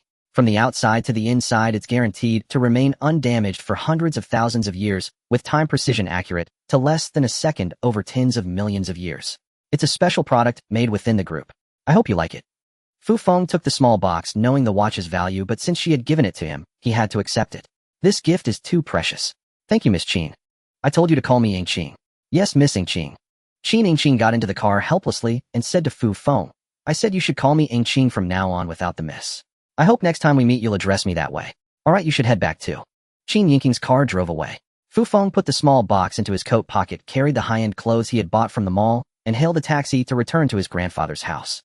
Fu Feng returned home and took out the watch Qin Yingqing had given him. It was an exquisitely crafted timepiece. He had never seen the materials used for the watch body and strap before. The entire watch was a silvery gray color, quite light, and came with many functions. Fu Feng didn't study these functions in detail. Since he didn't have a watch, he simply put it on his left wrist and paid it no further mind. For him, being able to tell the time was enough. Oh, your sea of consciousness has grown this large. Elder Qing, how are you now? Are you well? Fu Feng heard Elder Qing's voice in his mind and asked him. I'm managing. I've gotten some results from my deductions. You'll rest for a while and help guide your cultivation in the meantime. Now that your divine sense has grown stronger, you can learn telekinesis, and I can also teach you some basic spells. Fu Feng didn't know what these things were and was afraid of disturbing the entire building, so he asked, Elder Qing, can I learn these things in this room? This place is too cramped. We should go outside. Elder Qing, it's almost dark now. Can we do it tomorrow? Tonight I'd like to hear your story. Can you tell me about your past? Fu Feng had long wanted to know Elder Qing's origins, and also wanted to ask about the world he had lived in before and why it had become a dead star. Elder Qing had been deducing what he called important matters, and Fu Feng had no idea what a remnant soul unable to even leave the bead could be deducing. Since he was free now, Fu Feng decided to take this opportunity to ask Elder Qing some questions and resolve his own doubts. If you want to hear about my past and experiences, I can tell you. After all, I don't know when it'll dissipate within this bead. Telling you everything I know wouldn't be a bad choice. Elder Qing, how is it that you can understand the language I speak? Fu Feng had always been unclear about how Elder Qing, not being from Blue Star, could comprehend his thoughts and consciousness. That's quite simple.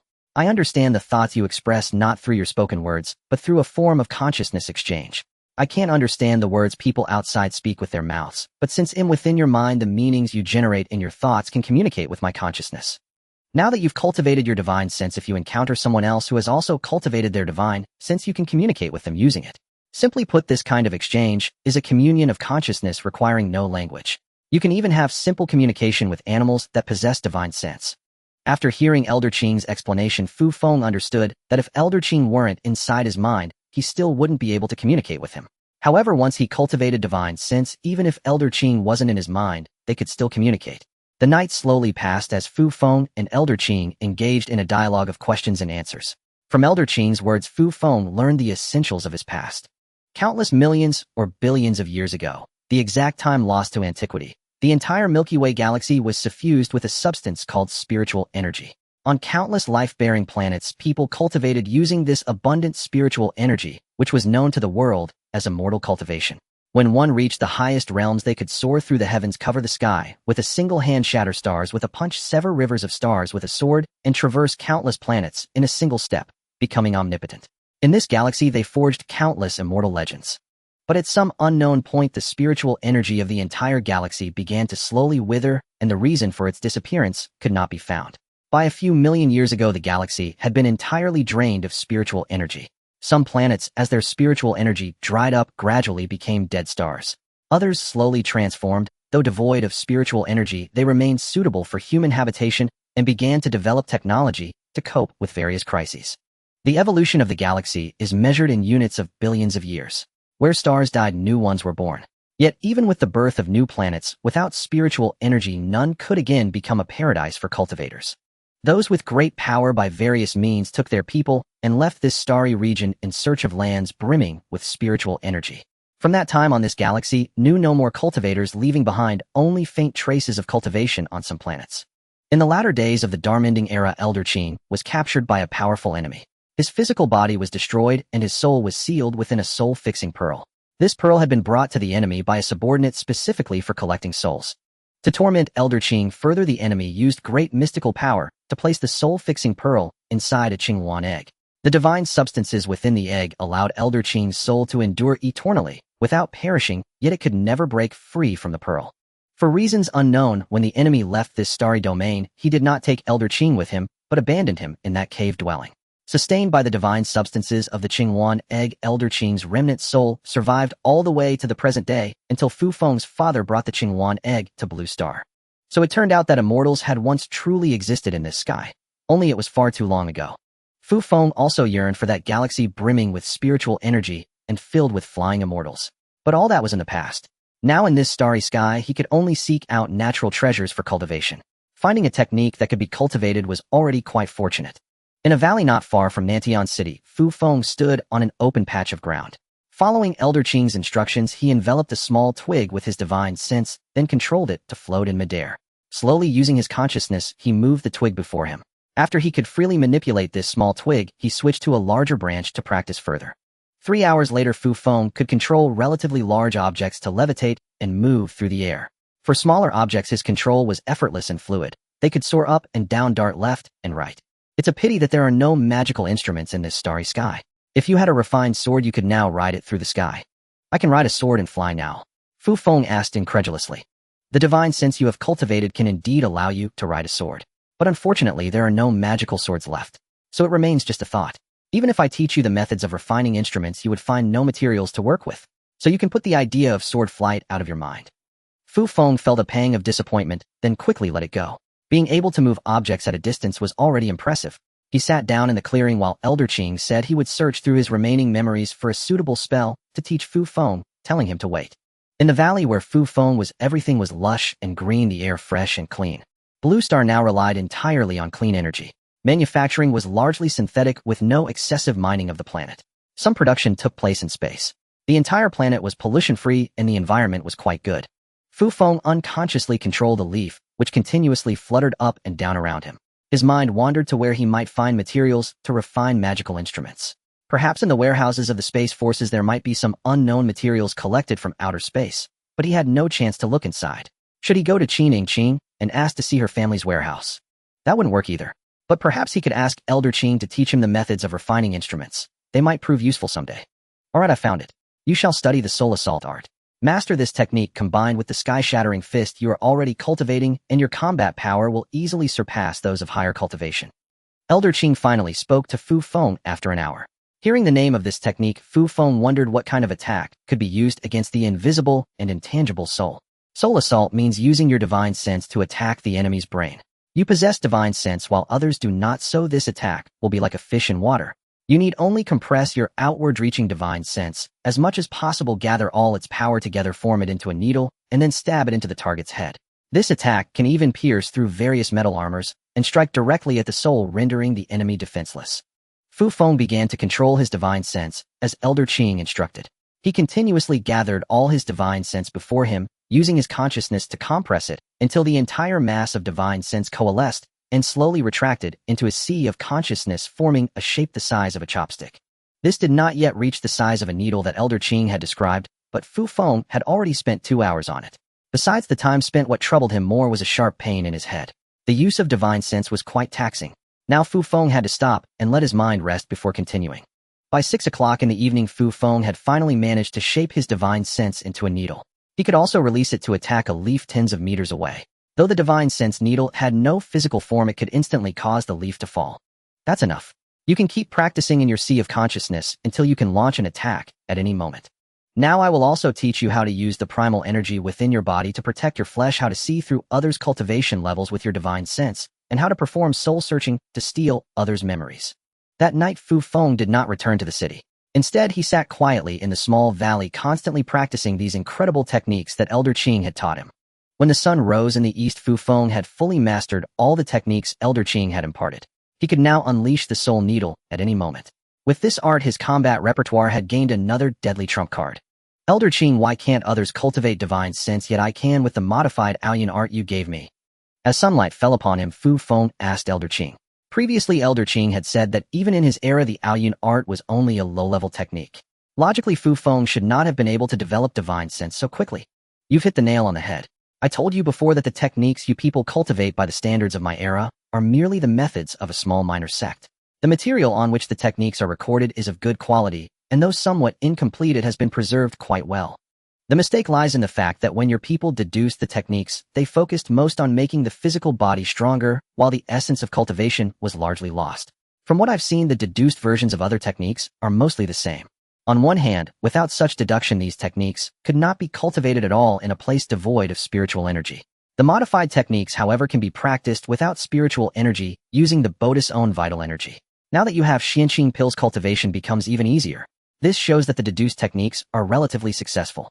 On the other hand, with limited resources, this approach also allows for wider dissemination, enabling more people to cultivate and gain power, granting abilities beyond ordinary humans.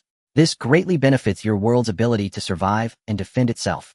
The original unmodified version of the technique you cultivate would only allow one to develop divine sense after reaching the divine realm. After modification, it becomes truly difficult to develop divine sense.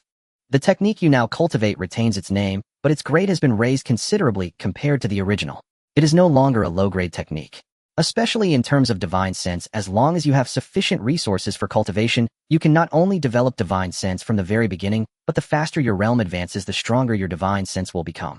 This is the key point of the modifications I made for you. Divine sense is the most fundamental necessity for cultivation. Most spells rely on divine sense to be executed. How could you cultivate without it? Look at you now. With divine sense, you can bring a person to their doom. Now do you understand its power? After hearing this, Fu Feng realized that the alien art he cultivated was specially tailored for him by Elder Qing. Overcome with gratitude, he said, "Thank you, Elder Qing. I have nothing I can do for you, yet you have done so much for me. You allow me and the pearl to exist within your mind. That is the greatest help you can give me. I hope you continue to strive. No one knows what the future holds. You need only keep moving forward. All right, I have my own matters to attend to now. Do not call me unless it is important." The Elder Qing fell silent once more, and Fu Feng sat cross-legged in the small valley, closing his eyes to cultivate.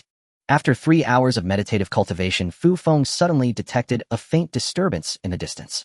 Extending his spiritual sense, he discovered 3 mechs rapidly approaching from less than a kilometer away. Fu Feng knew this could only mean someone was targeting him, and it had to be the Zhao family. He also noted that one of the mechs was a Class 6 while the other 2 were Class 5. All 3 had removed their particle laser weapons, retaining only cold weapons, clearly intending to capture him alive using the mech's superior strength. As the three mechs flew low and fast toward him, Fu Feng began to act. He sprinted into the forest, heading away from the city. Since all three mechs had discarded their thermal weapons, he decided to turn the tables and counterattack, ensuring they would never return. As Fu Feng fled into the woods, the operator of the Class 6 mech detected him using a heat-seeking device. Seeing Fu Feng racing farther from the city, the operator immediately communicated with the other two mechs. He might have spotted us and is escaping ahead. They'll cut him off from the front. You too close in from here. Engage maximum power. I've set up jamming devices around the perimeter. No signals or sounds can penetrate or escape. With that, the Class 6 mech shot forward to intercept Fu Feng's escape route, while the two Class 5 mechs accelerated in pursuit. As he ran, Fu Feng used his spiritual sense to monitor the activity behind him. He noticed the Class 6 mech speeding ahead, quickly overtaking him, while the other two rapidly closed in. Abruptly, Fu Feng spun around and dashed with incredible speed toward one of the two trailing mechs, surpassing their velocity. Seeing Fu Feng change direction and charge toward them instead of fleeing, the mech operators descended to low altitude, intending to knock him down and capture him hidden. As Fu Feng and one mech drew closer, the mech's aerial advantage allowed it to strike at any time while remaining out of Fu Feng's reach. This emboldened the operators, who accelerated toward Fu Feng's position. When the mech Fu Feng had deliberately approached hovered 10 meters above him, it paused, then dove downward, its mechanical arm swinging to strike. Fu Feng activated his heaven-supporting fist, leaping to meet the mechanical hand. His bare fist collided with the mech's metallic limb. Fu Feng was knocked to the ground, but the mech sparked violently as its arm went limp, rendered useless. Damn, his strength is too great. The mech can't withstand his blows. Help me. The mech with the damaged arm called for assistance from its companion. Seeing that the mech had only lost an arm and remained airborne, Fu Feng realized his disadvantage on the ground. If all three mechs encircled him, he would be in grave danger. He decided to test his soul thorn technique. Locking onto the operator's head within the damaged mech with his spiritual sense, he unleashed the attack. A sharp cry rang out as the operator's brain was injured, and the mech plummeted to the ground, its engine still humming, but now motionless. Seeing the technique's effectiveness, Fu Feng struck the other approaching mech with another soul thorn. Another scream echoed, and that mech too crashed down, its operator unconscious amidst the machine's idle rumble. Fu Feng rushed to the first fallen mech and delivered a powerful fist that reveres the venerable onto its frame. Though it didn't shatter the mech, the force caused it to shut down, critically injuring the already unconscious operator within. As Fu Feng prepared to replicate the blow on the second grounded mech, the Class 6 mech swooped overhead, brandishing a long blade aimed at his head. Having used two spiritual attacks, Fu Feng's divine sense was severely depleted, rendering him unable to employ Soul Thorn again. He dodged the blade, unable to counterattack with his fists, and weaved left and right to evade the aerial assault, sprinting toward a cluster of large trees. The Class 6 mech operator, having witnessed the two Class 5 mechs fall inexplicably without any physical strikes from Fu Feng, was baffled and cautious. Though he pressed the attack, he remained wary, fearing Fu Feng might unleash some unknown art to ensnare him as well. Ducking and weaving, Fu Feng sought a way to force the mech to the ground, but found none. When he hid beneath a tree, the mech's broad blade cleaved it in one stroke, leaving him exposed to further aerial strikes. Fortunately, the enemy had foolishly discarded their thermal weapons, or Fu Feng would have been in far greater peril. Spotting the untouched mech beginning to stir, Fu Feng dashed over, hefted its multi-ton frame, and swung it to intercept the long blade slicing toward him from behind. The Class 6 operator hastily retracted his strike upon realizing he was about to hit his own mech, but the blade still grazed its hull. Though undamaged, the jarring impact knocked the newly awakened operator unconscious again. Enraged, the Class 6 operator descended to the ground, sheathed his blade, and charged at Fu Feng on foot, intending to overpower him with the mech's brute strength and durability in a fistfight. Knowing he couldn't shatter the mech, but unwilling to be struck, Fu Feng cloaked himself in protective chi, stomped the ground, and launched himself forward with a right hook. Within a dozen meters, both combatants unleashed their utmost force, colliding in a thunderous impact. A deafening roar ensued. Fu Feng was struck in the chest by the mech's fist, sent flying several meters high and over 10 meters away before crashing to the ground. Blood gushed from his mouth as searing pain radiated from his chest. 2 ribs were broken. Yet he forced himself upright. The Class 6 mech bore a fist-shaped dent in its chest and staggered back 5 or 6 steps, appearing unscathed. However, inside, the operator was racked with agony. Despite the cockpit's robust protection, Fu Feng's punch had jarred his entire body, leaving him no better off than his opponent. Seeing Fu Feng rise swiftly despite the blood, he spat. The operator knew his foe was gravely wounded. Ignoring his own pain, he activated the mech's shield, drew his blade, and charged, determined to grant Fu Feng no respite. He would teach the man that bare fists could never defeat a Class 6 mech. The Class 6 mech now glowed within a pale yellow protective barrier, its alloy greatsword gleaming. With engine nozzles flaring, it bore down on Fu Feng. Fu Feng knew that even his might could not overcome this mech at its peak, but fortunately his spiritual sense had recovered. The operator envisioned the young man broken beneath his mech's assault, perhaps even held aloft in triumph. Yet a violent blow seemed to strike his mind, a searing pain that wrenched control from him, plunging him into unconsciousness. In less than a second, Fu Feng had locked onto the operator with his spiritual sense and attacked. The uncontrolled mech roared past him, crashing 20 meters away, its engine still thrumming but inert. Ignoring the pain in his body and mind, Fu Feng strode over and delivered several punches to the mech's frame. The engine sputtered and died. Within, the operator lay still. Fu Feng sat down to rest. When his spiritual sense had partially recovered, he extended it to survey the surroundings. Despite the bright daylight, an eerie silence reigned, devoid even of animal sounds. He dragged the three mechs together, retrieved the long alloy blade from the Class 6 mech, and began dismantling them.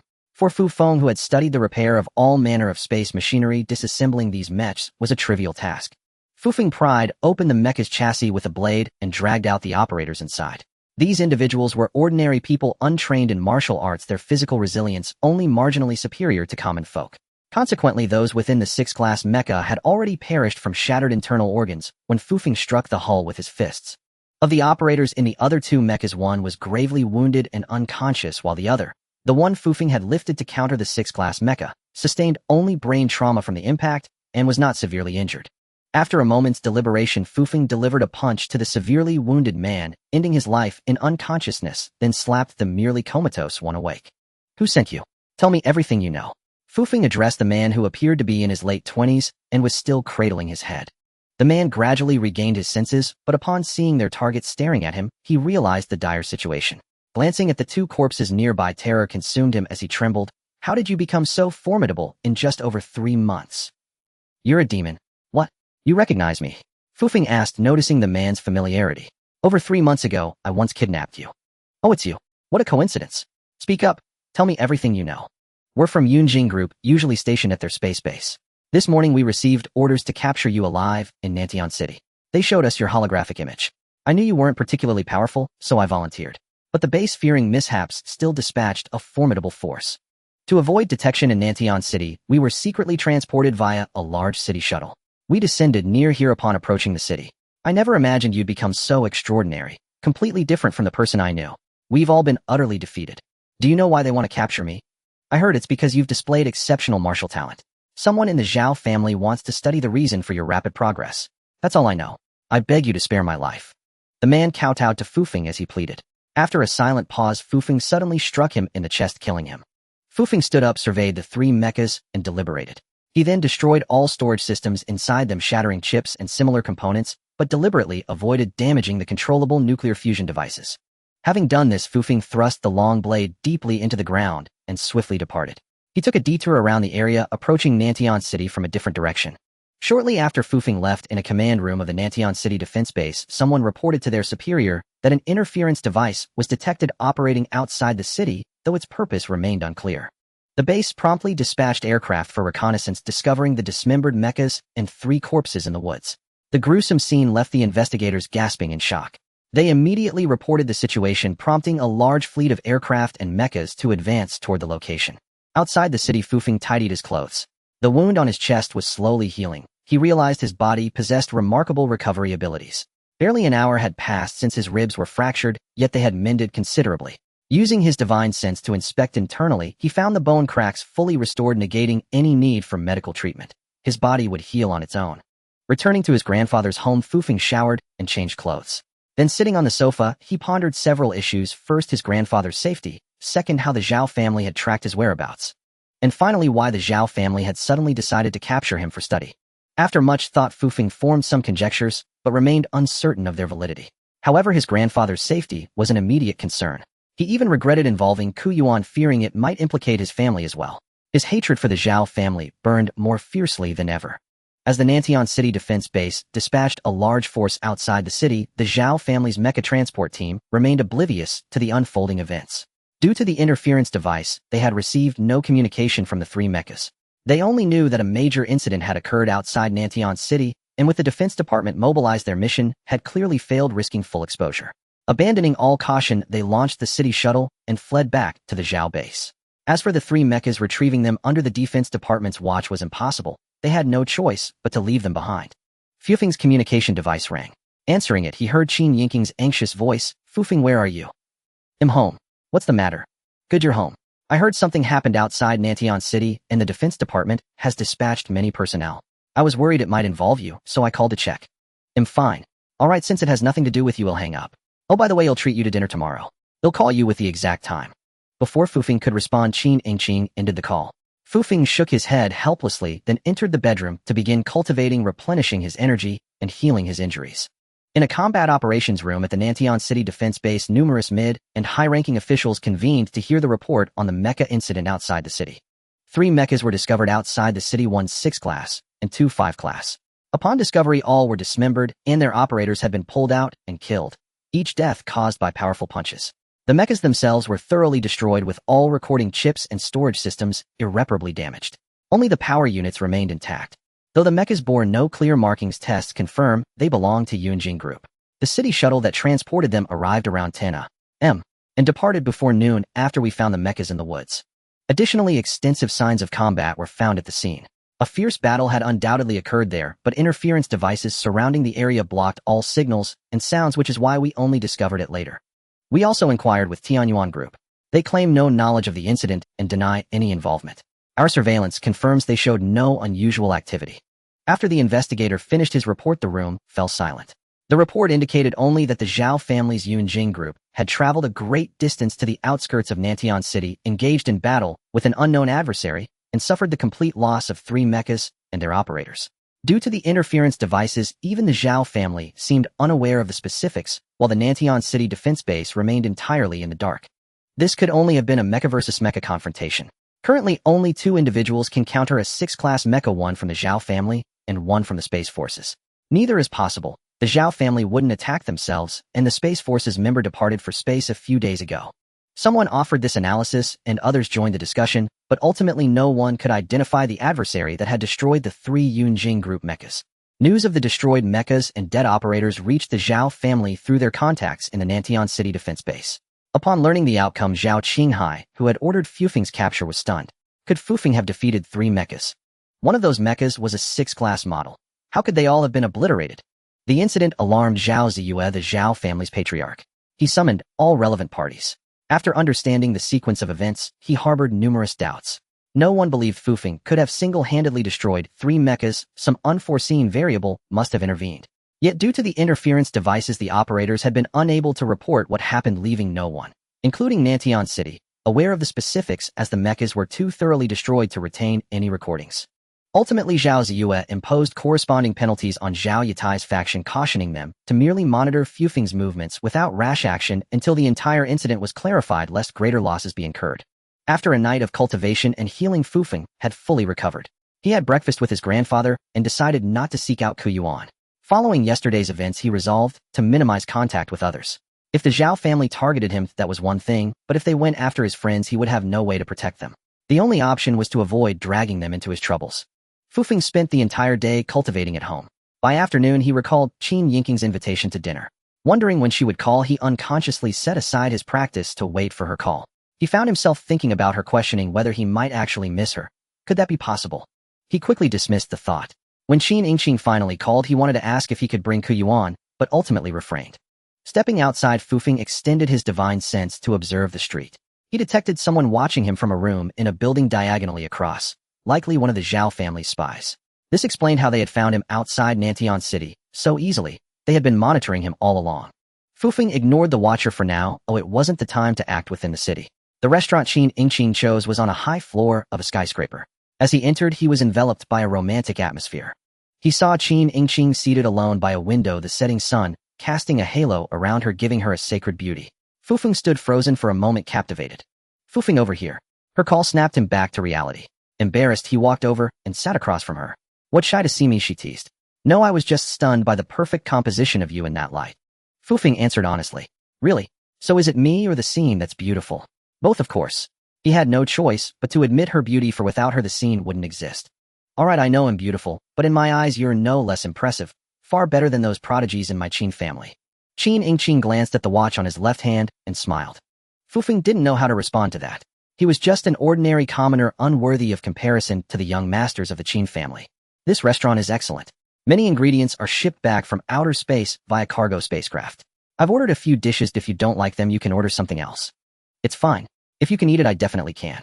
Fufing had never tasted such exotic off-world delicacies. This would be a rare treat. When the dishes arrived, Fufing tried the meat from an alien planet. The texture was superb, enhanced by the chef's skill into a burst of flavor. Still, he was curious about what the original creatures looked like. A major incident happened outside Nantian City yesterday, so I called to make sure you weren't there, Qin Yingqing said. Fufing was grateful she cared about his safety, even though he was the very center of the event. Thank you for worrying about me. I stayed home all day and know nothing about what happened outside. Fufing denied any involvement in yesterday's events. Even the Zhao family hadn't seen him in action and wouldn't believe he was responsible. If not for the soul stab technique Elder Qing had taught him, yesterday's surprise attack by the Zhao family would have succeeded in capturing him again. Fortunately, he used his spiritual advantage to destroy all 3 mechs. I heard from my father that the Zhao family sent 3 mechs, including a Class 6, which clashed with someone 30 kilometers outside the city. All 3 were destroyed, and the pilots killed. The battle was brutal. The mechs were torn apart, but no one knows who the other side was. Incredible. Who did it? But I'm glad the Zhao family suffered a loss.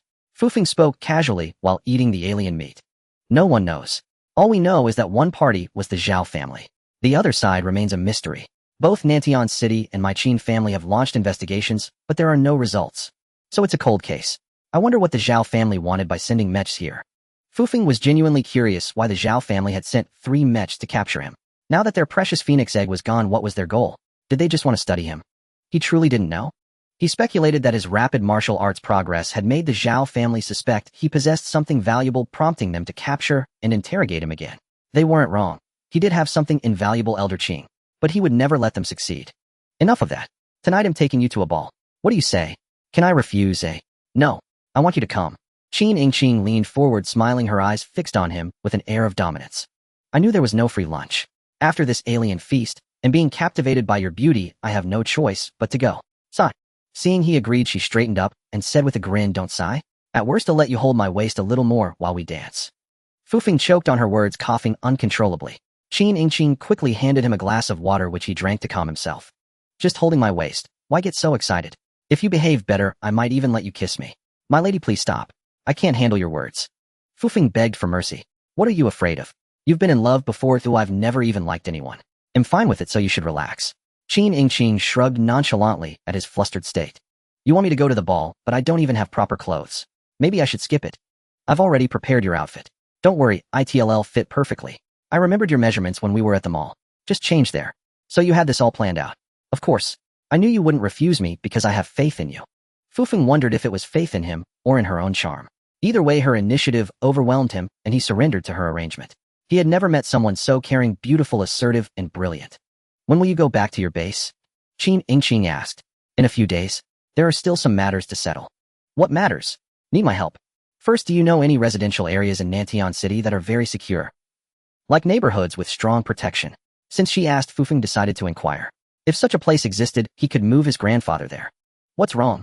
Do you need to arrange housing for someone? Is someone threatening your family? After I leave, only my grandfather will be in this city. Because of certain matters, the Zhao family keeps hounding me. I don't care about myself, but I can't bear to see my grandfather hurt. I want to find a safe place for him. Is the Zhao family trying to wipe out your entire family? They're still after you. Wait, could yesterday's incident be related to you? What are you imagining?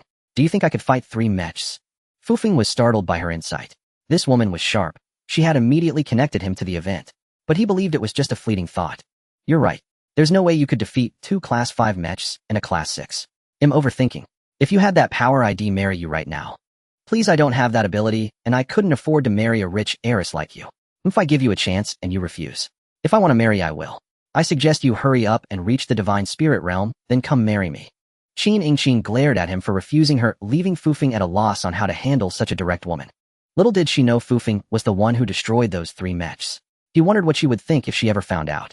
Anyway, you haven't answered my question yet. Fufing quickly changed the subject. If you're looking for that kind of neighborhood, the only places in Nantian City are the Nantian Defense Base and our Qin family compound. Why not let your grandfather stay in our territory? I can arrange it.